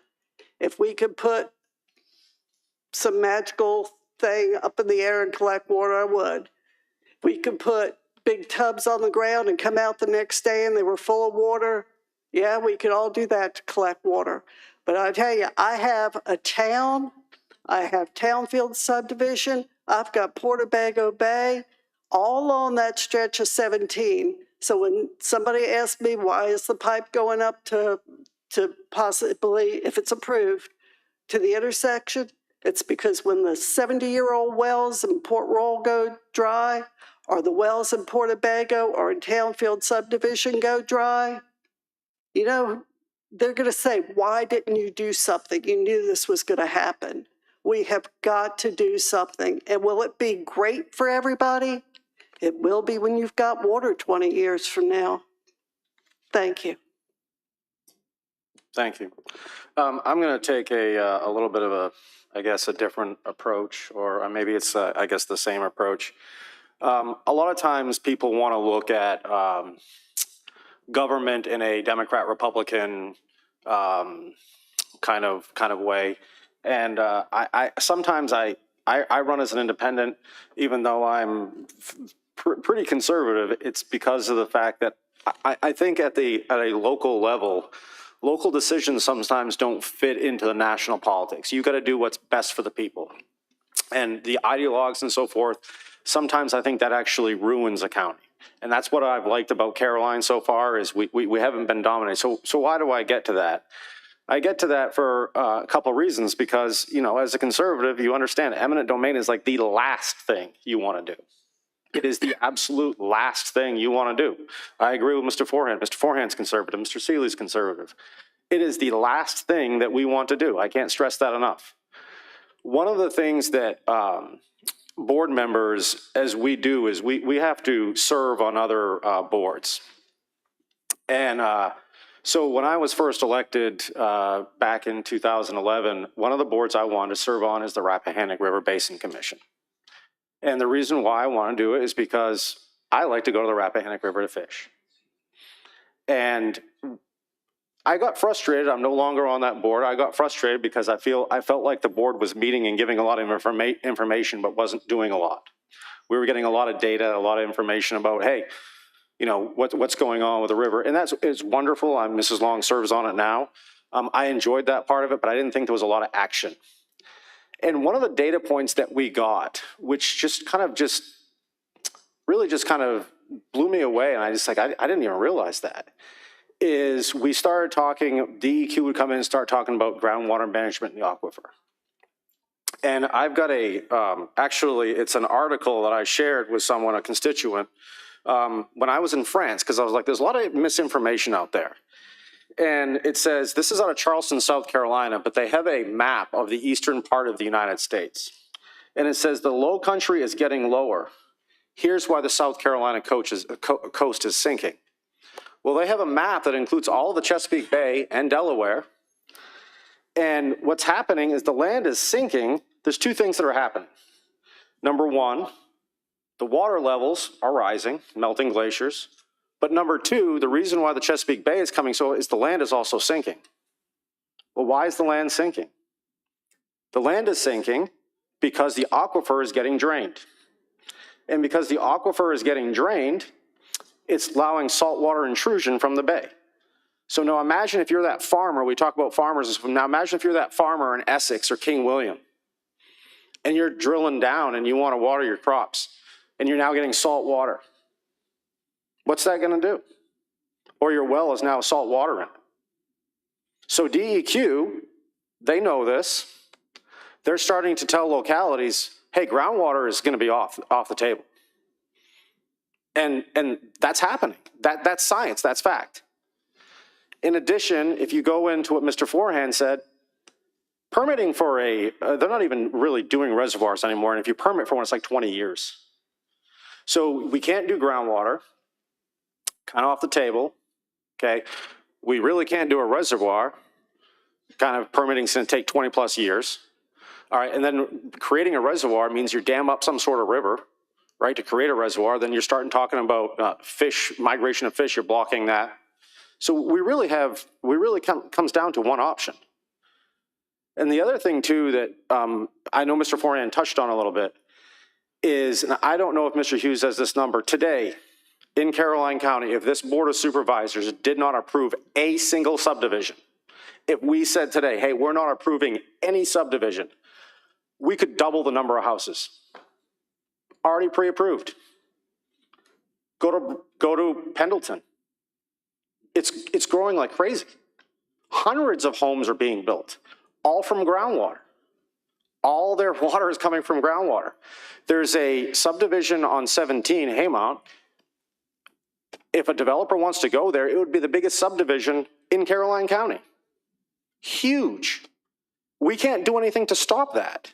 It's already pre-approved. I think Haymount was approved, what, 20 years ago? 30 years ago. We would double the number of homes that we have in this county without this Board of Supervisors doing anything. So when you see growth going on in this county right now from subdivisions, it's not because we approved it, it's because previous boards 20 and 30, and I'm not saying that they were wrong or right, I'm just saying it's reality.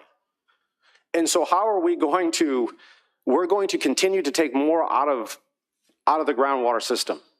So what DEQ is telling not just Caroline County, they're telling other localities, you're gonna have to find a different way of doing it. So we have been really, really narrowed down to what we can do. Extremely narrowed down, and correct me if I'm wrong, Mr. Schiebel, on this.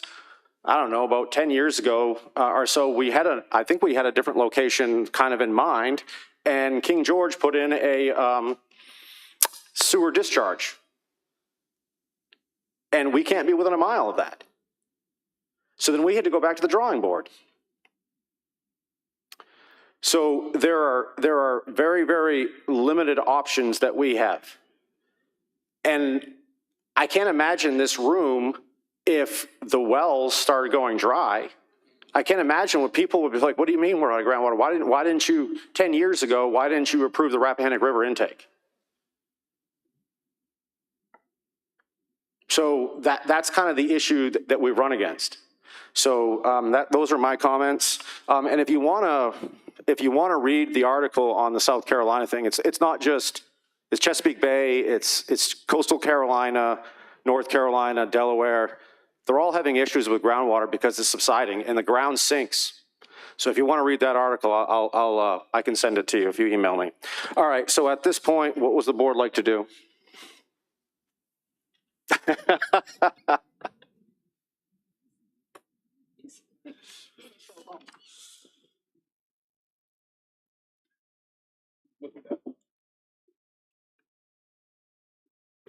My district, yes.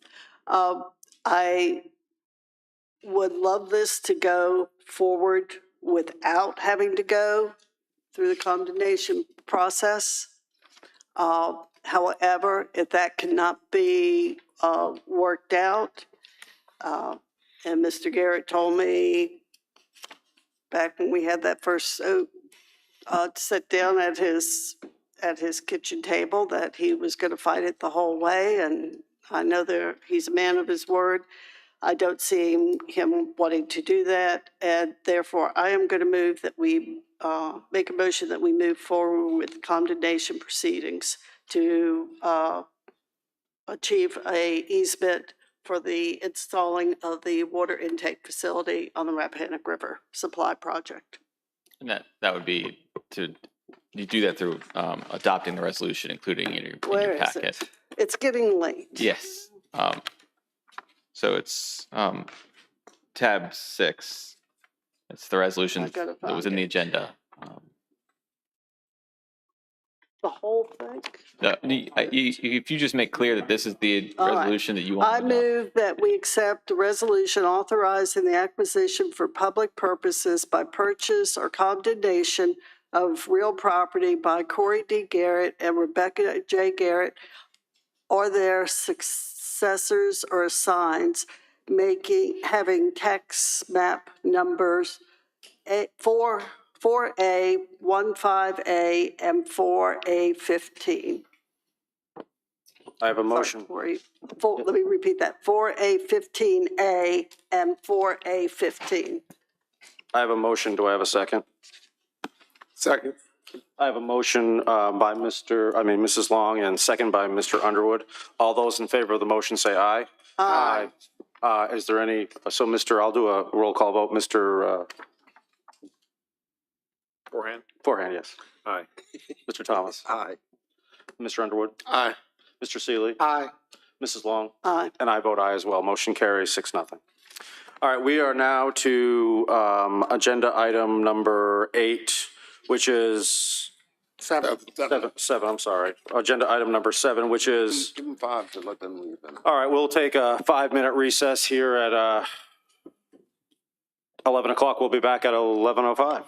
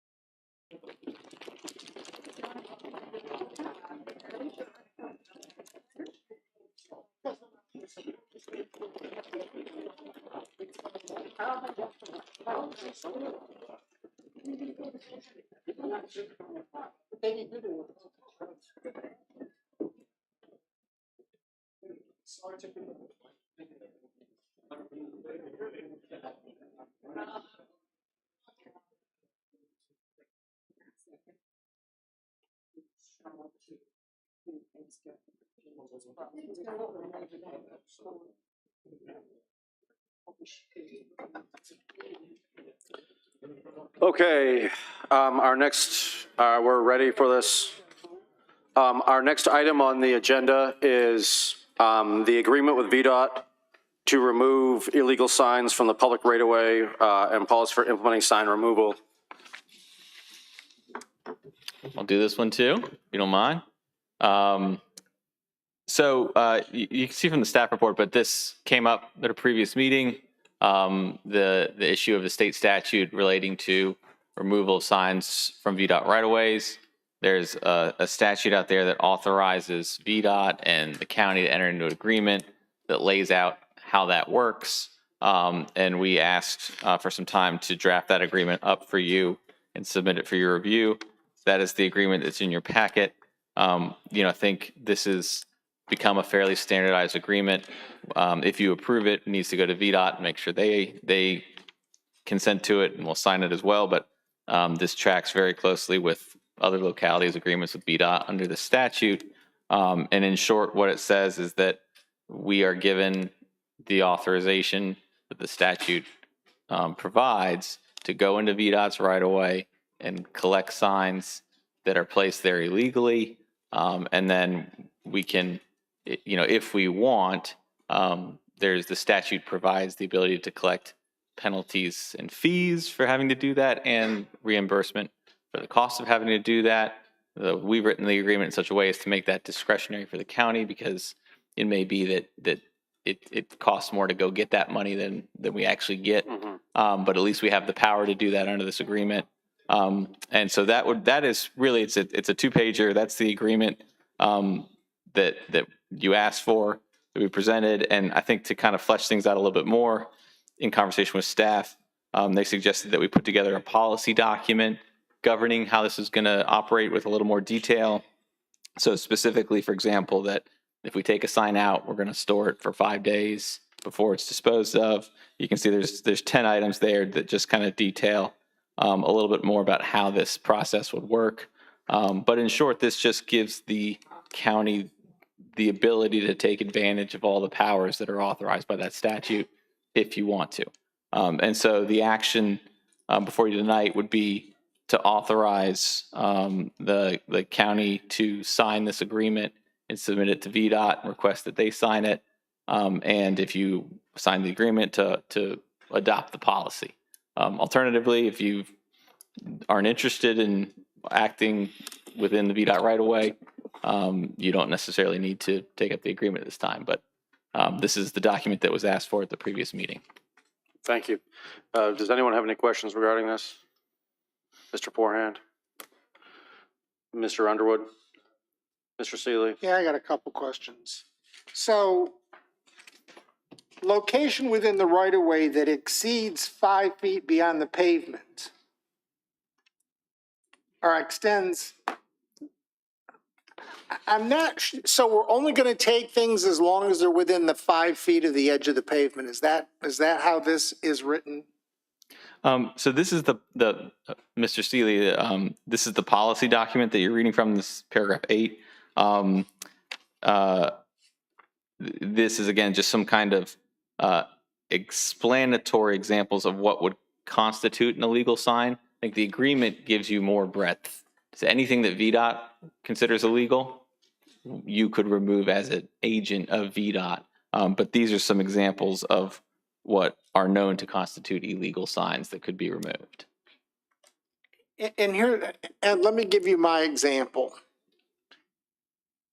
The road I live in, from the center of the road to 15 feet into my property is the right of way. But I mow all of it. So the sign may be on the top of the hill from the road, which is, if you measure from the side of the road at a diagonal to the sign, you could be at 5, 6, maybe 7 feet. Is that an illegal sign because it's within 5 feet of the edge of the road? And I got a ton of these questions at the fair, particularly from the fair people who are fearful that this targets the county fair signs. Yes, I mean, I think that, and I would probably check the VDOT language, but I think anything located within the right of way that extends 5 feet beyond the pavement would be a sign eligible for removal. So in your example, Mr. Seeley, yeah, if it got within 5 feet of the roadway, that's the VDOT right of way area. A sign at that point would be eligible for removal. And now, one thing I want to make clear here is, the county's only prerogative, that I've spoken with county staff about this, is to do this type of removal uniformly and consistently, and with no eye towards any particular type of sign or anything like that. If it's located in an area, it's going to come out of that area. This agreement does not obligate the county to do anything. We are not taking on the role of sign removal, and we are not going to be told by VDOT to go out and do X, Y, Z. This gives the county the power to go out and do that, but the extent to which it exercises that power remains with the county to exercise in its own discretion. You see what I'm saying is that it's got to be uniform. Absolutely, yes. Yeah. Again, if there are plenty of places, political signs are the same way. I mean, people want to get them where candidates put them. We're all guilty of putting them where people can see them. Are we more than 5 feet off the road? Maybe. If the folks mow it and they take care of it, our inclination is to put them closer. So again, fair signs, political signs, the realtor signs, I mean, those are sometimes in the most precarious places because there isn't any place else to put them. Mm-hmm. So are they in the right of way? Probably. Are we going to pull real estate signs for sale? I don't want to pick on Mr. Hughes, but I rode up 606 Monday night, and we have a rezoning sign still over there, and it's not a foot off the road. But it's our yellow, this is being rezoned, and that's where it was. And I'm not picking, I'm just saying that we're kind of forced to put it someplace where people can see them. So is that an illegal sign? And I'm going to go to Mr. Thomas. The fireworks ordinance became a nightmare, as we all remember. We went back and forth for 18 months and ended up right back where we were because every time we did something, we couldn't quite get it right. And I don't want to do this. Those signs go. Somebody makes a sweep through and they take everything. And what does that mean? And I understand it's got to be uniform. And I understand that we ourselves have to put signs out. And sometimes we're forced to put them in the not so most opportune place because you want people to see them. So I just want to be mindful of all of those things as we're moving forward. Sure. And the one thing I think I could add would be that, this was just prepared in response to a concern that was brought about signs and how they were removed. And staff is just proceeding with the direction it's receiving from the board. So it sounds like the policy document in particular may require some more analysis to address some of those issues, to say, we want to focus on these specific types of signs to start that are of significant concern, right? In a median or something like that. And you could change the policy at your discretion. But if you want to go into a VDOT right away and take signs down that are in VDOT's property, and if you want to be able to collect money for that, the agreement would be the first step.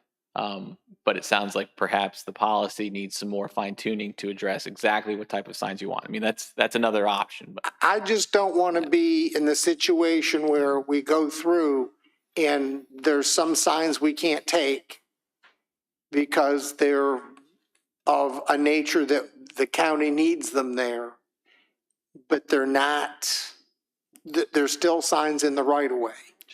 And we don't, none of that's laid out in this. And everybody that wants to nitpick, that will be the first one. And I don't want to be stuck in a loop of, you know, we keep revisiting. I'm just telling you my observations as I've been driving around, and we have signs as a county that we have to put out, and they're not in the most opportune locations, and so do realtors. So those are my sort of comments at this point. Anyone else have any comments? Well, one of my thoughts, Mr. Celia, those are some good points, is that first of all, although everybody makes mistakes, our county staff should not be putting legal notices for things in the right of way. There have to be other ways, because we're not supposed to put anything in the VDOT right of way. So it should be set back further. Plus, it makes me nervous that they're working that close to the road. But I worry about some of these signs that don't get taken down, that just sit there and they fade and they warp and they blow and they go flying in a storm. Can we also take signs that are like expired or outdated down if they're somewhere on the roadside, that like people put out those yard sale signs and then they sit there. They staple them to stop signs and yield signs, which they're not supposed to do.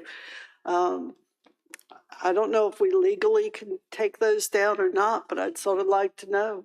They shouldn't be there, but people do it. I see it all the time. Yeah. So is that legal? Yeah, I think that would be another, I mean, really what this focuses on, Ms. Long, is its location in VDOT property, but I have to assume that that sign, because they put it there, is in their property. So if it's in their property, we can't put it there no matter what it's affixed to. You know what I mean? So yeah, I think that could potentially, that would fall within the agreement as well. Mr. Chair, I just think that we have to have a policy the policy is a guideline.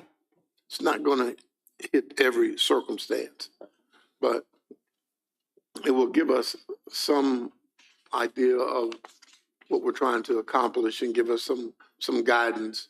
So I think we should. See a motion? Yeah, sure. So I'd like to make them, if there's no more discussion, I'd make a motion that we make the agreement with VDOT to remove illegal signs from the public right of way and policy for implementing sign removal. I'll second that. So I have a motion and a second. Is there any other discussion on the motion? All those in favor say aye. Aye. Opposed? Nay. All right, Mr. Forehand, Mr. Thomas, Aye. Mrs. Long, Mr. Seeley, Nay. Mr. Underwood, and I vote aye as well. The vote carries 5-1. All right, going on to item number 8, which is the approval of a Director of Public Utilities.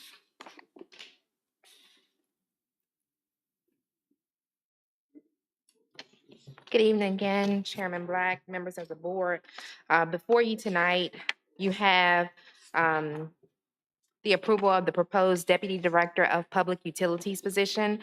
At your May 7th, 2024 work session, you identified 2 positions that you wanted to add to the fiscal year 2025 budget. That was a Deputy Director of or a deputy or assistant director of public utilities and a deputy or assistant director of economic development. Before you tonight, you have the job description that has been prepared by our Director of Public Works and Public Utilities of what the requirements for that position would be. We are still currently working with Mr. Wilson in regards to his position for Deputy or Assistant Director of Economic Development. The job description has been graded, and the position of Deputy Director of Public Works and Public Utilities will now be separated. You will have the Deputy Director of Public Works and the Deputy Director of Public Utilities, both graded at a grade Q. The request from staff tonight is a motion to formally approve the creation of the Deputy Director of Public Utilities position at a grade Q on the fiscal year 2025 pay plan, and to reclassify the Deputy Director of Public Works, Public Utilities position to Deputy Director of Public Works at a grade Q, also on that same pay plan. Thank you for the presentation, Ms. Morgan. Does the board have any questions on this? I do. Okay, Mr. Seeley. In the description that we've got for education experience, it looks to me like this is a mandatory graduation from a four-year college, university, major course study, yada, yada. There is no language in here that says experience. And I'm going to tell you that even in the world I'm in, we're taking folks that have gotten 20 years experience in the military in systems.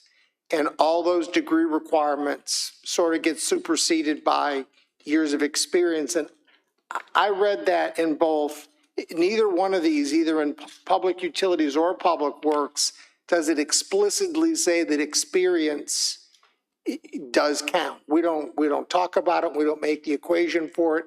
And I don't want to hinder somebody because there's not a degree, but they're more than capable of doing the job. Because the way I read this right now, you have to have a degree or a master's degree and a license. And I don't know many people with master's degrees that have those licenses. That's just me. I'm not in the wastewater or water arena. So I would like to see us add experience in those and be able to hire folks that have the experience in both public works and public utilities, so that we're not limiting anybody or limiting ourselves in that ability to hire folks.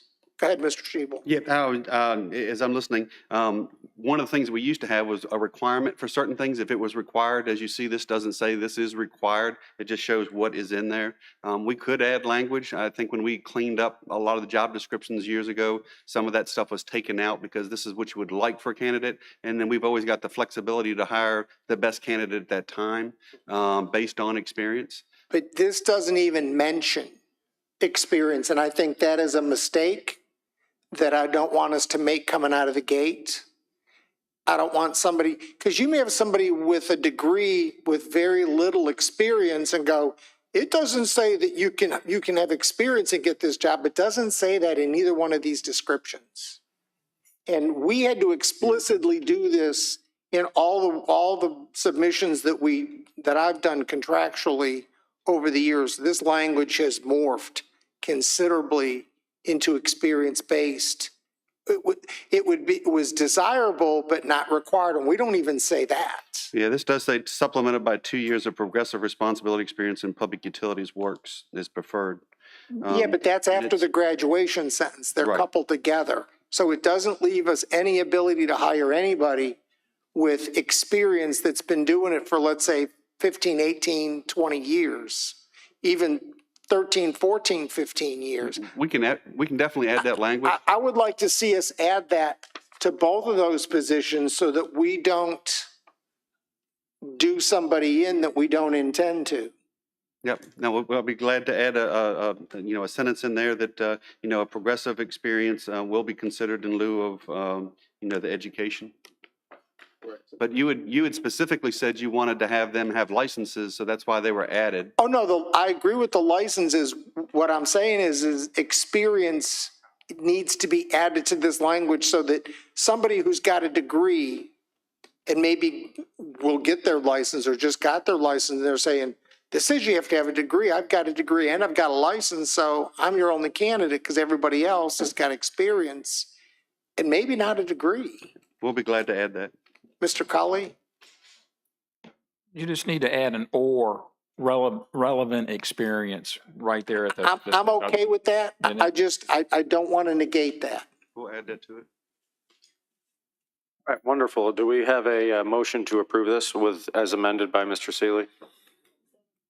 I'll make a On motion. both Descriptions, yes. I'll second. We have a motion and a motion was made by Mr. Seeley and then seconded by Mr. Forehand. All right, any discussion on the motion? All in favor say aye. Aye. Motion carries. Okay, we are going to number 9, adopted resolution appropriating funds for the fiscal year 2024-25 school budget. Do we have any questions? If the board would entertain me, I would like the, if it would be okay, the required local match, we're behind by 141,000 for the fiscal year coming up next year. So I would like to make sure that we meet our required local match. Would that be okay to approve that plus the one, though, so they would get 141? They would get the extra 141. Doing that, yeah. Because they could use it for a gifted teacher, so forth. They said they were going to do that. Explain that again to make sure. We are match versus requirement. This is the composite index. We are over that, correct? Yes, sir. Okay. So, And we should always be over that yes, sir. because that's the minimum. Yes. The required local effort is $13,938,404. The required local share is $17,911,000. The local match. Match, yes, okay, because that was the third name that I was throwing out. Okay, so the required local match, we're off by 141,000. Yes, sir. Okay. All right. One more time. The required local effort, which is determined by the composite index, Right. is $13,938,000. And we're at 17 million, so we're Yes, good. I thought the required local match was just what we had to match from state funding Yes. in the raise part, the 3% raise. No, it includes raise, it includes the VPI, the preschool initiative, security grant. It includes everything that's on the calc tool. Okay. Which is something different to me. Okay. So will we miss out on state funding? That I will defer to Ms. Stevens. You would have, from my understanding, in order for them to receive the maximum amount from the state, the locality must provide the maximum amount that is provided in the calc tool. But I will defer to Ms. Stevens. Ms. Morgan is correct in stating that it is the local match for those programs. Sorry. She is correct in stating that it is the local match for that program, for those programs. There's 3 funding levels of the state. There is the incentive programs, there's lottery funds, and there's standard of quality funds. All 3 of those are in the calc tool, and the state will play and shift games between the lotteries and the incentives and the standard of quality quite often. However, if we do not have the match for those programs, we would not be able to have the state funding, and those programs are integral in running the school division. It's 141-ish. It's $141,145. 141, 145. Where does that go in the categories? It would be instructional, since we're asking, it'll go towards that extra gifted specialist teacher. Okay, while you're here, can you explain something to me, please? The total, and Ms. Stevens, the total amount of additional funding this year is how much over last year's budget? The total amount of additional funding over last year's budget is for operations is $7.6 million. We did have the budget amendment when the governor passed the budget in mid-September. So our actual increase is $5,032,000. And it looks like all of that 5 million is going to the instruction line, The majority of those funds are going to the instructional line. because your amended budget for 24 is 40,884, and this is 45,778. Yeah, the majority of the budget went to even the majority of that budget amendment went to the instructional category. Okay, and your instructional category in June of last year, you had $600,000 more in there. I'm not looking at June of last year, so I cannot answer that off the top of my head. It is very possible we had 600,000 of budget authority left. We only had 200 and some $1,000 of carryover, 235 or so. Right. So there were bonuses paid at the end of the year, right, or the end of this year, We did pay bonuses. for the amount of 600,000 or so that all came from instruction. No, they come across all categories. All right, I just want to make sure I understand. So this 5 million additional is all going into instruction, minus 500,000 is for administration. Our actual instructional budget, because our facilities budget is decreasing this coming year, our actual instructional budget, looking at adopted over our prior year, or looking at the new year versus our adopted from last year, is increasing $7.2 million in instruction.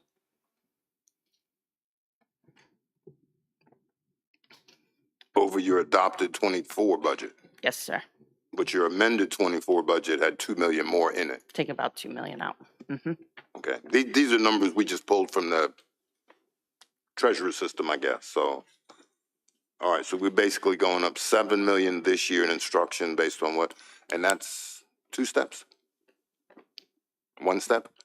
2 A steps? 3% COLA plus a 1 step is what is included, plus all of the positions that we had articulated to you in the revised priority list, which is inclusive from the top of my head, 12 general education positions, 12 special education positions, 30 bus drivers moving from part-time to full-time, 2 school security officers, and Music.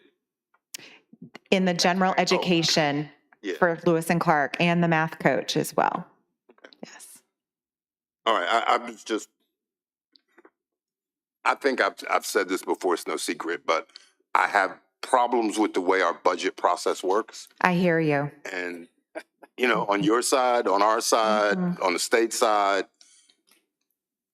but I don't know what you did last year to do, or this current year to do budgeting for next year.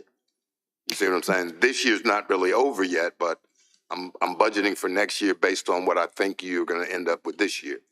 That's why I'm just asking 7 million, 5 million, all that's going into instruction for the most part. I just wanted to make sure. Yes, sir. And I think an important part to remember is that our local composite index decreased and our ADM increased. And so that is really a double dip win for us in this current year. And that is why we are seeing such a large influx of state funds. Isn't the third step of that, they actually contribute a higher percentage than they normally do? At the state level, because our local composite index, which is the county's ability to pay. Like outside of that, they across the board funding was increased? Oh, across the Commonwealth, yes. There was an investment from the governor's office. Yes, sir. Thank you. Dr. Calvary, what was our year-end ADM? Oh, goodness, that's a great question, which I, at this evening, can't recall, so I'll pass it to Marcia. 4,256.09. 4,256. 5609. Share what we budgeted. We are budgeting 4,320. So, So in all fiscal year 22, we are at 4,036. right, so I'm confused. Let's look at the data wrong. When we looked at the data, I thought the number was 40. 41? No, it was over. No, it was 43. I thought that 4320 yeah, 40 is where we're budgeting for next year. for 25. Mm-hmm. So can you give me the year before? Absolutely. So let me start at 22. No, just give me last year's good. Okay. Or I just, whatever. So you can see the increases. Yeah. In 22, we were 4,036. In 23, 4,133. And 24, 4,256. And I took a 3-year historical trend. I took a 4-year historical trend and a 5-year historical trend. And I landed between the 3-year and the 4-year to come with the 4320. I just saw a number I thought was for enroll. That may have been including pre-K. That's what it is. Mm-hmm. Possibly. That's what it is. You had the pre-K number in. We're running about 250 in our 250. So pre-K. that's what. We are. Okay. So your actual K-12 number. Okay. All right. Because your pre-K kids are in the building. So you're using that as saying they're taking up space in the buildings because they're housed in the buildings. Correct? Yes, sir. So you, okay. And how much is our pre-K program costing us? We have the Head Start grant, which is about $1.1 million. We have the Virginia Preschool Initiative funding, which I want to say 600 and some thousand dollars. And then we have a smidgen that is Title I. So a couple mil. 1.8. Oh, shot. Yeah. Okay.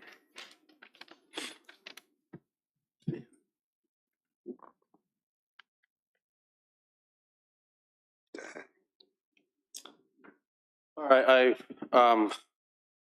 I would like to make the motion that we give them to the 141, 145 extra to make them the required local match, what we're supposed to do. So is there I'll make that motion. Is there a second? I'll second. So we have a motion. I made motion, and then Mr. Forehand made a second. Any discussion on the motion? Do we have a choice? Yeah. What happens if we don't do that extra 140, they lose? They would lose the match. How much? They would lose the 140. They would lose the state match that is associated with the amount. So they would lose more money than that.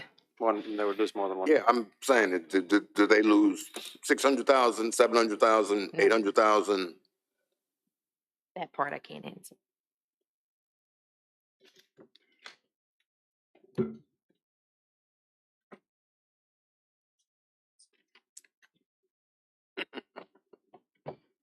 Cringe dance.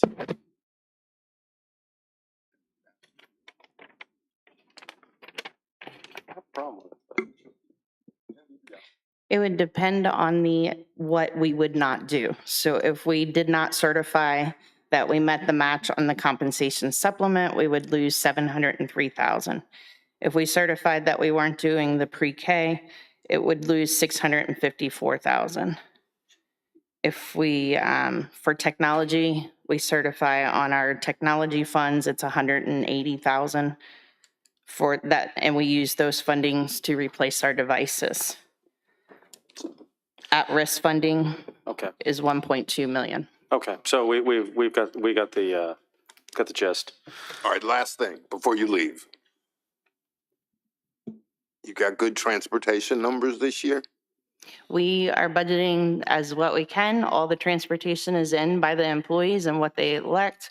And then we have evaluated our fuel for this past year and looking at prices. We've made some adjustments, and we've also made adjustments in utilities as our utilities have also increased over the past year. So like Chief Loftus, we asked Chief Loftus how many miles he drives per year, what's the insurance rate, I mean the gas rate or diesel Absolutely. rate, and he says, boom, this is it. Mhm. So We have a transportation report that provides all that information as to our mileage that we have in our ridership. okay. I do think, however, it is important to share with you that as we are calculating year-end funding, that our instructional budget will be very tight because we have expressed both to the school board and I believe to the Board of Supervisors previously that we have had an extreme influx of students with special needs that are requiring external services to be paid through a third-party vendor, which we know how costly that can be. So while we may on an annual basis have $300,000, $400,000 remaining in instruction. We're calculating those numbers now, and we do not anticipate having that type of remaining budget in the instructional category. Thank you. So we have a motion and a second. Any other discussion on the motion? All those in favor say aye. Aye. Opposed? Motion carries unanimously then? Motion carries unanimously. Mr. Chairman, just for clarification, can I have that amount? It was 141, 145? Yes, that is it. Thank To you. be added to the instruction budget. Right. Yes, That's sir. what they asked. Yes. Okay. All right, we are on to number 11, which is request for funding to install restrooms at Massey Park. Can I get a motion? So moved. Second. Motion and second, all in favor? Actually, I would, looking at the building, I don't know, but just before we go to 11, there's number 10. I don't know if you want to talk about it, but deadline to accept documents. This one? Yeah, sorry. I'm sorry. I missed it too. But we said that was Must Thursday. be and that was helping the you. end of it. Yeah, I mean, I think this is another item similar to the VDOT agreement where concerns have been expressed to staff does the about. board mind if we just defer this to the next Well, meeting? let me just say this. This was on the table Right, yep, when I got here I tonight. agree. And it's time, we can just say, everything has to be in by Thursday, and this is helping our staff. I was going to This say is, that. so I'm going to make the motion that we adopt this policy because this is getting, I mean, this gets worse and worse and worse. Yep. And I can't read this. It's not fair to our staff to have to produce this stuff on Monday and Tuesday and drop it on our table. Yep. It's not fair to them. Yep. I think So- one of these came in on a Friday though. I don't care. It's done on Thursday and Board everybody packet day knows is it. Thursday, so it needs to be in by Thursday at 5 o'clock. Should we put it in the motion unless requested by, I'm going to put it in a motion that we adopt the deadline for documents is actually, Mr. Cully, what, they need to be there on Wednesday because the board packet Board goes packet out goes out on Thursday. Thursday, so we're preparing the board packet, and so if we're getting too many documents on Thursday, then, Alan and Pam Hall will be there at 9 and 10 So o'clock on is Thursday. Tuesday, so is Tuesday or Monday? No, I think, Wednesday is where we, pretty much draw the deadline for planning and Wednesday at everybody to 5 try to get it in early Thursday morning. But I think if the So public Wednesday is. close of business? Yeah, to me, that would be helpful. We can do Thursday close of business, and I really can't get the packet out till Right, Friday. Right. So Wednesday close the business. Wednesday close of business because this is, and I'm not blaming staff. Oh, I know. Well, I'm not- our point with that is but we don't this want, just- it's, some of that's from citizens, and we don't want them to stand up or somebody stand up. Well, we gave documents to county staff that then we didn't give y'all for a public hearing. So we're kind of put at the position of, we've got to give you that stuff unless you adopt this policy. And then we go, we stamp it, we got it Tuesday of the board meeting, it's late. Right. But right now, with no policy, we feel like if somebody gives us something, we've got to give it to you so that you don't think that somehow we're hiding things or not giving you things that are coming into the office. So yeah, we would love a policy, then we will We will stamp it when we get it, and you'll get it if we've got it on time. And if not, you'll get it after the fact. Can you, on public hearings and stuff like that, can you, when it goes to the planning commission, can you guys just put something for the public that they know that? So that way, for their comment, so that way, like if someone wants to get us in writing, so that they know well in advance, it's in our documentation that it has to be included by this day. So that way they can't say. We can put it in the ad that all comments have got to come. Draft, this is just direction. Okay. Right. Put a policy together. And this is worded, this is just a recommendation because, for example, we had an article, a poorly written article that we've all talked about tonight that came out within the last 2 days. If we have this policy, I don't want to be prevented from having this laid on my desk, this information sheet that we had worked up for last week or so. I want to have it. I used it tonight. But that's information from staff. I'm talking about, we've got agenda items. Well, and some of the other things is that some of the applicants over time have been handing you proffer changes and handing you stuff for rezoning at the last minute. I think it would be great for applicants to know the deadline to get things in is X. And then when they come in with it on Friday, the planning director say, you've missed the board's deadline for that. I mean, because you've said it, it's not staff setting it. But the actual rule is they can make changes to the proffers up until the time the public hearing starts. Unless you change that. Yeah, but the ordinances require that proffers be submitted at the time it's advertised. Now they can tweak it before you, But that's been one of the problems. But how do we read something? When I get here, I don't have time to read anything that's on my desk. But that's, see, that's a difference in 150 houses versus 140 houses versus something totally different.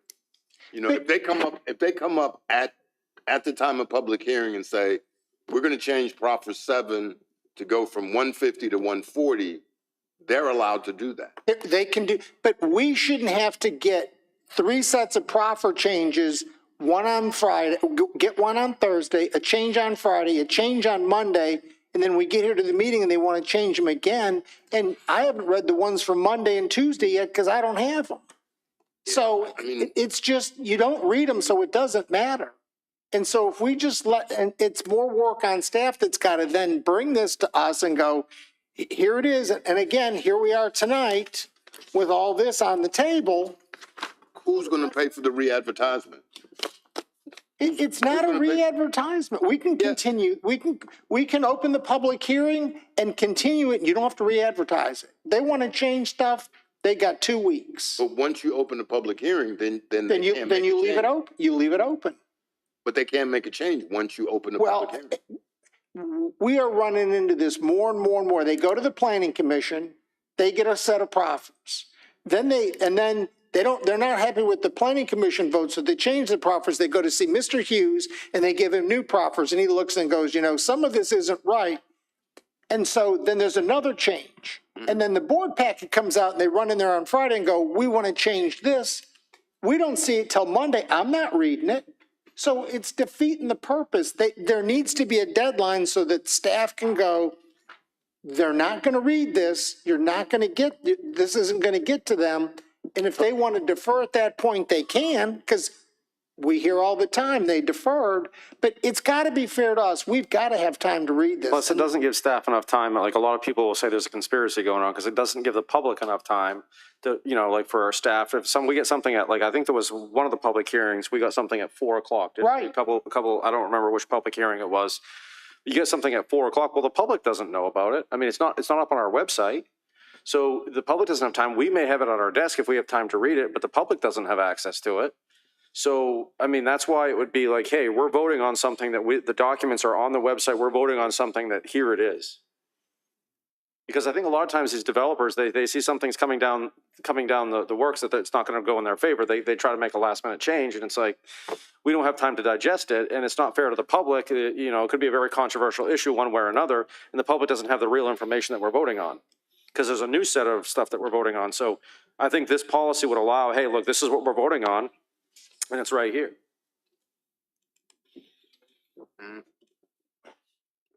Well, I'm just pointing out what could be an issue. They can always defer if they've given us something new. If it's something major, they certainly could defer. If they make And they got to pay for change, the they're re-advertising. going to lose their vote. They can delay or defer, Have to correct? defer before we open the public hearing. Correct.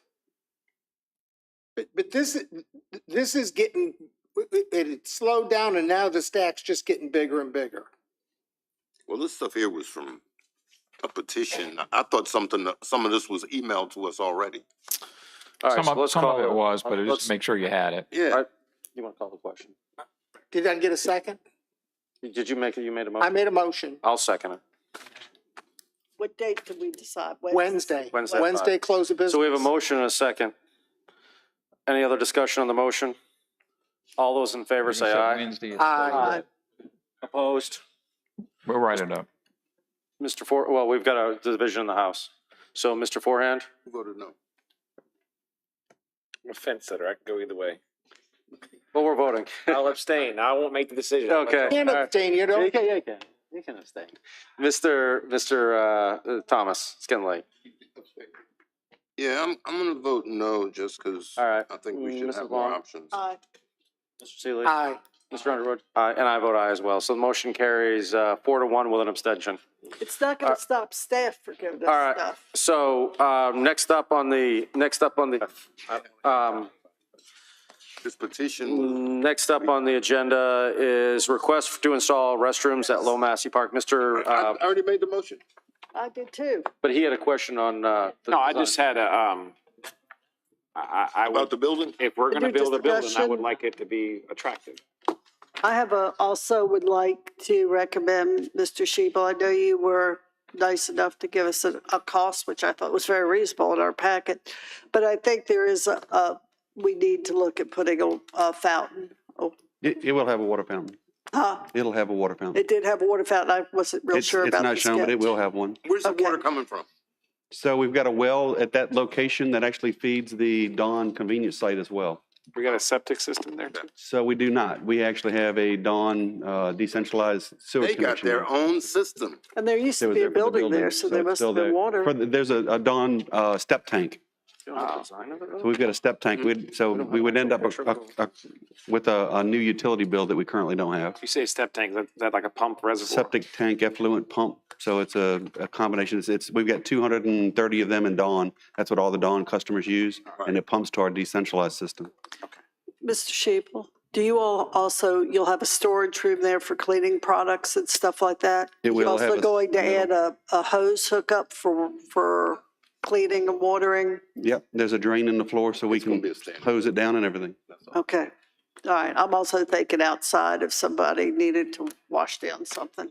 Although So that would have that- failed. We can do to That's a jazz good it up. idea, Mr. and I Shebel. think very Do necessary. you have anything in mind, sir?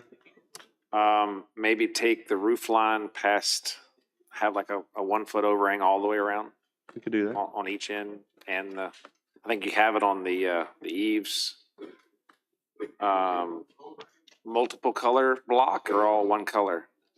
We'd looked at all one color, but we might be able to do multiple. I mean, I'm kind of adding the second color to the fire rescue building actually added a lot visually. It did, yeah, it does. It changes the look of the building. I mean, it gives it a nicer Like I color. said, it's going to be around for 50 years. I want us to make it look nice for a few more bucks if we got to, but We can do that. put brackets on it. I'm just kidding. I like the changing tables in both is that what the diagram have, is a changing table in both the male and Come down by female the urinal. bathrooms? It didn't actually show that, but it can have those. It's terrible. It's always good to sit stuff on too. All right, so we have a motion and a second. Any other discussion? Do we know where the funds are coming from to do this? We sure do. There's no funds left in the former frog level rescue, nor is there any funds from the cigarette tax. So this would have to come from the undesignated general fund balance. Okay. All right. All right, all those in favor say aye.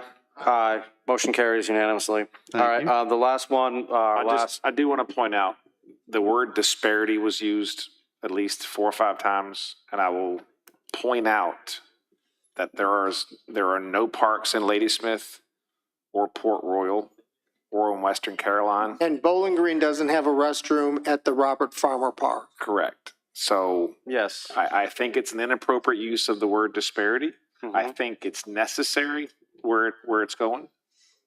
My only issue with this is how it was described. Yep, I agree. Because it's not, but, Yep. Okay. You bring a good point, but there have been historical disparities. Correct. And I think that Okay, that so, tends to be part of what people think. yep. All right, so number 12, the 4th of July discussion, closing for the 5th of July. So What is that gonna, I'm not opposed to it. I just wanted to know what the additional burden is to the budget for that. What does it do to the sheriff's office and fire and rescue when we do this? Do we have to pay? Is that an double time? overtime day then of the 5th Yeah. since it's a holiday? How about for the sheriff? You know the number? It's probably less than that, but I wouldn't. Yeah, so most holidays are, the people are giving off the holiday, and there's only a small portion of them that actually work the holiday. So it probably would not be, we wouldn't incur the cost of fire and rescue. So that's a good number, Clay. Oh, wait a minute, doesn't fire and rescue, they always have staff on anyhow, so it shouldn't be an additional. It becomes a Yeah, holiday. but now it's a holiday, and they got to go through FLSA. So you're correct. We have people working, so they're going to get their regular pay. But since you're giving that off to the masses, right? Those people need to be given something. So they're compensated hour for hour for that time. So you're giving other county employees off. These folks don't get to get off. They just get that hour for hour compensation. So it's not time and a half. Hour for hour in terms of Is comp it time 8 days? or- Hour for an hour and pay. and pay. Okay. So they get extra pay, but it is not at time and a half because it doesn't affect their schedule. Okay. Yep, it's all it is just balancing off the fact they didn't get a day off. Instead of giving them a day off on the 5th, we just give them the pay. And that's the incentive to come to work on a holiday. And we allow them to bank the holiday time if they choose to do so, or get paid for it. And if everybody chose to get paid during a holiday, it'd be less than $5,000. Okay. Chief, can I work on the holiday for you? I can drive. There you go. I can drive. So can I get a motion one way or another? I'll make a motion It was that your we, idea. oh, You did? I'll Oh, that's second. right. I need you did, Mr. Underwood, you did. Can I get a second? second. Second. Second Motion was made by already. Mr. Underwood, seconded by Mr. Forehand that we, give the county employees the 5th of July off. So any other discussion on the motion? 5th of July. All right, all those in favor say, Wait a minute. Public Works would need something as well, Yeah, because the convenience site. we knew that. Well, that and utilities. That and the wastewater treatment plant. People that, but we got people that, water I think operators. I couldn't hear what you It's said. gonna be like 30 grand. You gotta take the day. It would not only affect the sheriff and the fire and rescue, it would affect public utilities as well. So I just need to know what I am appropriating where for the salary piece. So come on, general fund. Absolutely, I will, You wanna know how much? I will do 13,000 to fire and rescue, 5,000 to sheriff, and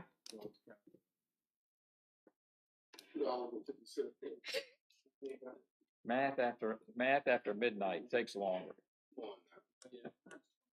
I got a test event rolling up on me fast. I got a test event at 8:00. I gotta. Well, you're gonna do it, so. So when the governor. Maybe we don't need When to the be governor set gets, I got a test. For the Not 4th to of July, exceed. Clock kickoff. I We can do need a it in not the to motion. exceed. Texas the same. Okay, 5,000. It's just, But it's So- right.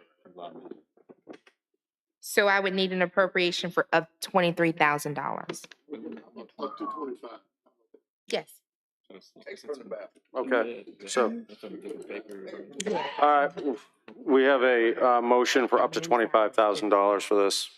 Do we have a second? Is it 20,000? Second, we have a motion, a second. All those in favor say aye. Aye. Motion carries unanimously.